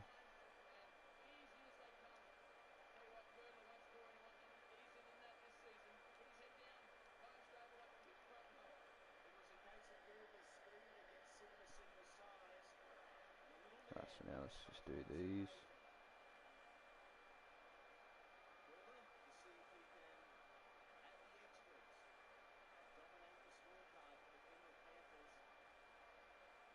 He was at Para. Yeah, he's the interim coach at Para right now.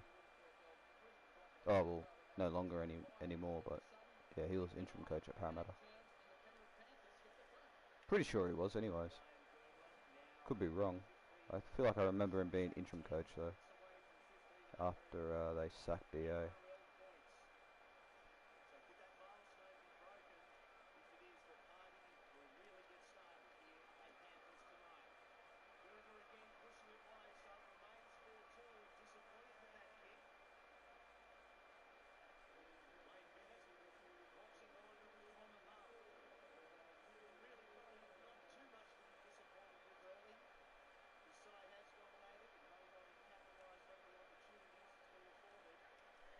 Alright, so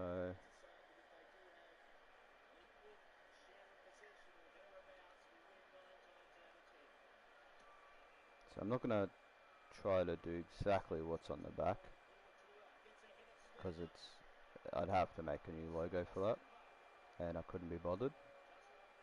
So we're just gonna simplify what's on the back. This is technically what's on the back. Not exactly, but technically. Basically same shit.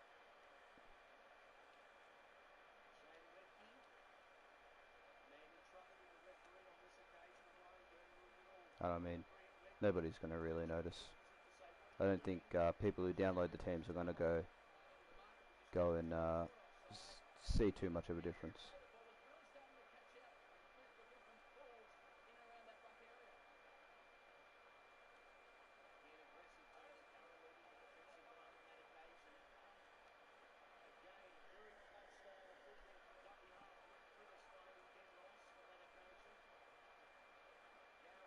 Look at Maguire. What about Maguire?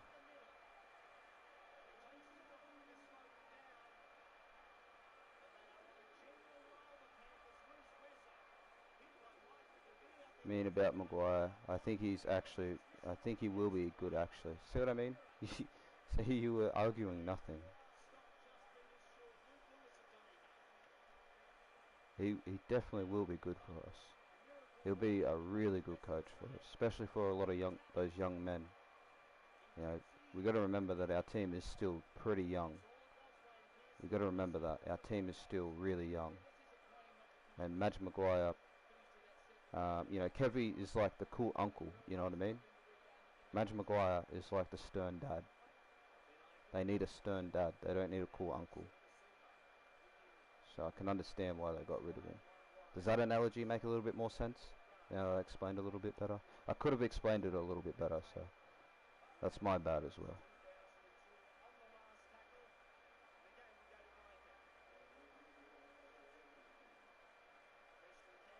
But yeah, Madge has got the runs on the board. He just needs the good squad around him. That's all he needs.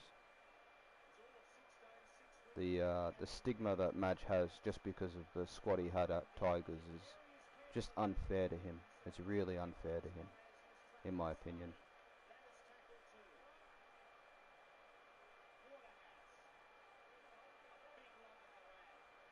Like, Tigers is a very hard team to coach.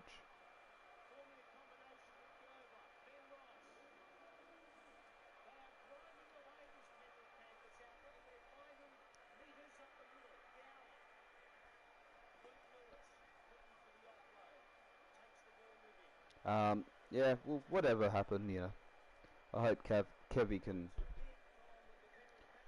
finds a little bit of happiness, a little bit of joy after footy. You know, I hope he has a little bit of a break from coaching and then he can come back. I wouldn't mind him coming back in any role at the club, to be honest. So I like Kevy, even if it's just an assistant job.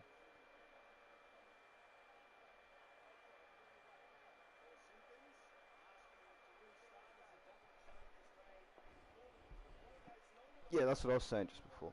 How long are you gonna stream? Gonna be on big stream before? I'm not quite sure. Not quite sure. I think Billy might have a couple seasons left on his contract, maybe a year or two on his contract. I'm not quite sure.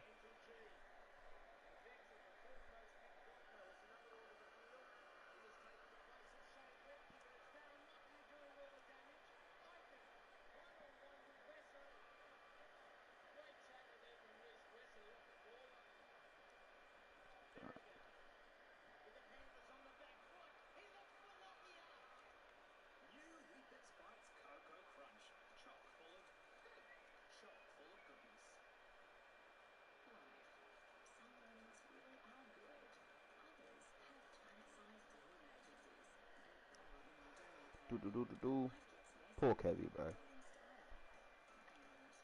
Poor Kevy.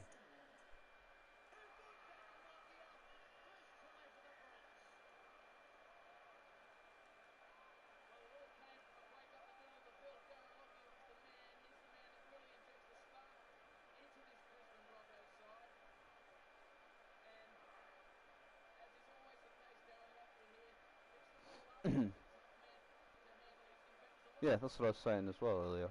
It's good that they did it at the end of the season. I said, well, at least they do it at the end of the season. You know, no dramas.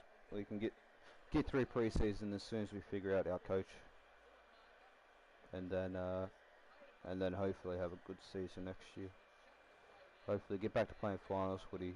Don't have to win next year. Just have to play finals footy.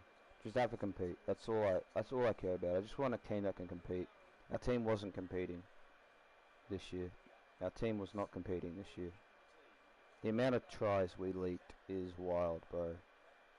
Like, that Titans game was where it fell apart at the end of the season anyways. That's where it was starting to crumble.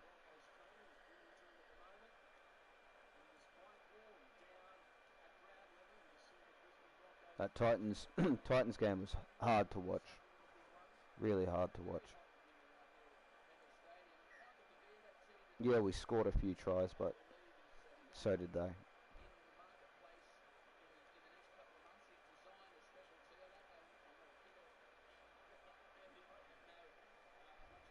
Maybe going to Super League. I doubt that. I doubt that. I don't believe that. I don't believe anything like that. He's not leaving. There's no way. He's not leaving.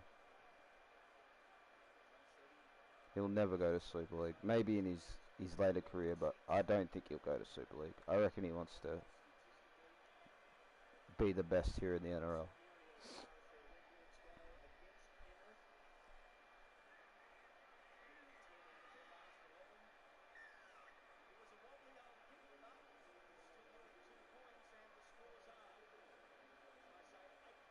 Yeah, well, that's supposed to be. That's what an end of season review is. You know, you hear whenever you hear a club say we're going to do an end of season review, that means they watch a lot of footage. It means they watch a shit ton of footage at the end of the season. So, I wonder if we did that. Probably not. Didn't look like it. But in saying that, remember I was saying before we lost a lot of defensive players. Lost a lot of players that cleaned up a lot of tackles and stuff like that. It's like sort of starting with, not really starting at ground one again, but it's sort of similar to starting at ground one again. When you lose players that clean up shit, you then got to fill that void. He might if he wins this year because his girlfriend is in England. Okay, fair enough. Probably won't go to Super League. He'll probably go over to England, but I don't think he'll go to Super League. I really don't think he will. Actually, I don't. I know he won't. I know he won't leave.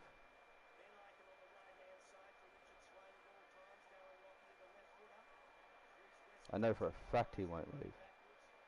Why would you leave? Why would you? Why would you go to a competition that's seen as lesser than the NRL? Why would you go there? Why would you go there when it's considered a retirement for NRL players? Why would you go there? When you're in the prime of your career. Not even the prime of your career. You're just hitting the prime of your career. Not even that, actually. He's not even hit the prime. Literally, he's got so much more in him. He is not leaving to go play Super League. Not anytime soon, I don't think. Not anytime soon, anyways. Maybe when he's like, I don't know, 37 or something, and he's had enough of league, NRL. But he still wants to win, I guarantee he still wants to win a World Cup. Still wants to win a Rugby League World Cup.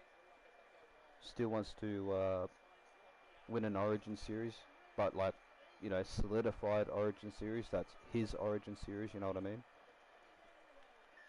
Still a lot he's got to do.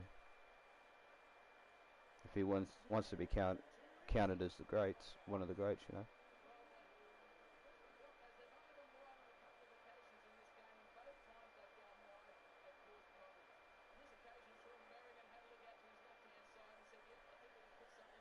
Yeah, but, championships are fine and all that, but I think he just wants more accolades.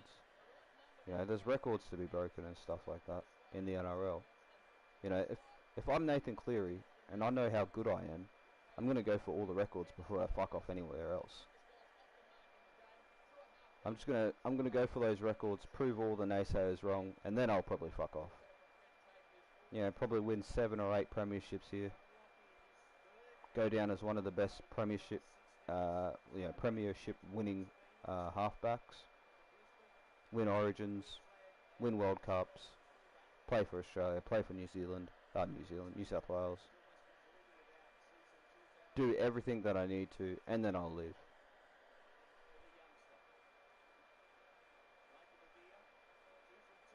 He can't get Dally M because he keeps getting injured. Well, that's just something he's got to fix. It's just something he's got to work on.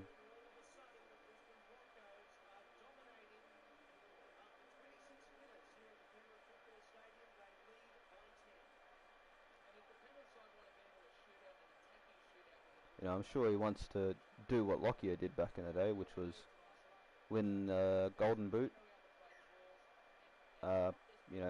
Captain Australia to a World Cup win. No, Tri-Nations I think it was. Or was it a World Cup? No, it was Tri-Nations. Captain his team to the Premiership and win an Origin Shield all in the 1 year. I'm sure he wants to do that. But all at captain.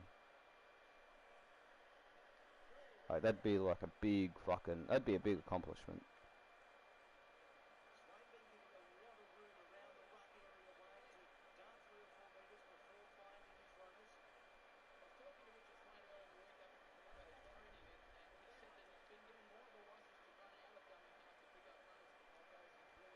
they reckon in a couple of years Walsh will become top 5 in the NRL, top 5 all-time players, or just top 5 now. He'll just be a top 5 player. That's saying nothing though. You can say anybody's a top 5 player. It's all down to opinion, really. I just don't like the talk, man. I don't like that talk about Walsh so early on in his career. Do you want to give the dude an ego, bro? Do you want him to have a massive ego because all he hears is, yeah, he's going to be one of the best. He's going to be the best. He is the best at the moment. Like, calm down a little bit. Let him play footy. Let him focus on footy. Like, stop trying to fill his head with all this shit. That's what I hate about the rugby league media. They find someone, they fill their head with all this shit, and then when they go bad, they fucking dogpile them.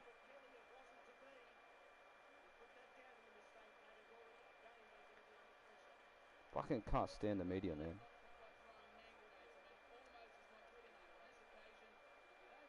That's why for me, you know, it's a lot more peaceful for me not to listen to that. To all that shit. You know, I do listen to NRL 360 every now and then, but I'm not going to sit there and watch stuff about players on my side. I'll probably spew some, you know, a little bit of that. You know, he's a good player, he's great. You know, I'm not going to sit here and go, yep, he's going to be the best player to ever touch the footy. He's going to go down as literally the best ever. So you get players that get egos, man. Because all their career they've been told they're going to be the best. They are the best. So they believe they're the best. They got an ego because of it. Fuck, I hate the rugby league media, bro.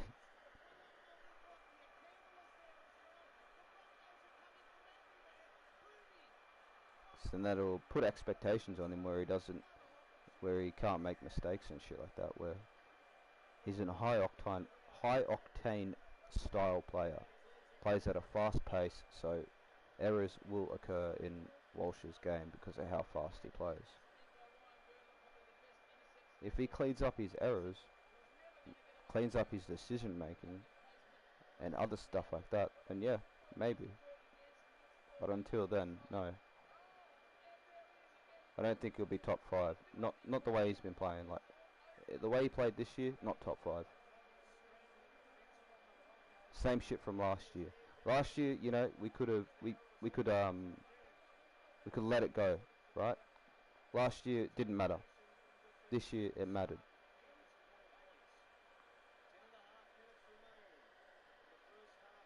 You know, second season, try something different. Don't play the same as you did last season. Don't try to throw the crazy cutout pass when you don't need to. Just run the fucking footy. Just run the footy.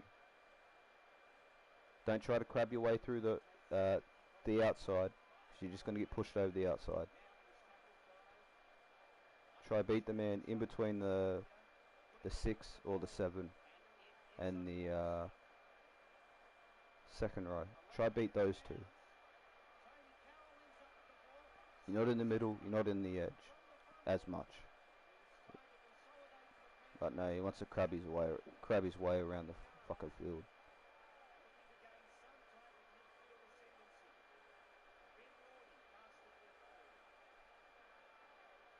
And then throw the massive cutout passes, looking for the big plays when you could look for the small plays, the 1% plays, the plays that lead to other people getting highlights, not just him.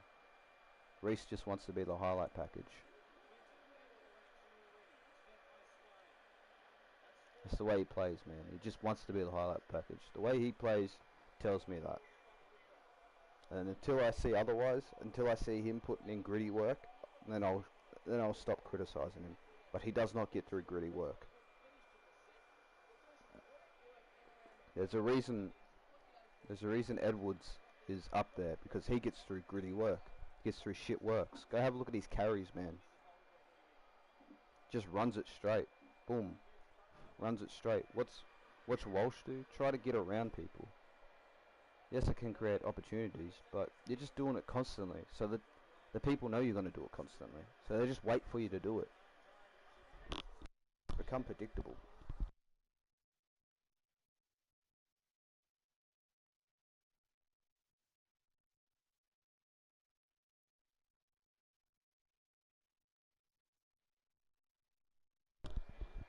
Like, it annoys me sometimes, the way he plays. Like Stags, man. Stags runs it pretty straight. Then I get annoyed at him when he runs it. Tries to run around people.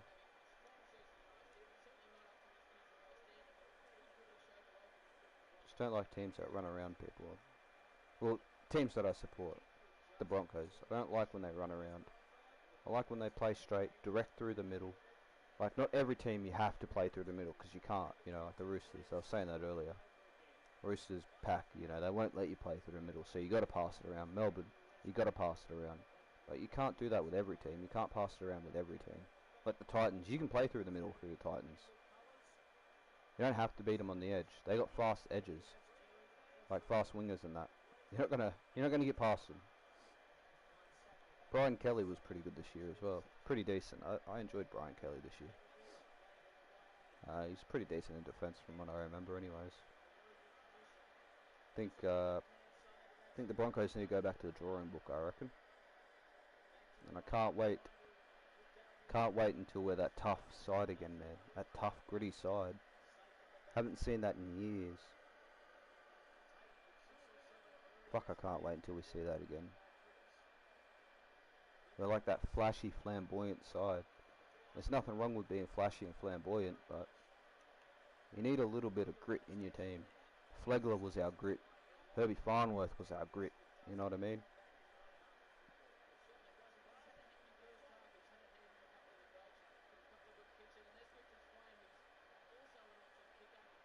Stags is our grit. Payne Haas is a little bit of it. Paddy Carrigan is a little bit of it as well. You know, Paddy Carrigan, I like when he offloads. Not too much. I'm not too fussed on the way he ball plays. Like, you know, every team plays with a 13 that ball plays. There's a few of them that don't, but every team plays the same now. There's no identity. There's no individuality between teams. They all try to replicate what's on top. When if every team had a different brand of footy, it'd be a different. It'd be hard to. It'd be hard to defend. You know, if you're throwing the same shapes and the same lines at a Penrith Panthers that they're doing to other teams, they're going to defend it easy because they've been doing it the whole year. They've been doing that same thing, so they know what's going to happen next. You know what I mean?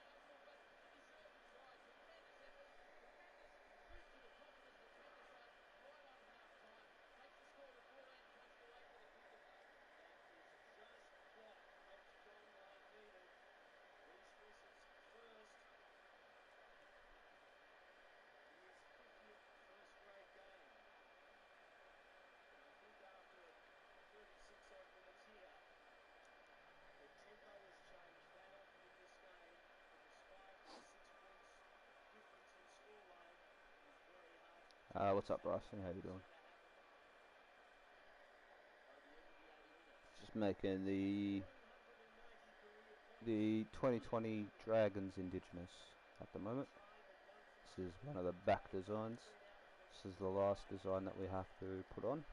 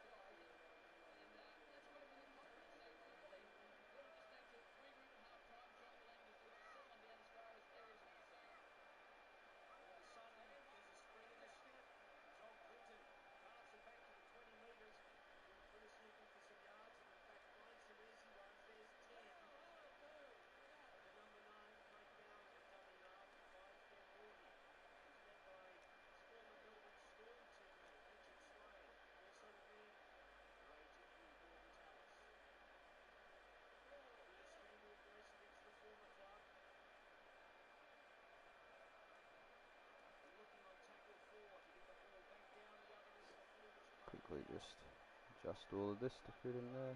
Right here, stops the ball, picks up and makes some yards. Brent Tate. More Tate's not the first man to take a run after a kick downfield. And this really is danger time when you're playing the Brisbane Broncos. A couple of minutes out of half time. The defence is feeling a little bit tired. Brisbane's got so many attacking potent weapons that you really can't afford to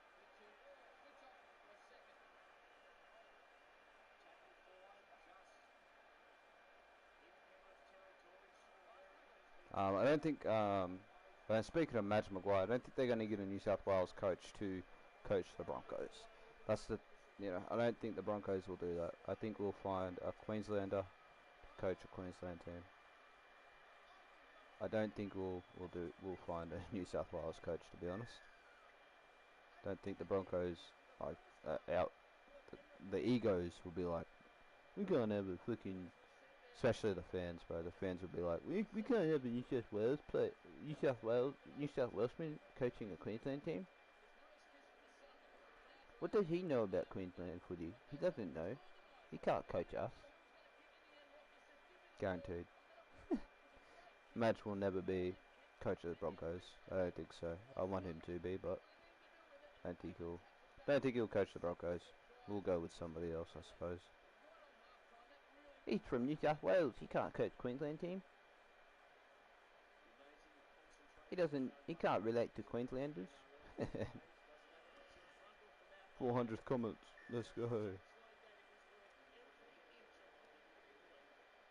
Brisbane skip away again. They lead 20 points to 8. Johnny Lang, who will be extremely annoyed, I would think, with the commitment shown by two of the three backmen in the seconds prior to half-time. Darren Lockyer, winded after being clipped, as you can hear the half-time bell in the background, and Stuart Kelly says, I've had enough. We've had enough. And the whistle blows, and at half-time is the Brisbane Broncos 20, the Penrith this. Panthers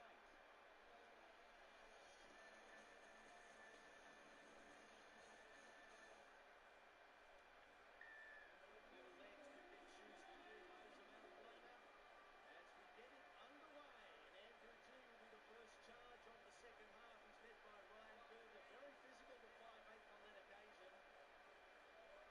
Parker, again Girdler making the tackle. Girdler's numbers good in the opening 40 minutes.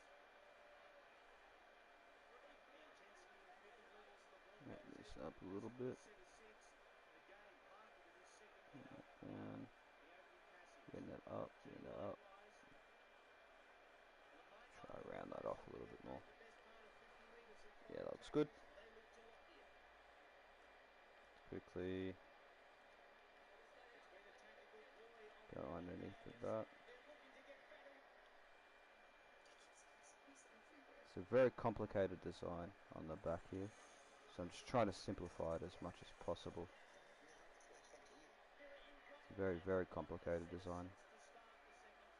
A tremendous start by the Brisbane Broncos. They're fired up. Wayne Bennett obviously not happy with the first half. He wants them to go out there in the second half and take control from the word go. Ballawera did his absolute best, but look, you've got 4 Broncos players through there. A sign of the enthusiasm that they're attacking the second half with. What can the Broncos produce? Scott Sattler takes the drop out. He's hit the ball nicely. Very nicely. I'll save this real quick. Corey Barker. Americans 20 Indigenous. But really back, he is brought to the ground. Just want to see what this looks like on the back. Just for now. And we'll obviously fill it in a little bit more. We've discussed their defensive problems in 2002. Does not seem to be coming up as one. And an eye off the ball there. Really lets them off the hook this time. Luke Rooney making some easy yards. And then maybe we could Parker and Thomas. even use this. Johnny Lang, I think you have to be pretty happy with that first half. 3 tries to 2 is all the try It's just to fill it out a little bit more. 2 tries. But the thing is, errors. They conceded 10 errors in the first half, the Panther side, against the Broncos' 3 errors. They can't afford to compete on level terms if they keep making errors like they did in the first half. Gower looks to put the ball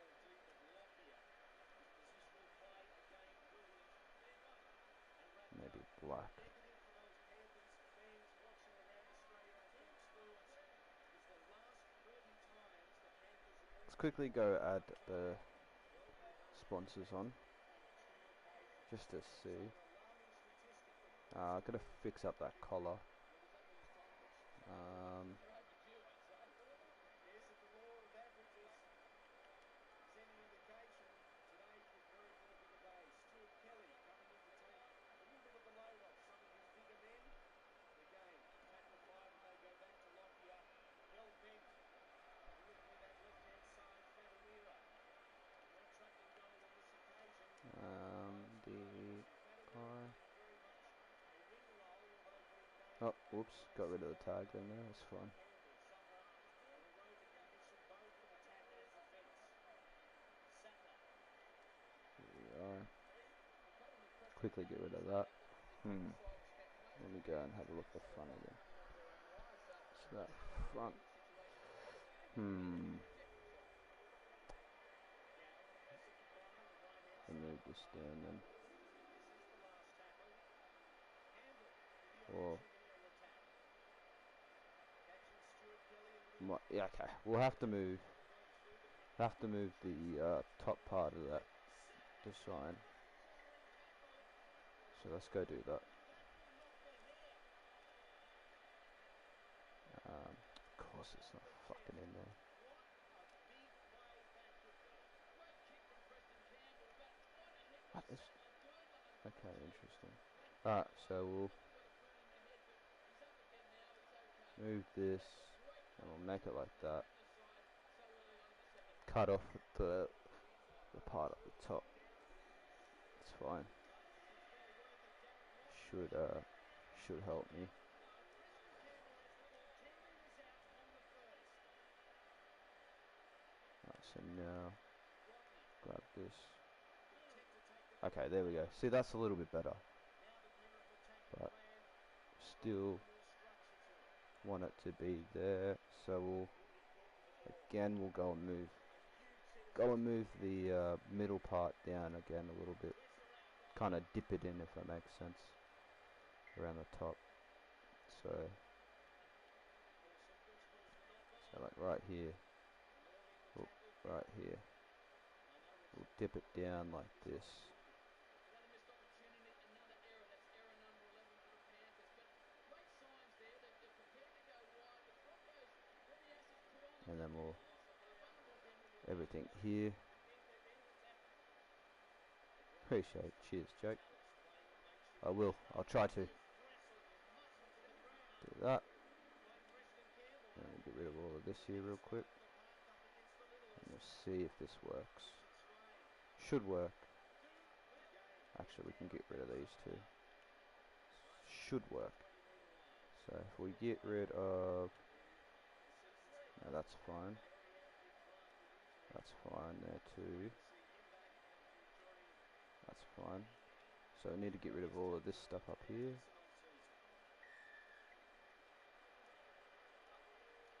Okay, that won't let me delete it. I fucking hate this game sometimes. Yeah, once again Right here, then. the Panthers get another error. Do the Penalty same try. here. Quite impressive Delete, to delete, start. delete, They delete. been trying to milk the penalty, And but we'll in the end, quickly just the do referee that. stepped in, says, yep, they've had enough time, Panthers. Get going. Think everybody left. Yeah, everyone's gone. It's fine. It's because of I think the rant I went on. I'm just sick of the rant I was going on. Yeah, sick of me talking about the Broncos. So, let's go for a bit. It's all good though. Doesn't bother me. Nice run around. Looking wide. Lockyer. Anything can happen because Quickly. he has the ball.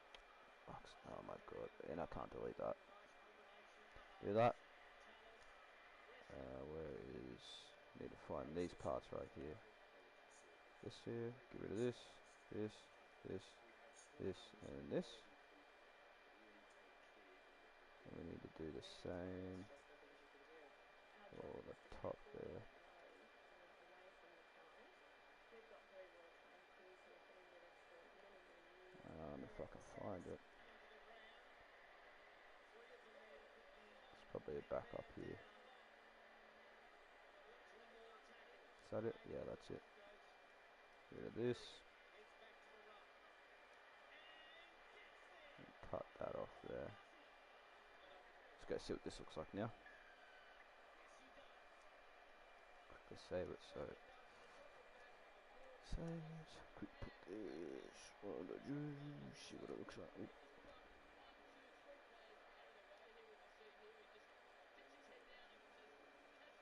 There we go. There we go. Let's go. Now we need to figure out this back here. So I don't want that to be.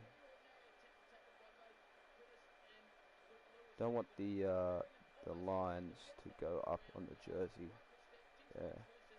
But obviously we need to cover them up. We could possibly cover them up with the sponsor on the sleeves, but not sure if that'll work.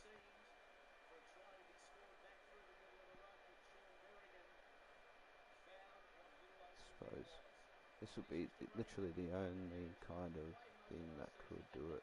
It's either that or we just go back to what we were doing before. We'll do that.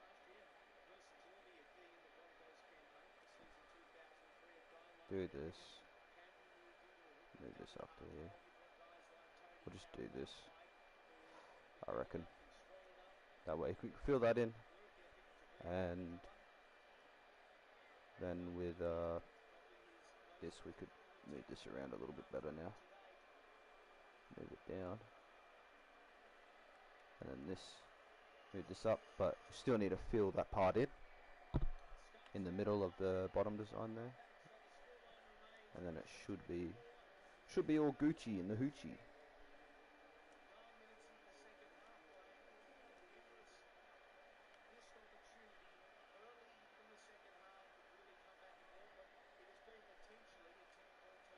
Need a tripper deal, but we need it to have a black outline so that it stands out. So I'll probably go do that. Actually, let me go pick up, since I'll go pick up a tripper deal that hopefully has the thing on it, because I'm pretty sure Gucci's uploaded one. I'll be back.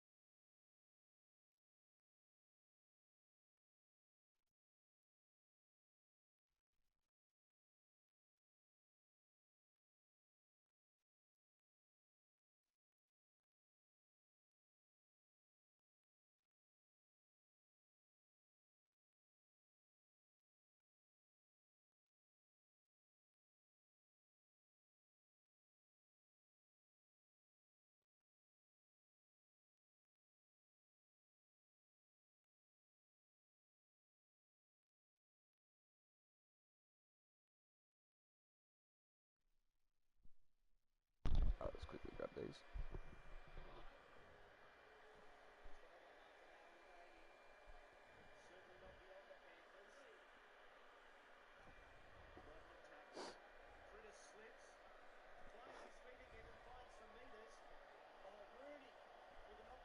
Oh! Oh, over the top wasn't counted as a head eye or nothing. Fuck, that cunt got cleaned up over the head.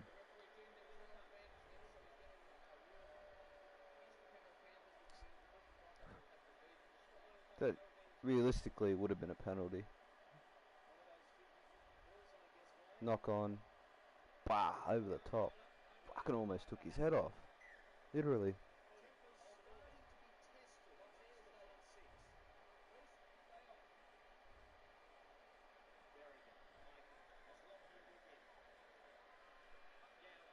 Let's quickly make a copy of this. Let me move it all down. there. Richard Swain goes to the left. Quickly go grey. Hopefully I'll have enough. Hopefully I'll have enough to give everything a black outline. I don't think it's that T, so let's just put this T in a little bit. It's fine that it's slightly off, we just need a black outline around it.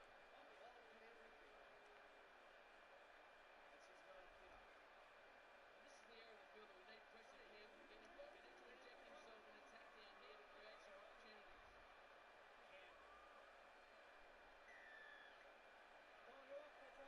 I'll fix this up in a sec, I just want to quickly outline it all.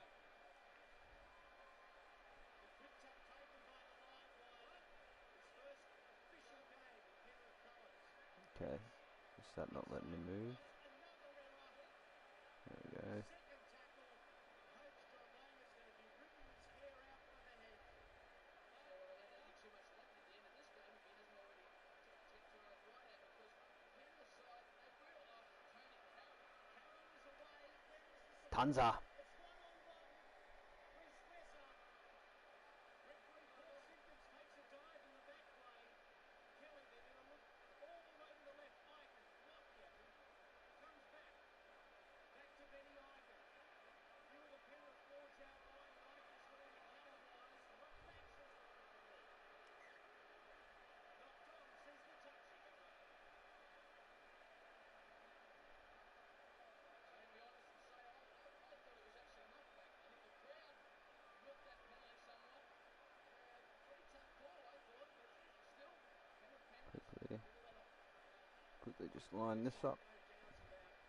No doubt about the direction that ball came in as Ben Eichen limps late to the right side of the field. And then, Darren oops, Lockyer shit. now playing halfback. Bop. Tony Carroll at 5'8", Bop. and Eichen is limping, and that is not a good sign. Go a little bit more. Sattler playing stripping where he does it well. There's no support. He couldn't find Luca over on the left-hand side, and another fabulous opportunity. Is it raining or am I tripping? I think I'm tripping. Gow, forward man. Sounds like it's raining for some reason. Rugby, has he found the opening he's looking for? Good Mm. one. Back to Prentice. The scrambling defence, fabulous by the Broncos.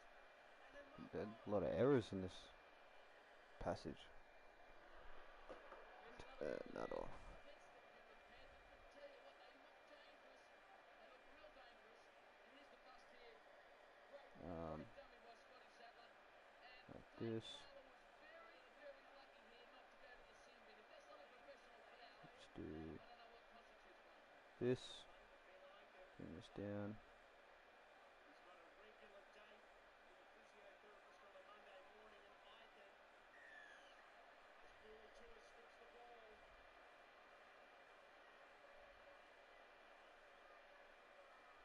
That is not the level that Penrith needed, and there must be a very dejected Ben Eichen limping Do slightly. this.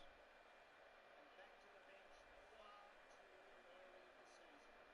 But having said that, Andy, I think he's done very, very well to get through nearly 55 minutes of this game in the hot conditions, considering he hasn't played much football at all in the last couple of years. So I think it's more fatigue than anything else with him. Let's hope Ben Do Eichen that. does see some good football, not only today. Hopefully this stands out enough on the jersey, otherwise all of this is for nothing. Is down to 12 with Joe Nutt. But I'm sure it will stand out a little bit.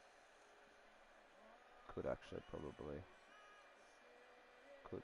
do this as well.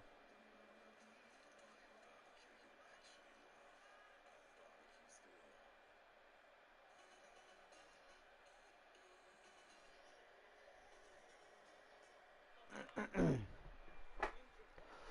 Right.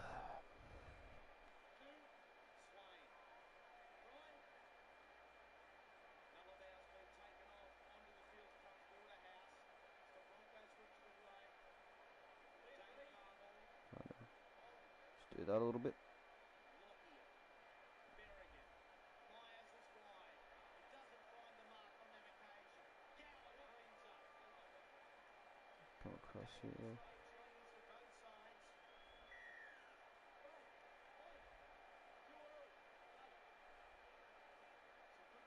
Come up here. Do this. Come across here. Do this. It's been pretty well a slugfest up to this point in time, but the game's really starting to open up now. Both sides preparing to chance their arm, and we're seeing plenty of open field running. Do this. Almost playing as the second half back. Besser taking the ball on the third. Into the dummy half area.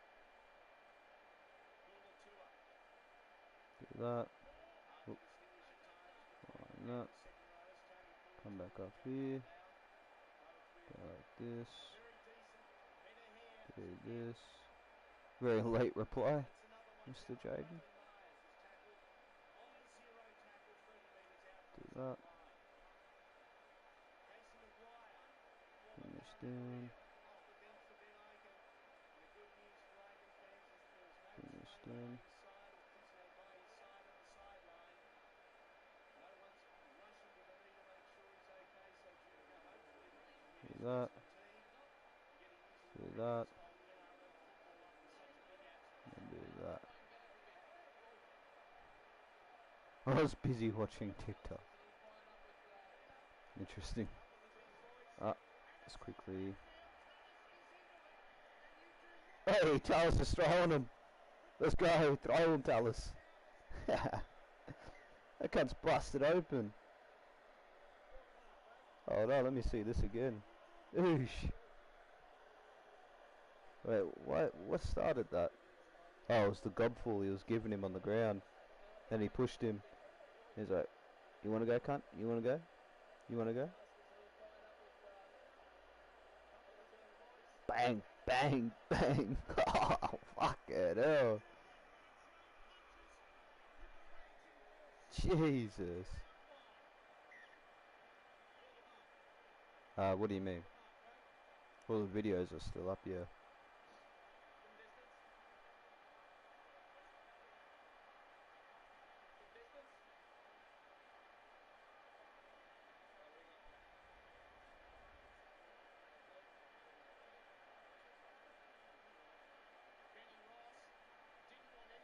Oh, Ben Ross. Look at that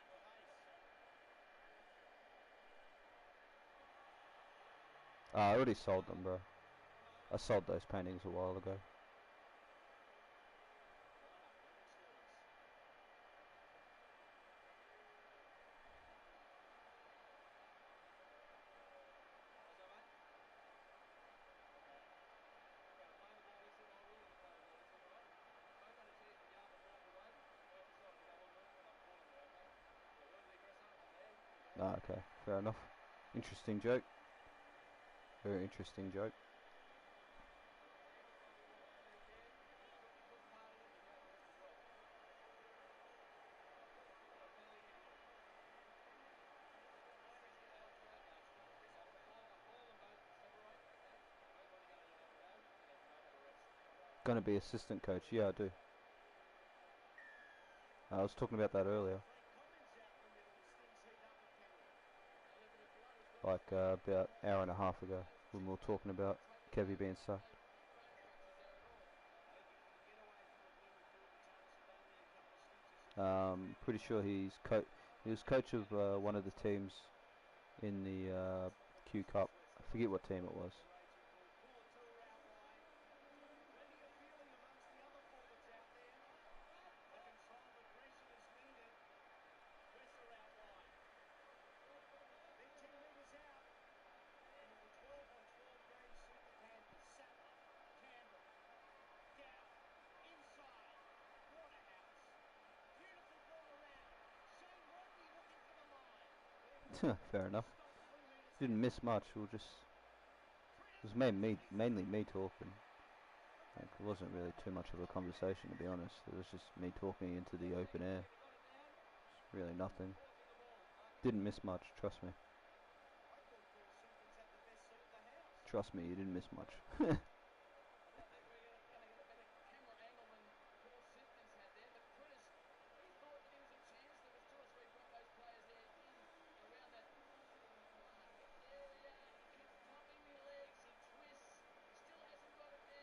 Yeah, they lost Trey Fuller last week,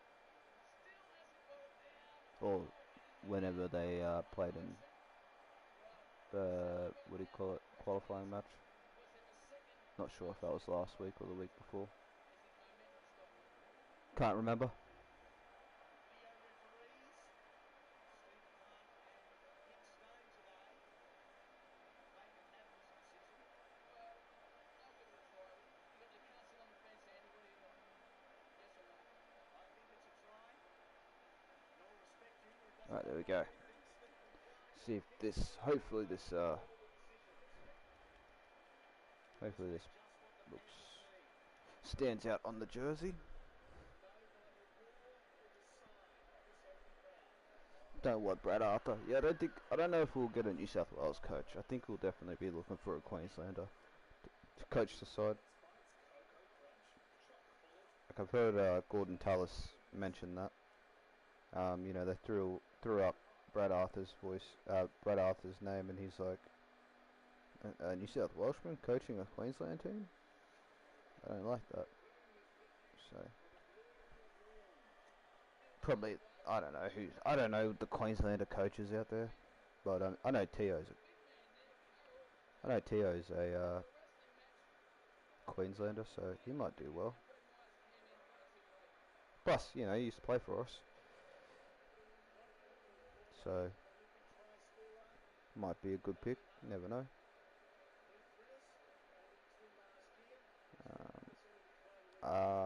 I know how I'm going to do this. I know how I'm going to do this. Make that stand out.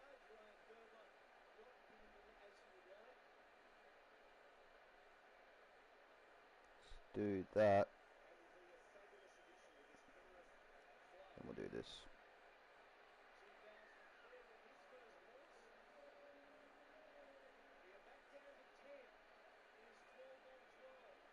Yeah, do it like that.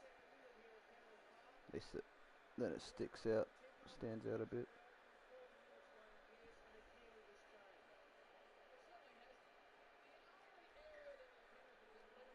Apparently they were thinking of Paul Green before Kevy.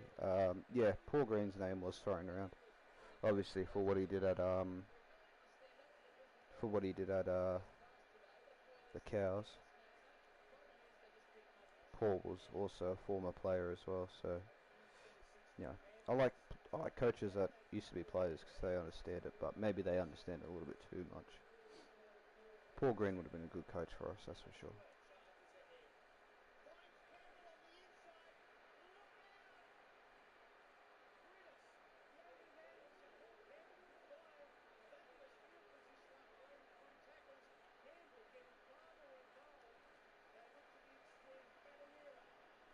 Don't know what the shorts look like, so I'm just going to do this for now.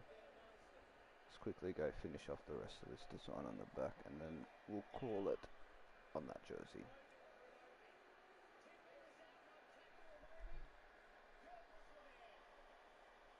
It is fucking raining. I knew I wasn't tripping. Is it? Or am I tripping? Yeah, I guess I am.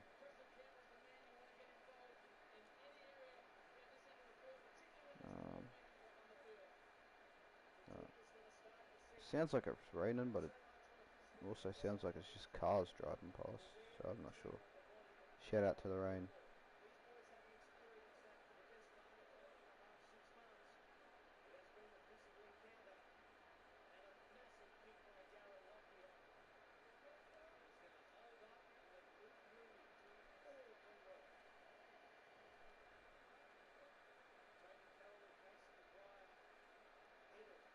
Such a complicated design. Like, complicated in the way of figuring out what to do. Imagine if we got Craig Bellamy. Well, Bellamy was with us in our early years. He was assistant coach to Wayne Bennett. Would be dope. They were actually, with him going off contract at the end of the year, obviously he signed a extension. Could have been an actual thing that happened.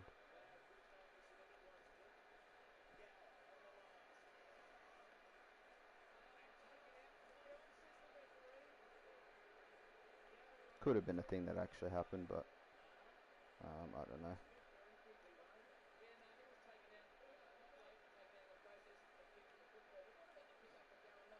Like we were at one stage as well close to getting Cameron Smith.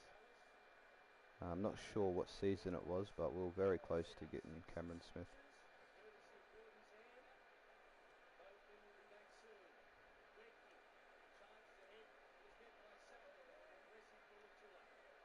That would have been interesting. I'm not sure if Cameron Smith would have suited the Broncos jersey though. No, it was Smith. It wasn't Munster, it was Smith. It's like, I think 2018 or 19 or something like that. It was one of those seasons. He was off contract. I remember him talking about it.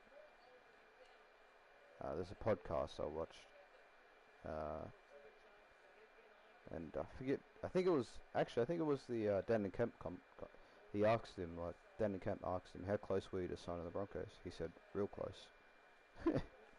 That's all he said. He just said, real close.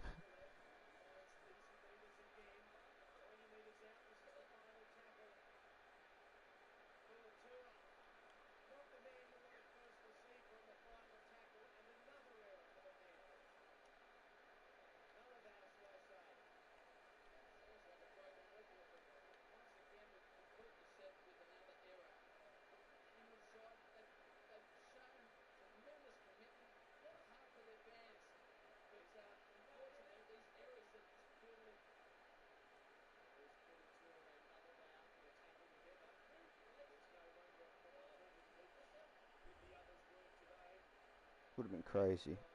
Cameron Smith playing for us would have been dope. We were close to getting JT as well.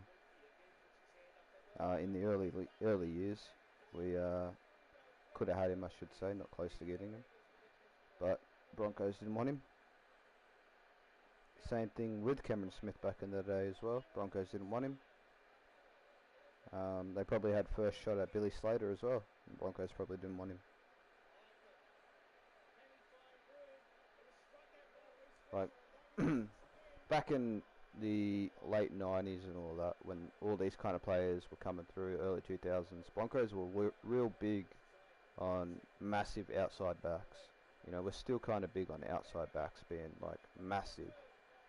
So anybody that's kind of little, it's like, nah, you're not playing for us, mate. You're too little. Which makes you wonder, if if we signed Thurston in the early years, you know, developmental contract. Pretty sure he was with us with a developmental contract, and it stuck through it, and it actually came through. You know, wonder what kind of team we would have had. Wonder how many premierships we would have won. Imagine, like, you know, that 2007 or 2005 to 2011 era where Lockyer was playing for the Broncos. Imagine Lockyer and Thurston in a Broncos, like as a Broncos combination with Cam Smith there. Would be crazy. That could have been a team that we had. Literally could have been a team we had. Literally could have been a team we had.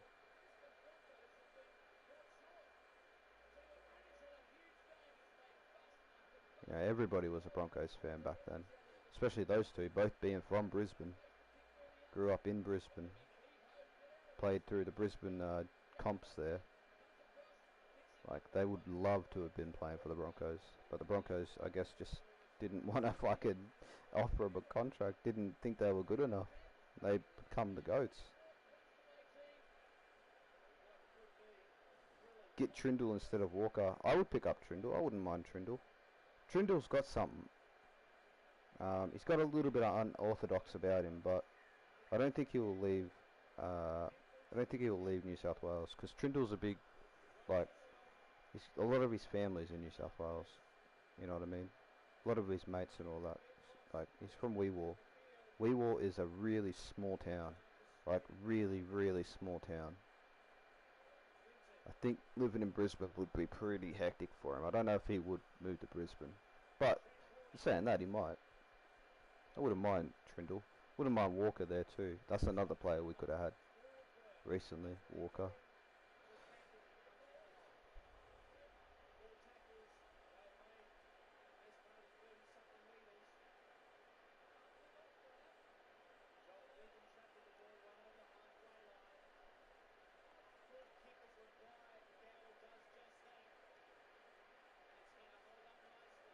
Like he's from a town that's got less than 1,500 people. Less than 1,500 people.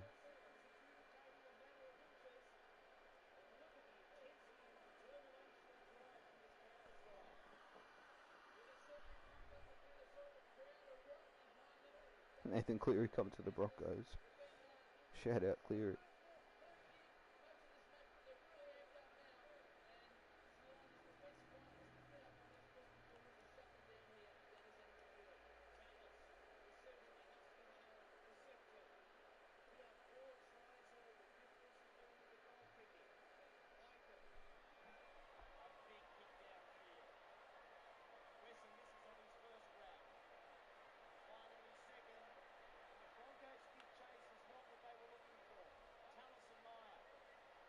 Let's go. Reynolds on the fullback position. Let's go.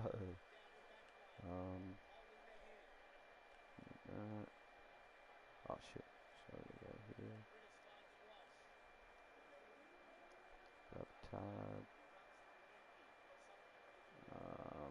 Grab this one.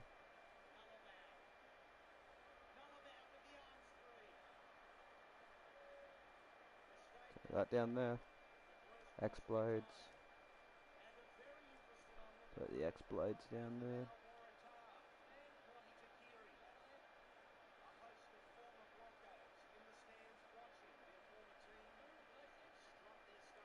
And then St. George logo.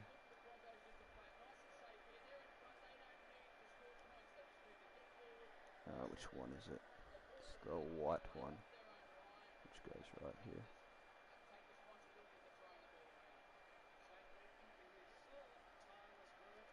Little bit ugly, not gonna lie, little bit ugly.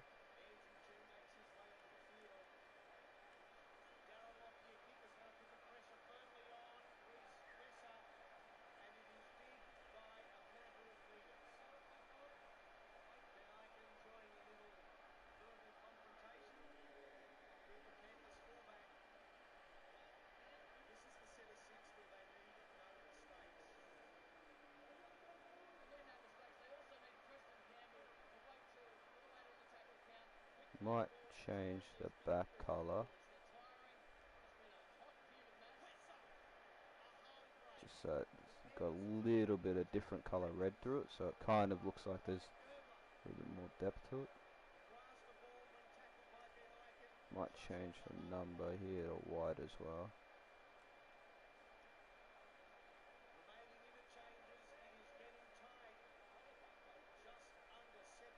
Let's go have a look to see what their kit looks like now.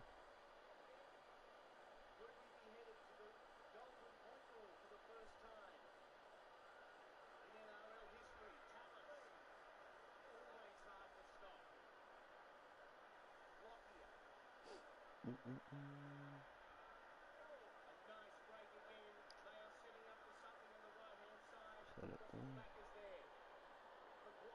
That is it, but I can't. It's not showing.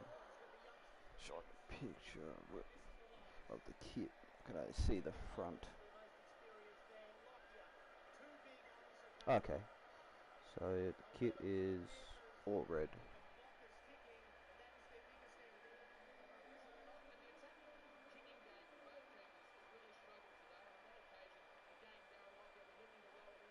All red.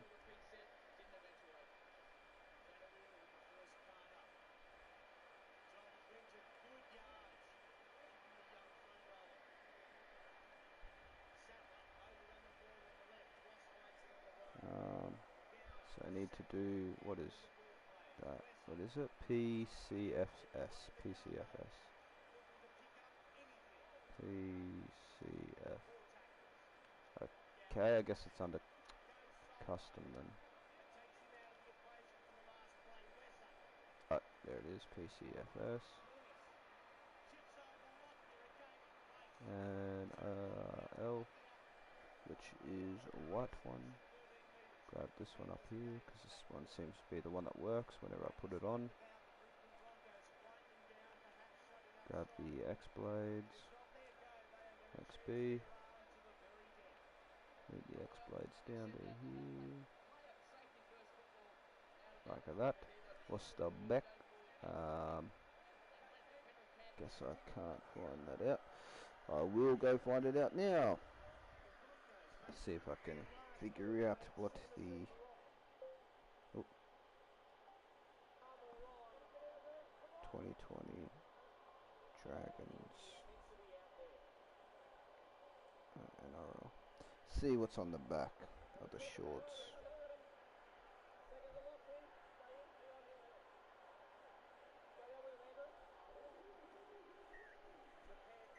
Well, actually, on this one, there is no sponsor on the back.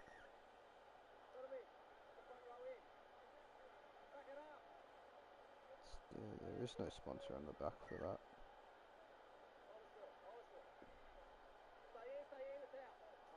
But I wonder if I'm looking. What if later on they did? They ended up getting some stuff.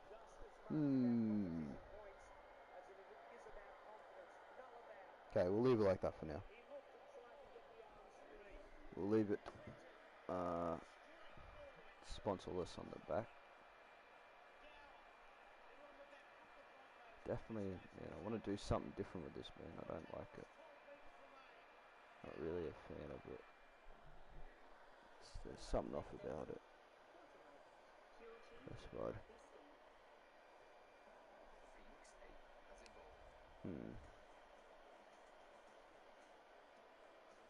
Now we're going to make the Nines jersey.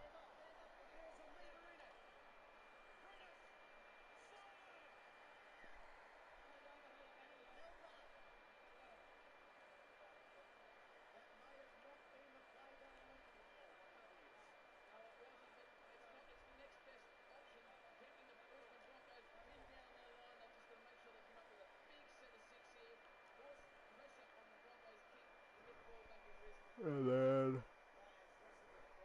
what was it? What was the short colours? They were red.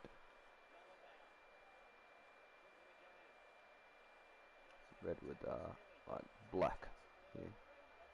I'll change that, and I'm going to assume socks are the same as the rest. I like how I got that there, but I'll figure it out.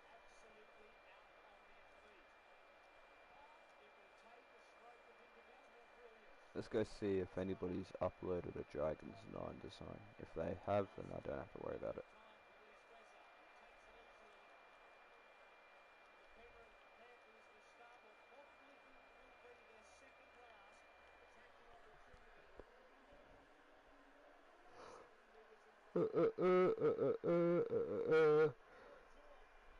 Well, since somebody made the Sharks 20, you know, I think there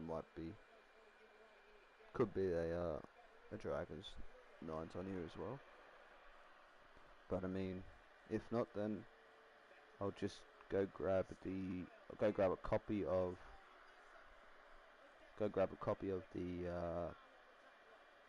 Dragons logo, break it up, grab the dragon, change the dragon to black, and then do it that way. Change the dragon to black, fit it on the jersey, and then do the design behind it as a separate design. Probably just do that now, actually.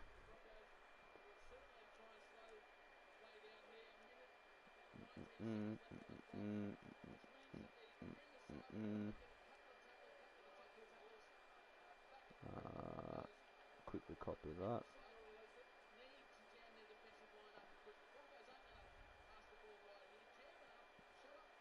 Like that. Get rid of that.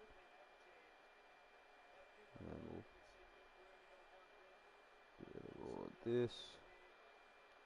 Outside 10 for this Chris Walker there. Change this to Bringing black. the runners out from last night in that Change this to line. black. He's as compact as you can get in a modern game. Pace of play. It's 20.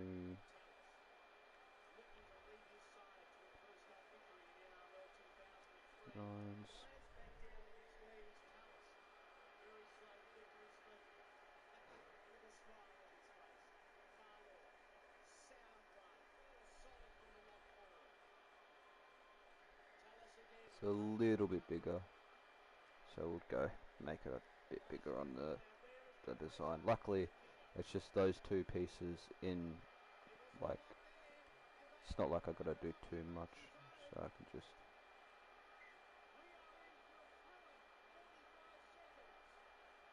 make this that big. Okay, here, do the same, and hopefully it just slots in. Straightforward. That's not going to get through the try line. The Panthers need something.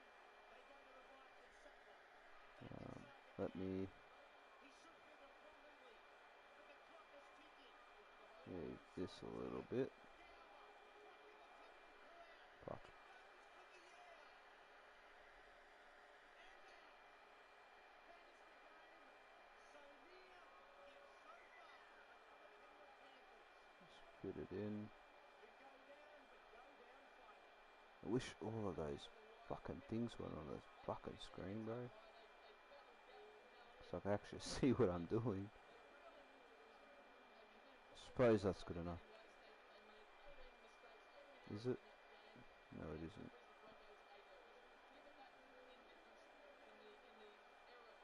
What am I looking at? Okay. This is this leg, which this part sits, yeah, right there, I reckon. This is a bit precarious. If this was a film, Okay. the jacket would probably start to rip at this point. Yeah, but this is a mat pad.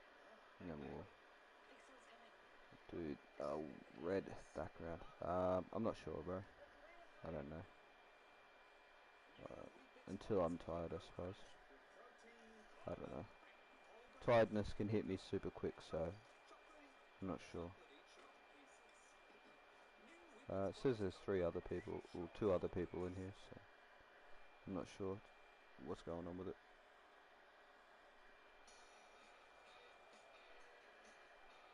Tremendous crowd here at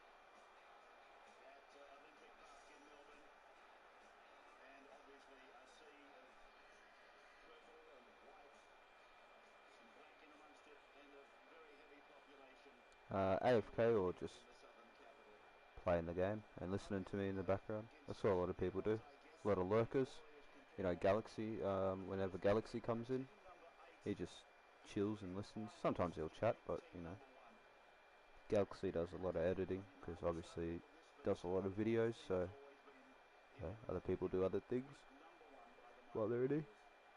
Like me, sometimes when I watch live streams, I'm doing something else, so it's just on in the background.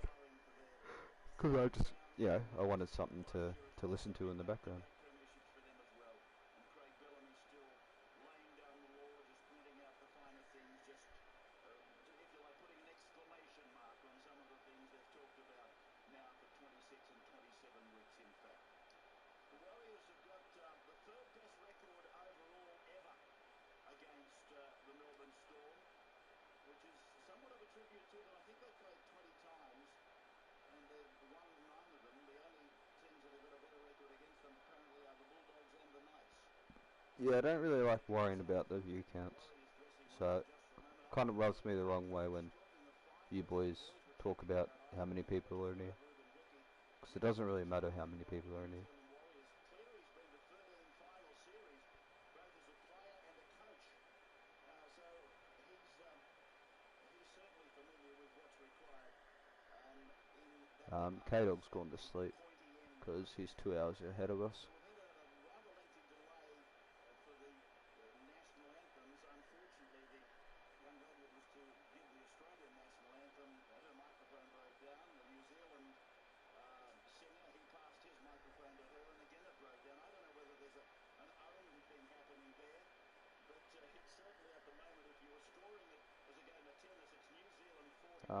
Yeah, I was just saying if you wanted to put the AI. Oh no, I don't want to put the AI on. I'm not putting the AI on. I only put the AI on when I'm in the mood. I don't really want to be sitting here listening to an AI when I'm watching footy in the background. And it's starting to get late. I don't really want to have that thing spewing nonsense in my ear at this time, to be honest. Really don't want that, so I'm not going to be putting that on.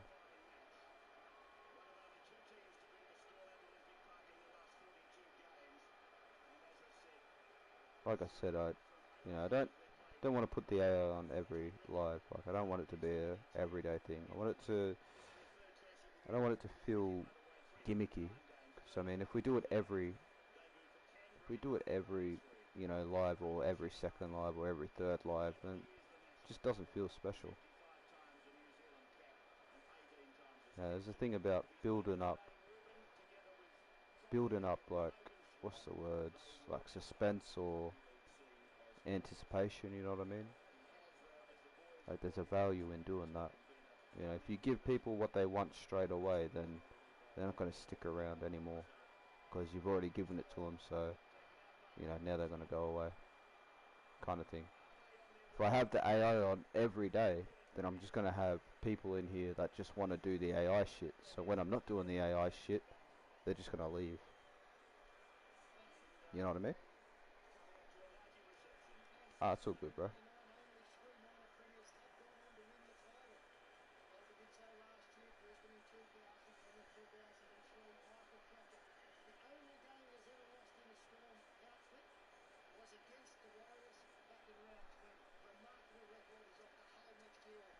Right, so we'll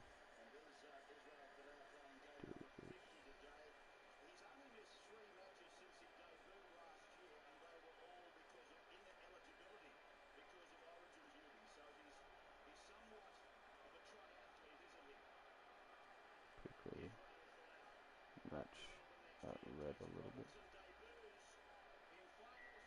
Yeah, I know what you mean. Alright, cool. It's good. Good. I'm glad you understand.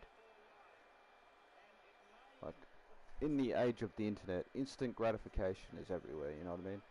Instant everything is everywhere. So nobody has the patience to wait around. Nobody has the patience to, anticipate or wait for the next time the AI comes on. People just want it now, and people just want it now, and people just want it now. When, there's a value in making people wait and helping, doing other things while people wait. I don't want to be known as that, that one, say this, right? To some people, with those AI stuff, I'll just be known as the guy that plays Rugby League Live 4 and has an AI that talks to him. Literally that. And that's not what I want to be known as. So that's why I refuse to put it on. And that's why I I'll put it on when I feel like it. I'll put it on when I feel like it's necessary. There's a time and a place to do that. And I don't think that's a time and a place right now. Just because I've seen a lot of questions about the AI the last couple lives, so there you go, there's my answer. You won't see the AI for a while. So, if you're only here for the AI, then, it's going to be a pretty shitty couple next lives. Let me just say that.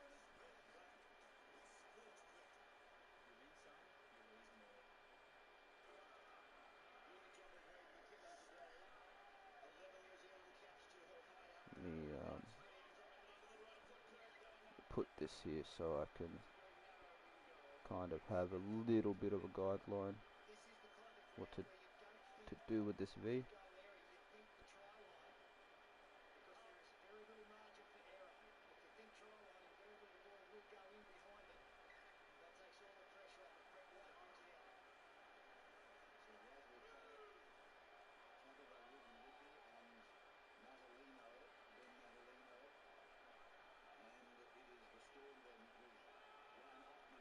Do that. Get rid of, fuck's sake. Get rid of these over here. and then we'll just copy and paste over there.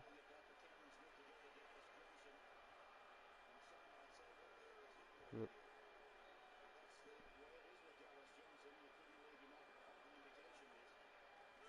Up there.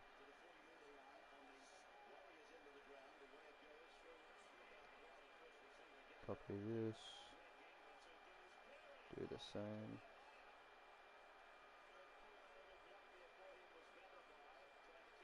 Okay, let's now move this up a little bit.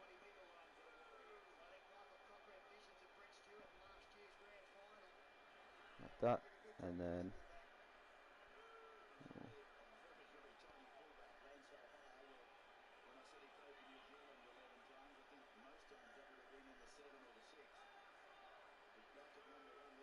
do this.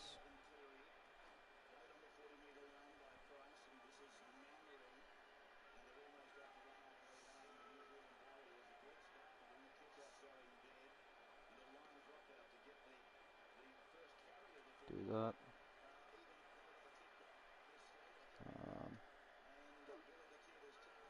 This. It's basically the same thing over and over again. They're just getting longer and longer.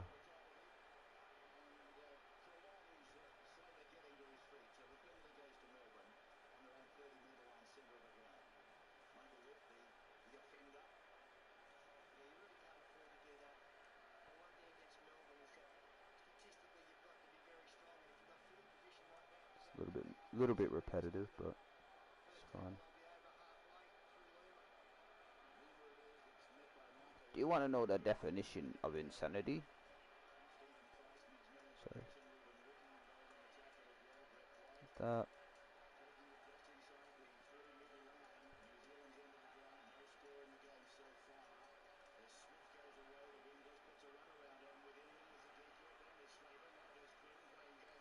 I want to go see what this looks like on the jersey real quick, just to see if these are the right size, because I mean, if they're not the right size and then I've got to come back and adjust them all, it's going to be just a hassle. So we'll quickly have a look at it.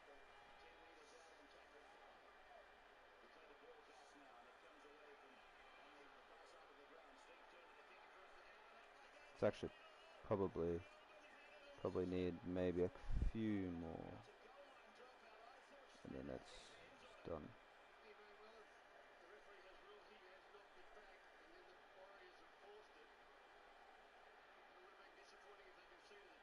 Like maybe 3 more, so it just goes down a little bit more past the dragon, but that looks quite nice already. Looks quite nice already.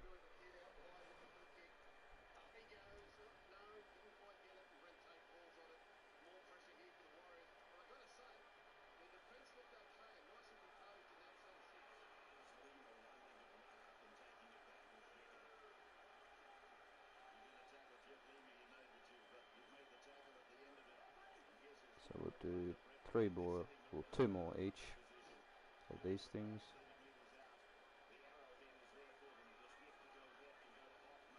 Then we get rid of that V there. That should look nice.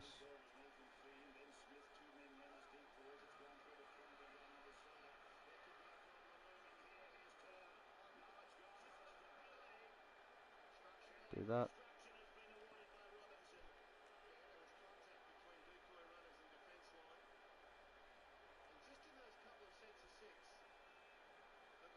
Like that. Oh, move that down a little bit actually. Perfect. Last one.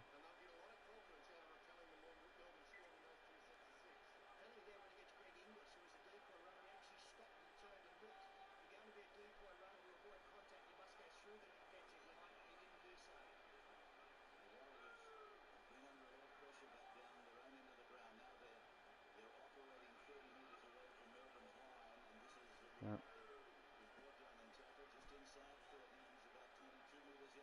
And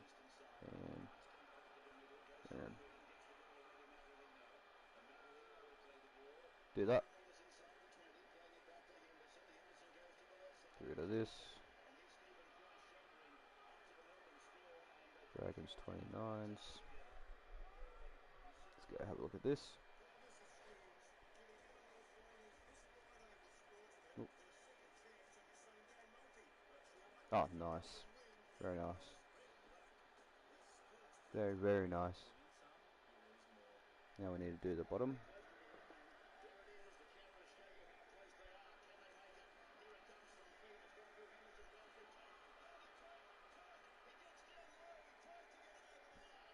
Right, so the bottom, it'll zoom in a little bit. So we'll go like this for the bottom. We'll do this.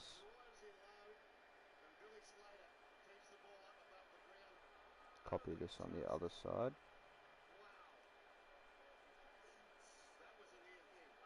Flip it. Move this over here. Down. And then we do this.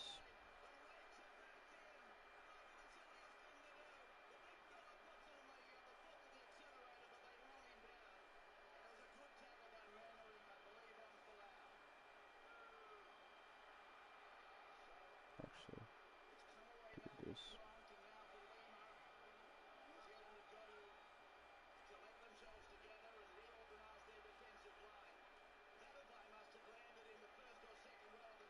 Fuck.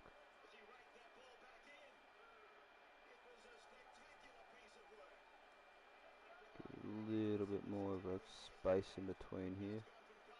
So let's go here. Like that, so it's just that little bit extra gap there. The same here. Do that. Probably maybe spread them out a little bit more, I reckon. Yeah, do it like this.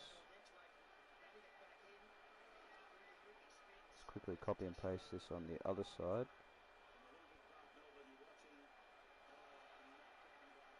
Yep.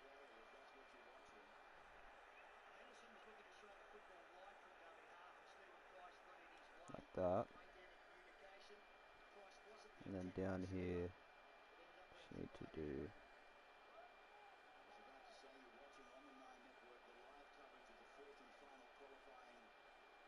this. Just make this a little bit thinner though.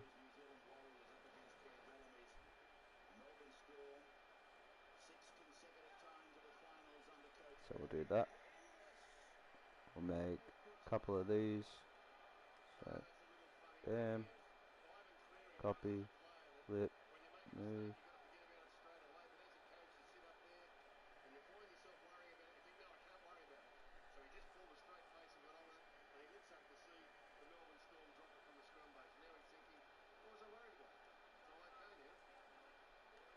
Do that. Flip, rotate, move, bam, copy, move here, copy, flip, move there,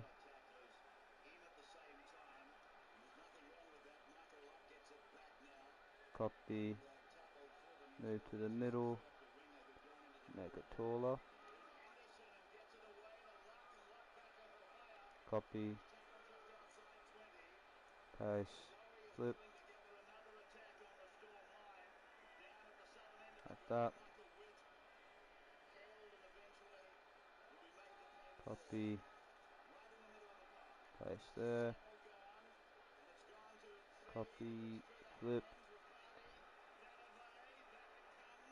paste there, copy, paste, make this one smaller now, copy that, flip it, paste it in there, move this here, make it smaller, flip it, copy, flip, paste, there, copy. I'll do a little bit taller again. Maybe like middle ground.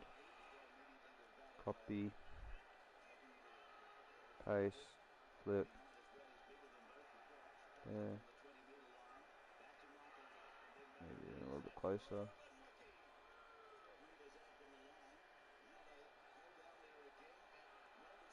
And then, bam, give it, make it a little bit shorter. This will be the last one of these ones anyways. Flip it, move it there, and then we just do these.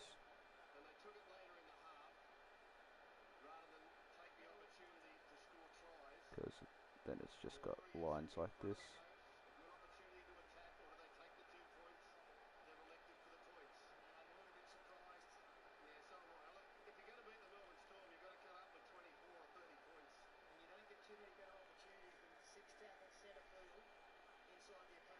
Okay, so now we will go through this here and move these parts down, I reckon. So I'll move these down there, match the same on this side, and then we'll make that just a little bit taller. There. Have a look at this actually real quick. Let me have a look. Baba! Ooh.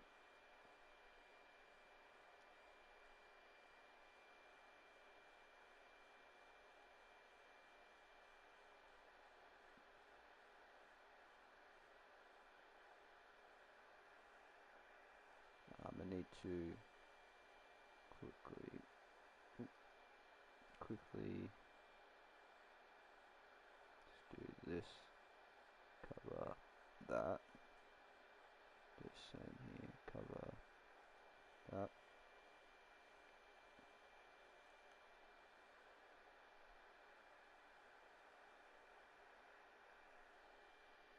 Okay, not bad. Ooh, that looks nice. Looks really nice. I like that a lot.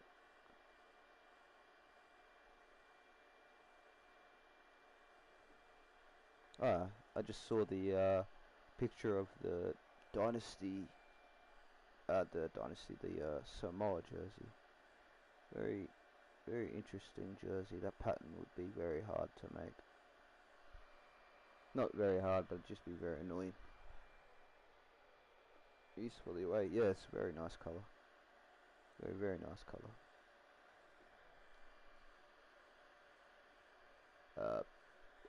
Very, very nice.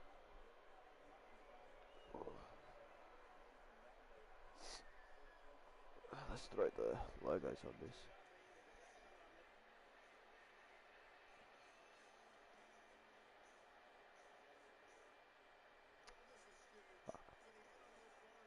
So I'll have to.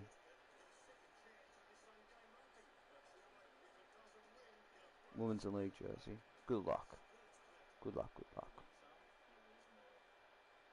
Forget what their 2021 Indigenous look like. Completely forget what they look like.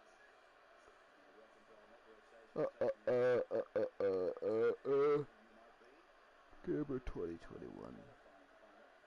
Ah, yep. You can find those logos, I'm pretty sure. I think I made them, or somebody else attempted to make them, but I'm pretty sure you can find those on the Fan Hub. I think I attempted to make them. Can't remember.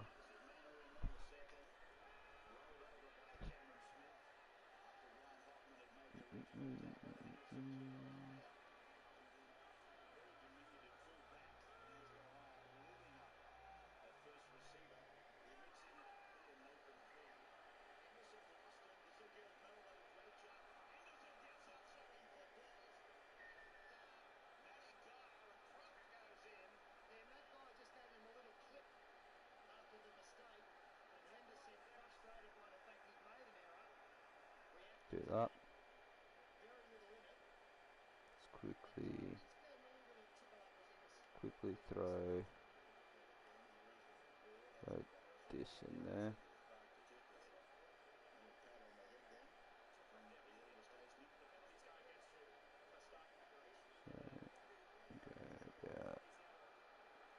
Go about there.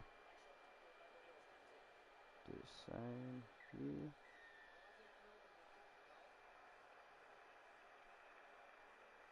I think Melbourne will kick the goal. Do that. Grab the St. George. Not that one. This one. Probably could move it up a little bit. Yeah, move it up to about there.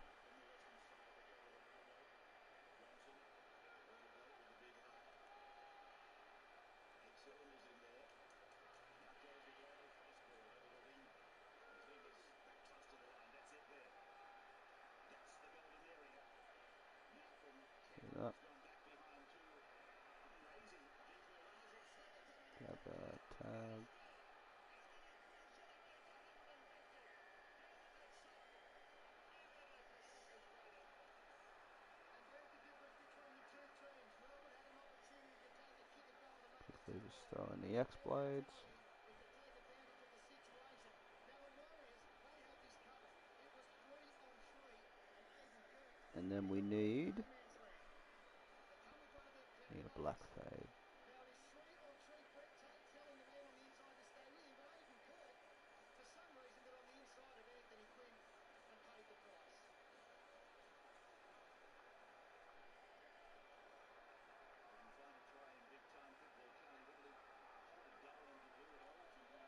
Do the same. I need to fucking eat something, so I'm gonna go make some food in a little bit.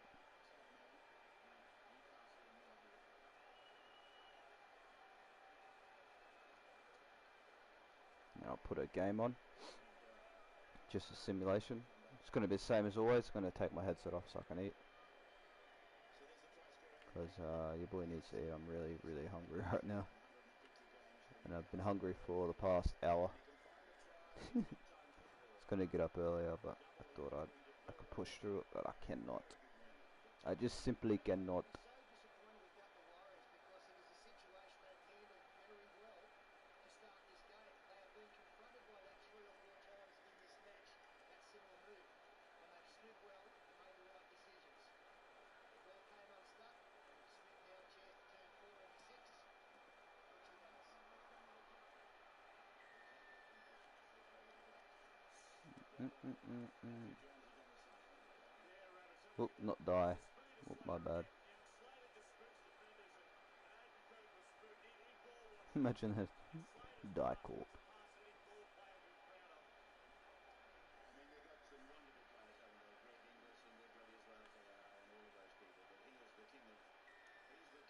similar move, and they've stood well and made the right decisions. The ball came unstuck, and Smith now a chance to turn 4 into 6, which he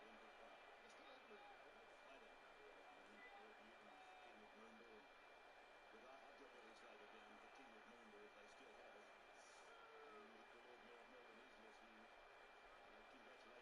Oh, not die. Oh, my bad. Imagine that. Die corp.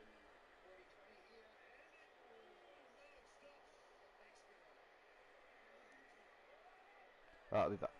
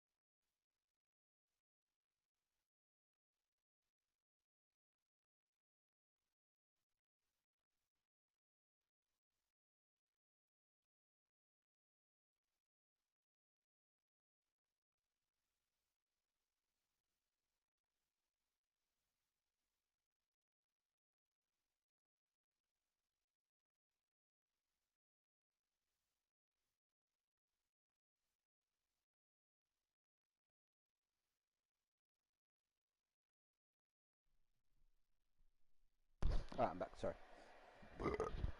Oh, pardon me. Jesus! Alright, got a little bit of energy now, so I just had a feed. What K-Dog saying? No way. What is he sending? Oh, I seen this up the wires. Donated $3 New Zealand and 49 cents through Super Chat. Ew. Yo Speed, please say up the wires. Up the wires, bro. Yeah, somebody in, I don't know, if there's another streamer I watch named I'm Dante, another American fella. Somebody, he was watching the Sidemen, one of the Sidemen charity matches one day. And there was a donation from somebody saying up the wires, and he read it. He was like, up the wires. I was like, what the fuck? Tom Dante said up the wires. Heritage looks nice, Jake. Great green, man. Really great green.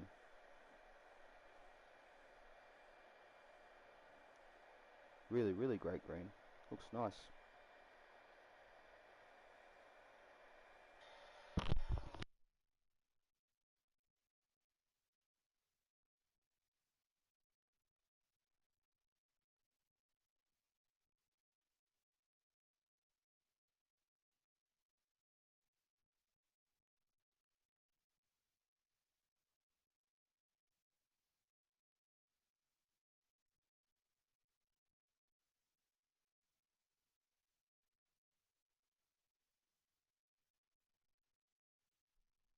Right. Sorry about that.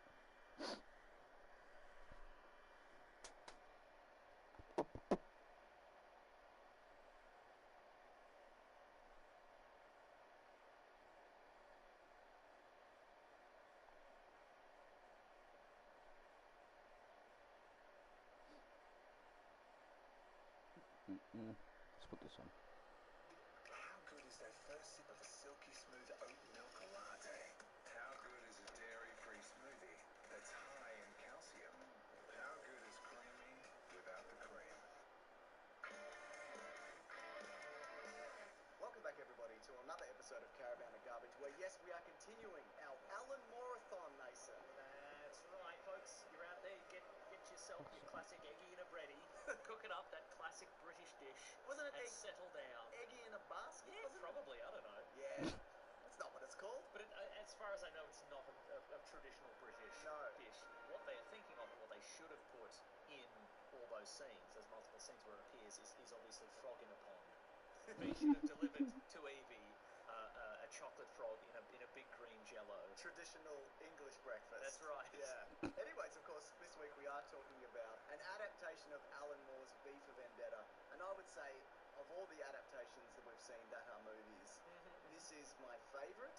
Interesting. It's not perfect, but I feel like there's a real momentum to this. Okay. I get the message. You know what I mean? Yeah. I see the guy and he's shouting and he's banging his fists and there's the signs behind him and I'm like, I think I get this. Oh, yeah. Yeah, please leave a like if you get it too. Just trying to see what the back looks like. I'll put you in a used Toyota Camry today. What will it take for me to jam you in this Camry? Jam me into a Camry. That's good. What do you think of it though? Well, what I think I'm getting from previous weeks and also this episode is that the main mistake in attempting to adapt an Alan Moore project generally is there's always so much to them. Yeah. And Hollywood's like, yeah, we can knock this out in 2 hours. We can take 10 issues, and it's not like a... And also add stuff? Yeah. Yeah. It's not like it's, a standard issue superhero fair where it can be... You can take a 10-issue storyline, and most of it is just they encounter the bad guy, and then they tie or lose, and then Probably they upgrade their armor. should go have a look real quick, but the back is basically just this, but I don't think it is with a V. So let me quickly... remove or change as necessary. Yeah. This is 10 issues, and I feel like it is all essential, the original. And why not just chop it out, Absolutely. 2020. Chop it out and sanitize it and... Add another subplot and whatever. But yeah, I think there's still a lot of things that I enjoy about this, even if it's not right, for lack of a better word. I like the characterization of V. Like the look, I mean, the look is from the comic. Sure, yes. Right? Like the Very iconic look. personality, his physical... Let me quickly just play this video so I can have a look at the back of this Nines jersey. What does it take to win Money Magazine's I don't know. What does it take? 2024? Strong performance, Okay. value for money, and a Ah. focus on members. Oh, okay. Super fund that delivers all three, that's a plus. Host Plus? I made the same joke last night. It's not even a joke. Oh, okay. I see what it's like. Johnson is toying with it.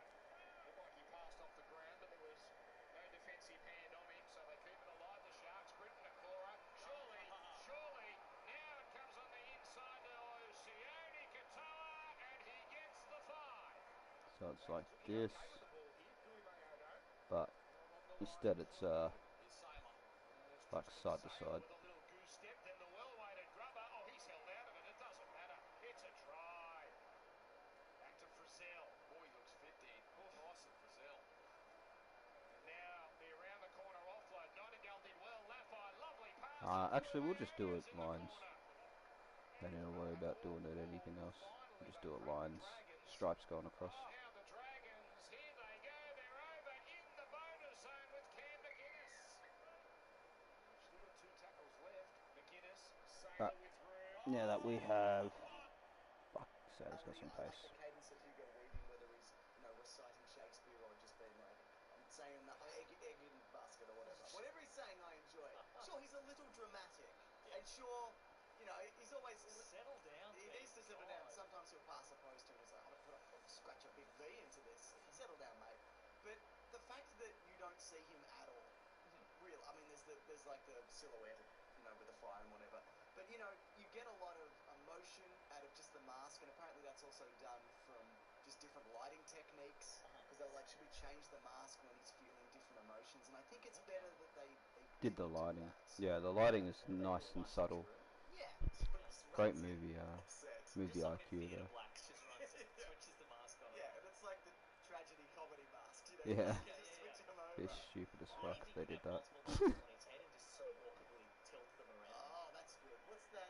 The Living Tribunal. Oh, yeah, I was going to say the He-Man character, but yes. But Hugo Weaving, you probably know this. He didn't start filming this. Was it James Purefoy? It was. Yeah, okay. Pennyworth's Own. Oh, Keep that in your head. That'll come back We're later. coming I back think, to that. Yeah. And of course, we're going to come back to this. There's a TV show called Pennyworth, in case people are wondering. Yeah. Actually, that's not true. It's called Pennyworth, the origin of Batman's butler. That's right. Keep that in your head. Keep that in your head. You'll later. need it. You'll need it.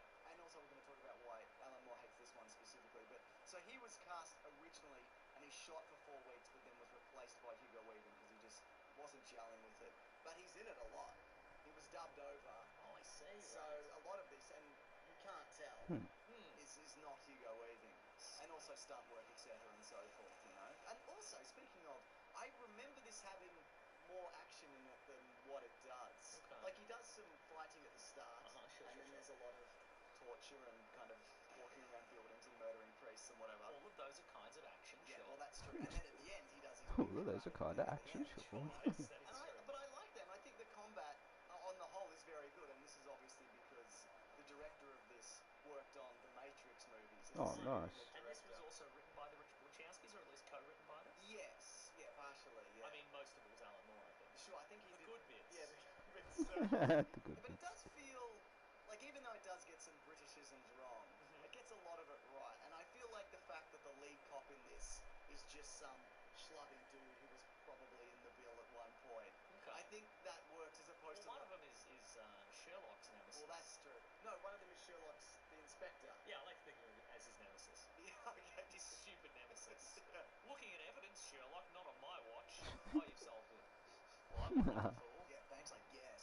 But at the same time, I'm like, it really feels out of place that there are just these two good cops and they're trying to do their best here. It's like... Well, there's a theory that the second cop, the one from Sherlock, is actually an inside man. Right. Because a lot of the things V does in this are completely inexplicable. Sure. And the only way that he or she or they would know what was happening is if there was somebody close enough to be feeding them information. Yeah, right. And I know V probably has police scanners and all of that, but there is a pretty solid theory that at least one of those cops, probably the second one, is helping. You're saying a theory or an attempt to paper over plot holes? You decide. That one, I've already decided. I decided before you finished the sentence. Alright. Also, I reckon something we'll- I didn't care for in this movie is it's pretty nice, isn't it? Reckon The whole we'll world's pretty nice. Oh, you mean probably in get one terms more of, like, team done tonight. fascist Yeah, this But fascistic I think I got all the place is lineups like done a for nice this house Tiger, and a nice this apartment and a big TV, Dragon, and so we should be every able to time cut share it, someone, hopefully, a family and a nice without messing terrace around with cottage, players. a lot of space. A lot of space in this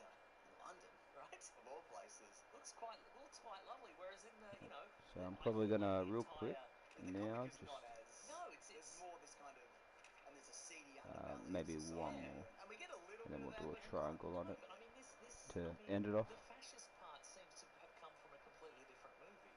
right. Where they're like, we've got to crack down on this, and the people are rioting in the streets. No, they're not. They're all watching their TV and going, for sure. For sure. Evie at the start of the comic book is about to, go out on the streets and try to make a living as a Something like lady that. of the night. Yeah. I reckon. She's 16. Yeah, because life has been so hellish for her, and in this she just works at a TV station or something. Yeah. Well, they had this same. It's pretty nice. She's got a nice little blouse on. Absolutely. But they had the same backstory in the comic. Like her parents were taken away for for speaking out against the government, and it's the same thing here, except here she's just like, she's doing all right. Yeah. But I think the idea of that was, you put her in the same building, then V can come in, and that's a whole that whole thing can really kick off. John Hurt, he was in 1984, and now he's Big Brother. He's become the thing. Oh, makes you think, doesn't it? He said he wouldn't do it. Remember in the movie and book, he was like, I hate 1984. This sucks. But look at him now. It's the worst possible year to be in. Yeah. So here's a few of the changes that they made. Just a few. We mentioned Evie and her story and character has And changed. it's quite nice. It's quite nice. Everything's quite nice. Quite significantly. There's no chemical attack either. Subplot, or not even subplot. It's like the plot of this. The big secret reveal is at the end of this that the chemical warfare which caused Britain to turn to fascism was internal. Yes. It was coming from inside the Britain. That's right. And that's what Inside the Britain. caused them to rise to It was power. coming from inside the old hill. Yeah.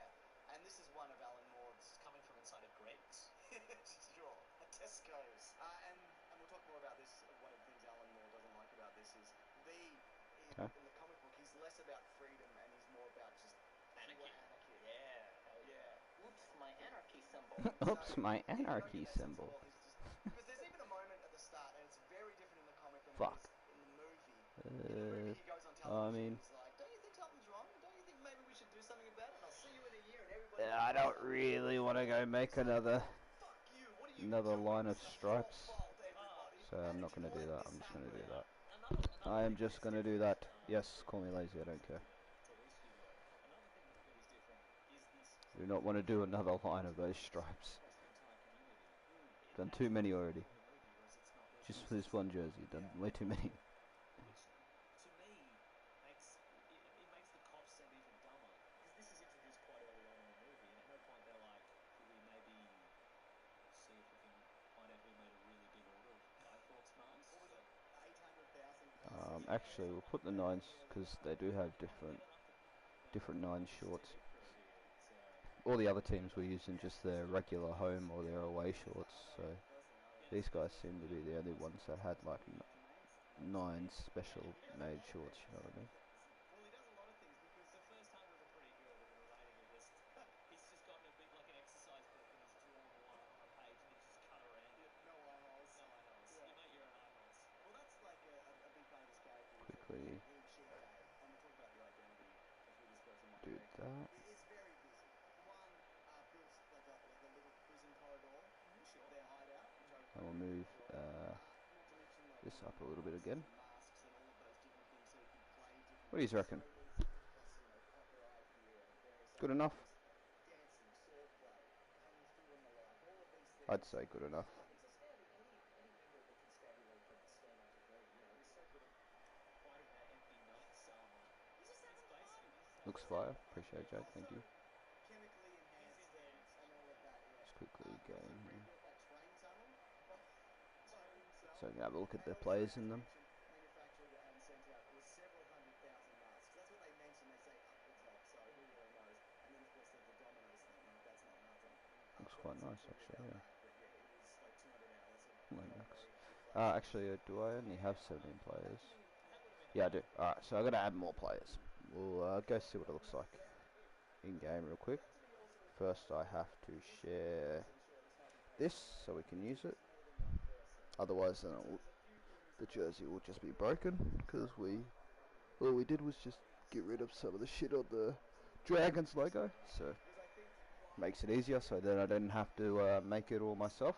Which shout out to the Dragons for using a simple design.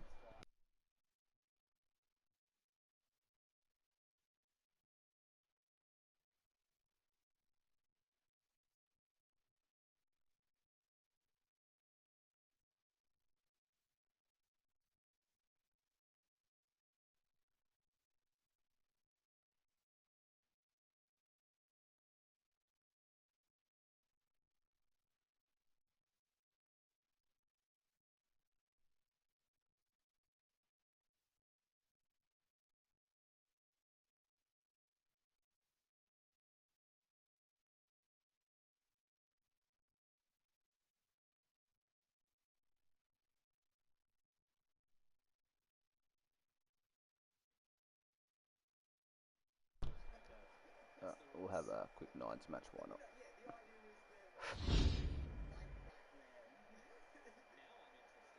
is an idea. So again, Where are they? There they are. single margin no person. We will verse Cronulla, because why not? Okay, sure. B is a member of Get Waikato again, it's either mentioned in the because why not? Let's have a look. other laws will see defenders will know that's Okay. not the case. B Has is he debunked all of these? no, just that one. Yeah. Okay, right. Okay, let's have a look at some more 2020 So a jerseys. member of the British boy band Five. You think abs? Could have been abs? Quickly Googling, trying to remember another member of the band Five. Let's go.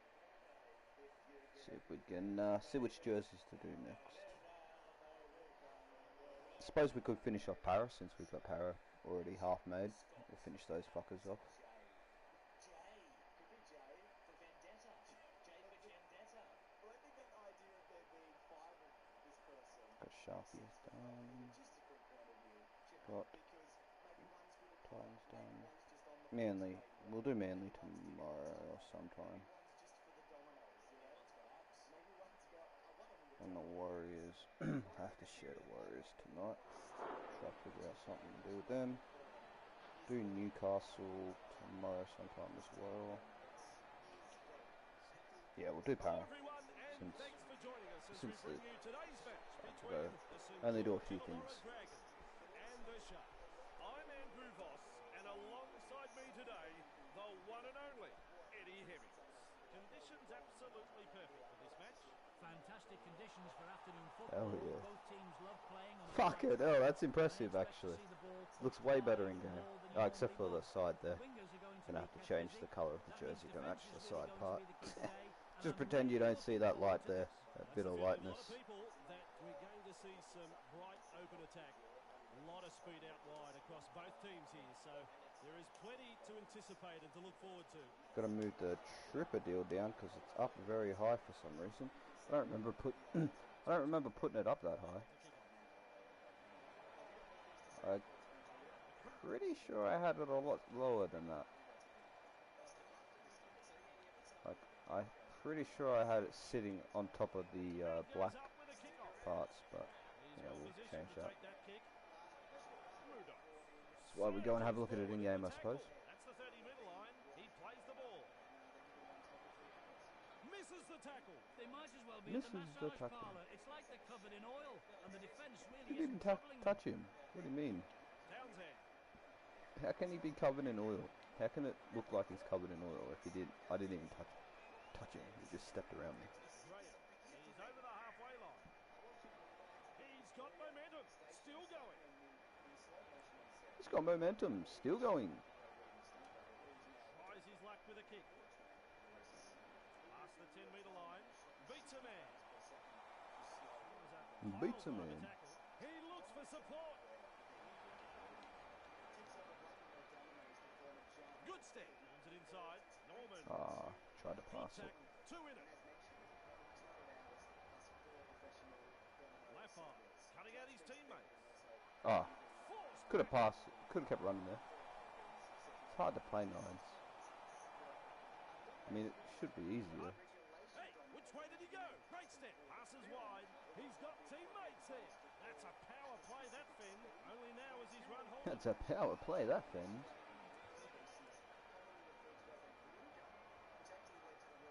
Hey, twinkle toes. Hunt. Mesmerises the defence with a step. With the short ball. That's pretty cool.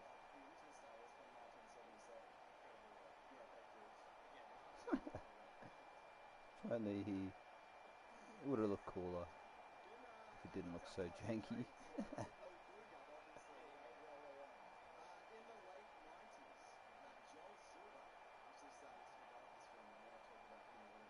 Those were quite nice though.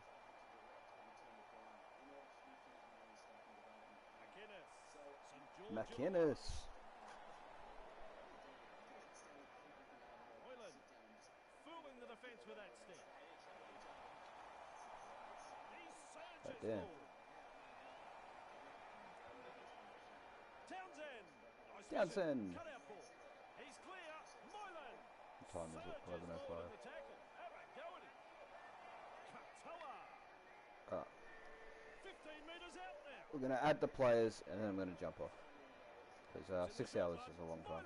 I know this live was very boring. Not much too crazy. Literally, what did we do? We got one jersey done. Townsend puts up the bomb. Sailor under the bomb and cool under pressure. Breaking his way through the line. He can really motor. I just He looks around for some backup. Dufty. Ooh. He's got backup. Early stream tomorrow though. Chasers on. Can they get to him? Still trying to make meters as he's brought down after that good run. So we'll have a morning stream. Dufty sends it back inside. Loops And then over the top. obviously our regular late streams. Because I actually wasn't going to stream today. It was supposed to have a little break today. What a step. Clear the tarmac. He's coming through. Hunt. But I decided to stream, so. Norman just galloping along, wading through the defence. He claims the try. He claims the try. Bonus point for that one as well. Let's go. Shout out the baddies.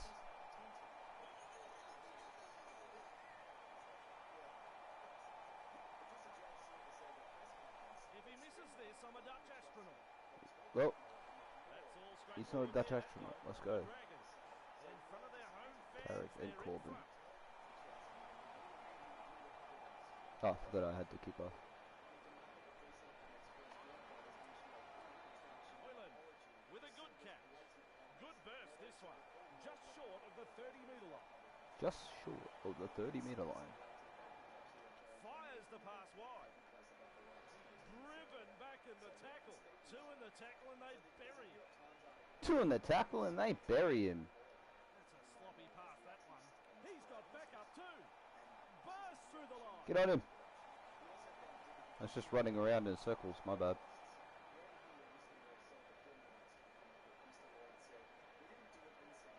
With momentum.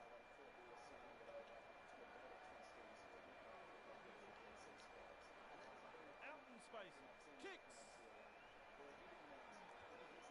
Good tackle there. Hunt. Cut out ball. Batters his way through that tackle. He's testing the defence with a short pass. Brazil. Tackled nice and easy there. Probably could have kept running. McInnes cuts out a few of his teammates. Bamboozles the defence with a step. Met No front palms. in a two-man tackle. Tried to get a palm off. Maybe a dummy palm. Some Ben Hunt-esque football. Brazil powering his way through the defence. Alfie Langer style kick. And he's through the line. Support is there. Alfie Langer style kick. That is strong. Rudolph. Nikora. Oh, actually, we got forgot we got the Tigers shared and done today. Well, the Tigers 9's done today. So we got Tigers 9's done. Messed around with the Dragons Indigenous. Finished the Dragons 9's. That'll give this team's confidence a boost. Then we'll share that, so then we'll have two teams that are shared. I'll probably leave the Warriors to last to share. Just because I gotta do a lot of the same shit I did with the other stuff. You know, the copying and shit like that, the copies of the copies. Like the annoying part. So I'll leave that till later. But we will get them all out. I'm determined this time to finally get a full league out. I'm determined. And if it kills me, so be it. Finally wrapped up. Laffar captured there in a two-man tackle. Did you just say the coach would be suicidal, or am I tripping? Little kick from behind. Numbers. They've got them. Freezes play the ball on the 40-metre line. Running along. Lays it off. Will test them on the ground with a grubber kick. Katoa doing well under pressure. That could have been trouble. Katoa.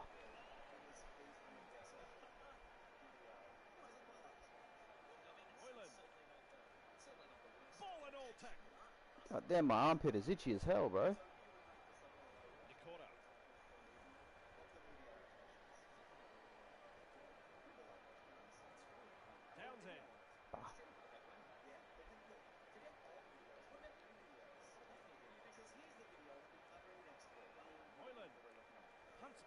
Moyland. Punts it. Latches onto that kick. Oh, thank you. Good burst, this one. He's clear. Surges Had forward nobody. with tackle. Nobody close. That's the first half completed. Well, Eddie, that's another half of football we've just watched. Pretty good. The St. George That's another half of football we watched. Pretty good. some bruising defence and some The nice fuck, man. attacking play. This Pretty good. He used to kick. I'm not even going to worry about fixing up the nines. For the kickoff. The nines He's there to lead lineup. the kick back. Couldn't be bothered, to be Lays honest. it off. Brazil. Sprinting. Breaks the line. Straight through. Going as fast as he can.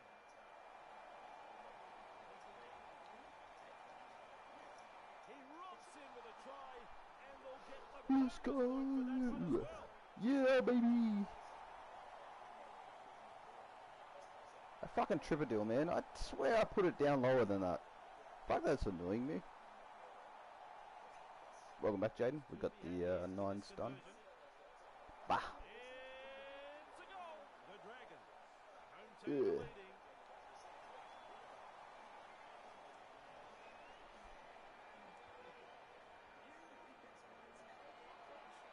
He snaffles that one. Good burst, this one. And they stop him right on the 20-metre line. Looks good. Yeah, it's quite nice. I've got to Nice add tackle. the rest of the players after this match, and then I'll Wriggles through the tackle and share he's it. offloaded.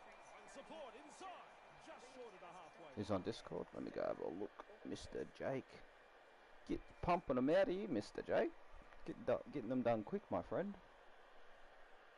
Full lineups as well. All 30 players. Or 27, or however many there were. Nice. Yep. Oh, nice, bro. Putting in some good work. I see you over there putting in some good work. Looks nice, Jake. I get a little bit crossfaded. Let me go like refresh my mind on the 2021 Women League real quick. Sometimes you're toxic. Another episode of Cloud on the Go, where we are working our way through the Matrix trilogy. All three films leading up to a fourth film. That's right. Which will be coming out in the Okay, yeah. So improvise. Okay, I get you. I get you. I was wondering what the boxes represented for a second. Let me go have a look at it. Here on 2021 Women League. Oh, yep, I see. I see. Yeah, that is not too bad, eh? It's just all about different ways on how to like do those letterings. Like it's repetitive to sit there and do them line by line. So I like the way you did it. It's pretty nice. It's a good improvise. How do you get the option to play Women League? Play the women. Mine is locked. You have to own the World Cup edition. Driving forward. Yeah, World Cup edition. Good ball. Look at the acceleration. Great stick.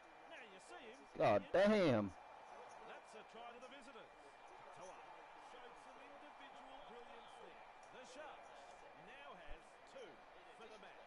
That was something How do you do that? You gotta buy it. Great effort, boys. Gotta buy it disc. You gotta buy the disc. But it's like $120. Couple of deep breaths as he looks to kick this one. Nails it. Well, the coach is getting quite animated now. He knows that this game is theirs to lose, and he won't want to let it slip in the closing stages. St George Illawarra lead by 2. He's well positioned to take that. Yeah, you're not able to buy it anymore on the PlayStation or the Xbox. You have to buy it, the physical copy of it. Powers ball. This is good. A very long pass now. Left on. He's through the line. And because of how not rare, but you know, because it's like a one-off thing, and because now True Blue are no longer a company, it's a lot dearer than what it used to be. Driven back in that 2-man tackle.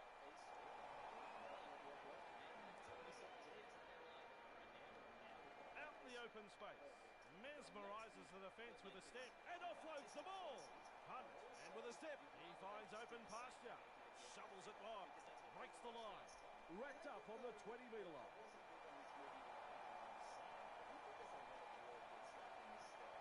Norman!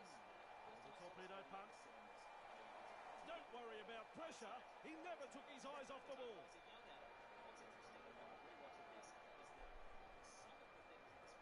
Moylan has a look and flicks it inside. Powers forward. I think we are getting another game. Wrapped up. No way through. What's next? I'm going to sleep. That's what's next. Sprinting. That took a very good tackle to Oh, well, I'm getting off live. That's what I'm doing next. The punt. Starting along. Makes some ground. Hunt in open pasture now. Looking to send his man through a hole. Norman slips a pass away. Slips a pass away. Captured by the defence. Norman starting along. Look at this guy brushing through the tackle. No. Powers through the defence. Damn it. No respect for ball security. Graham surges Shut up, Ad. forward in the tackle. Have a go at it. Dugan. He's got momentum. 40 out and called to play the ball. Moylan. Oh, goodness. Wasn't necessarily. And I think there is a struggle here to kind of keep that energy up and keep expectations high. And some of it works, but then Surges forward in the tackle. Nikota. Plenty of determination in that Nikota. run.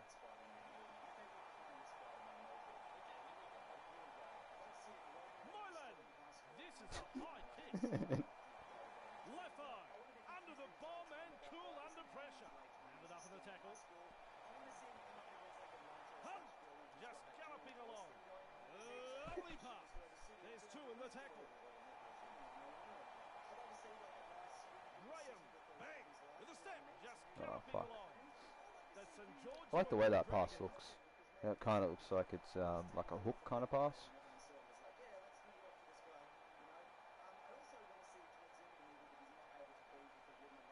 It looks cool from over here. Looks like it's like passing it over the player kind of thing. Unable to break through. Graham. St. George Illawarra not able to break through the strong defence. Oh, what shall I do? Darting along. Whatever shall I do? Choose a 40-20 maybe? Keeps going. No, but I'll choose that. Into touch. Looks for Whatever shall I do? Restarts play with a tap. Duffy. Fuck. Force backward. Now just 15 metres away. Well, indeed. Graham. No! They let him off the Ah, that's what I get for choosing the game. hoping his team would get over the line. Footy gods. They turned on me. I thought they were on my side there. Needed to secure that. Trust me to have a two-point game Met by a wall in a of nines tournament. Townsend. He Ah. heads east. They've lost it. Ah, He thank you. breaks through. He's in the clear. There's few moments sweeter than that. A try on. I'll take that. The St. George Illawarra Dragons have had the try awarded, and that'll put more points on the board. Laffer got in good position, timed his run, and has Get out of the way, cameraman. kick from virtually right in front. Successful with the kick. St. George Illawarra lead 20 to 12 here. Lead 20 to 12 here.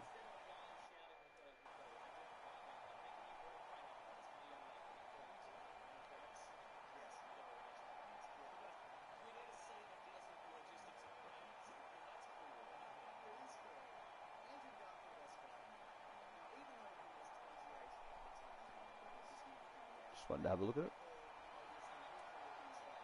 I didn't use a single fucking interchange until now. Change from the coach here, I think.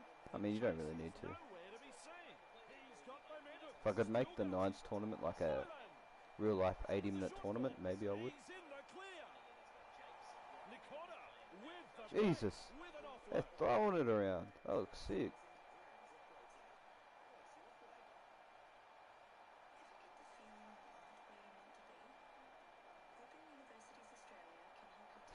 Why is he holding it like that? I thought he was clear.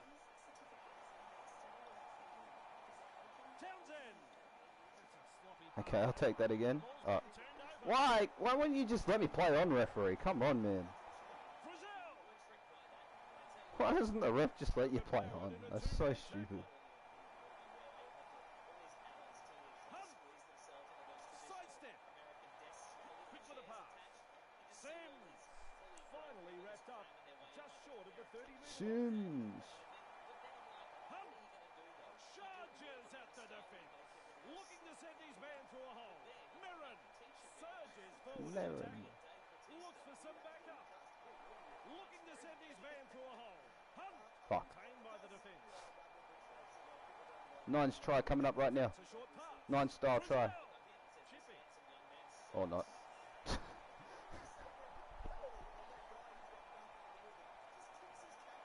Back underway with a tap. Katoa with a quick pass. There's the siren for full. Ah, then full I'm time jumping over. off. And there we have it. Well, I'm going to get the plays and all that added St. George after this. I want to take the headset off. secured the win this afternoon. I'm sick of having it off. Of So, decent if rugby you league boys players are still up from the around well, as the crowd start to leave, Eddie's already 1:30 at the latest would be when this team is up. But it'll probably be up very soon. You say sad, but I've been on live for 6 hours and 32 minutes. That's a long time. And I'm getting to the point where I don't want to be on live anymore. I just just want to take the headset off, listen to YouTube, go add the players, and then share it because it's annoying me. Goddamn headset. I'll catch you later. Appreciate you. Bye bye bye. Don't stay up.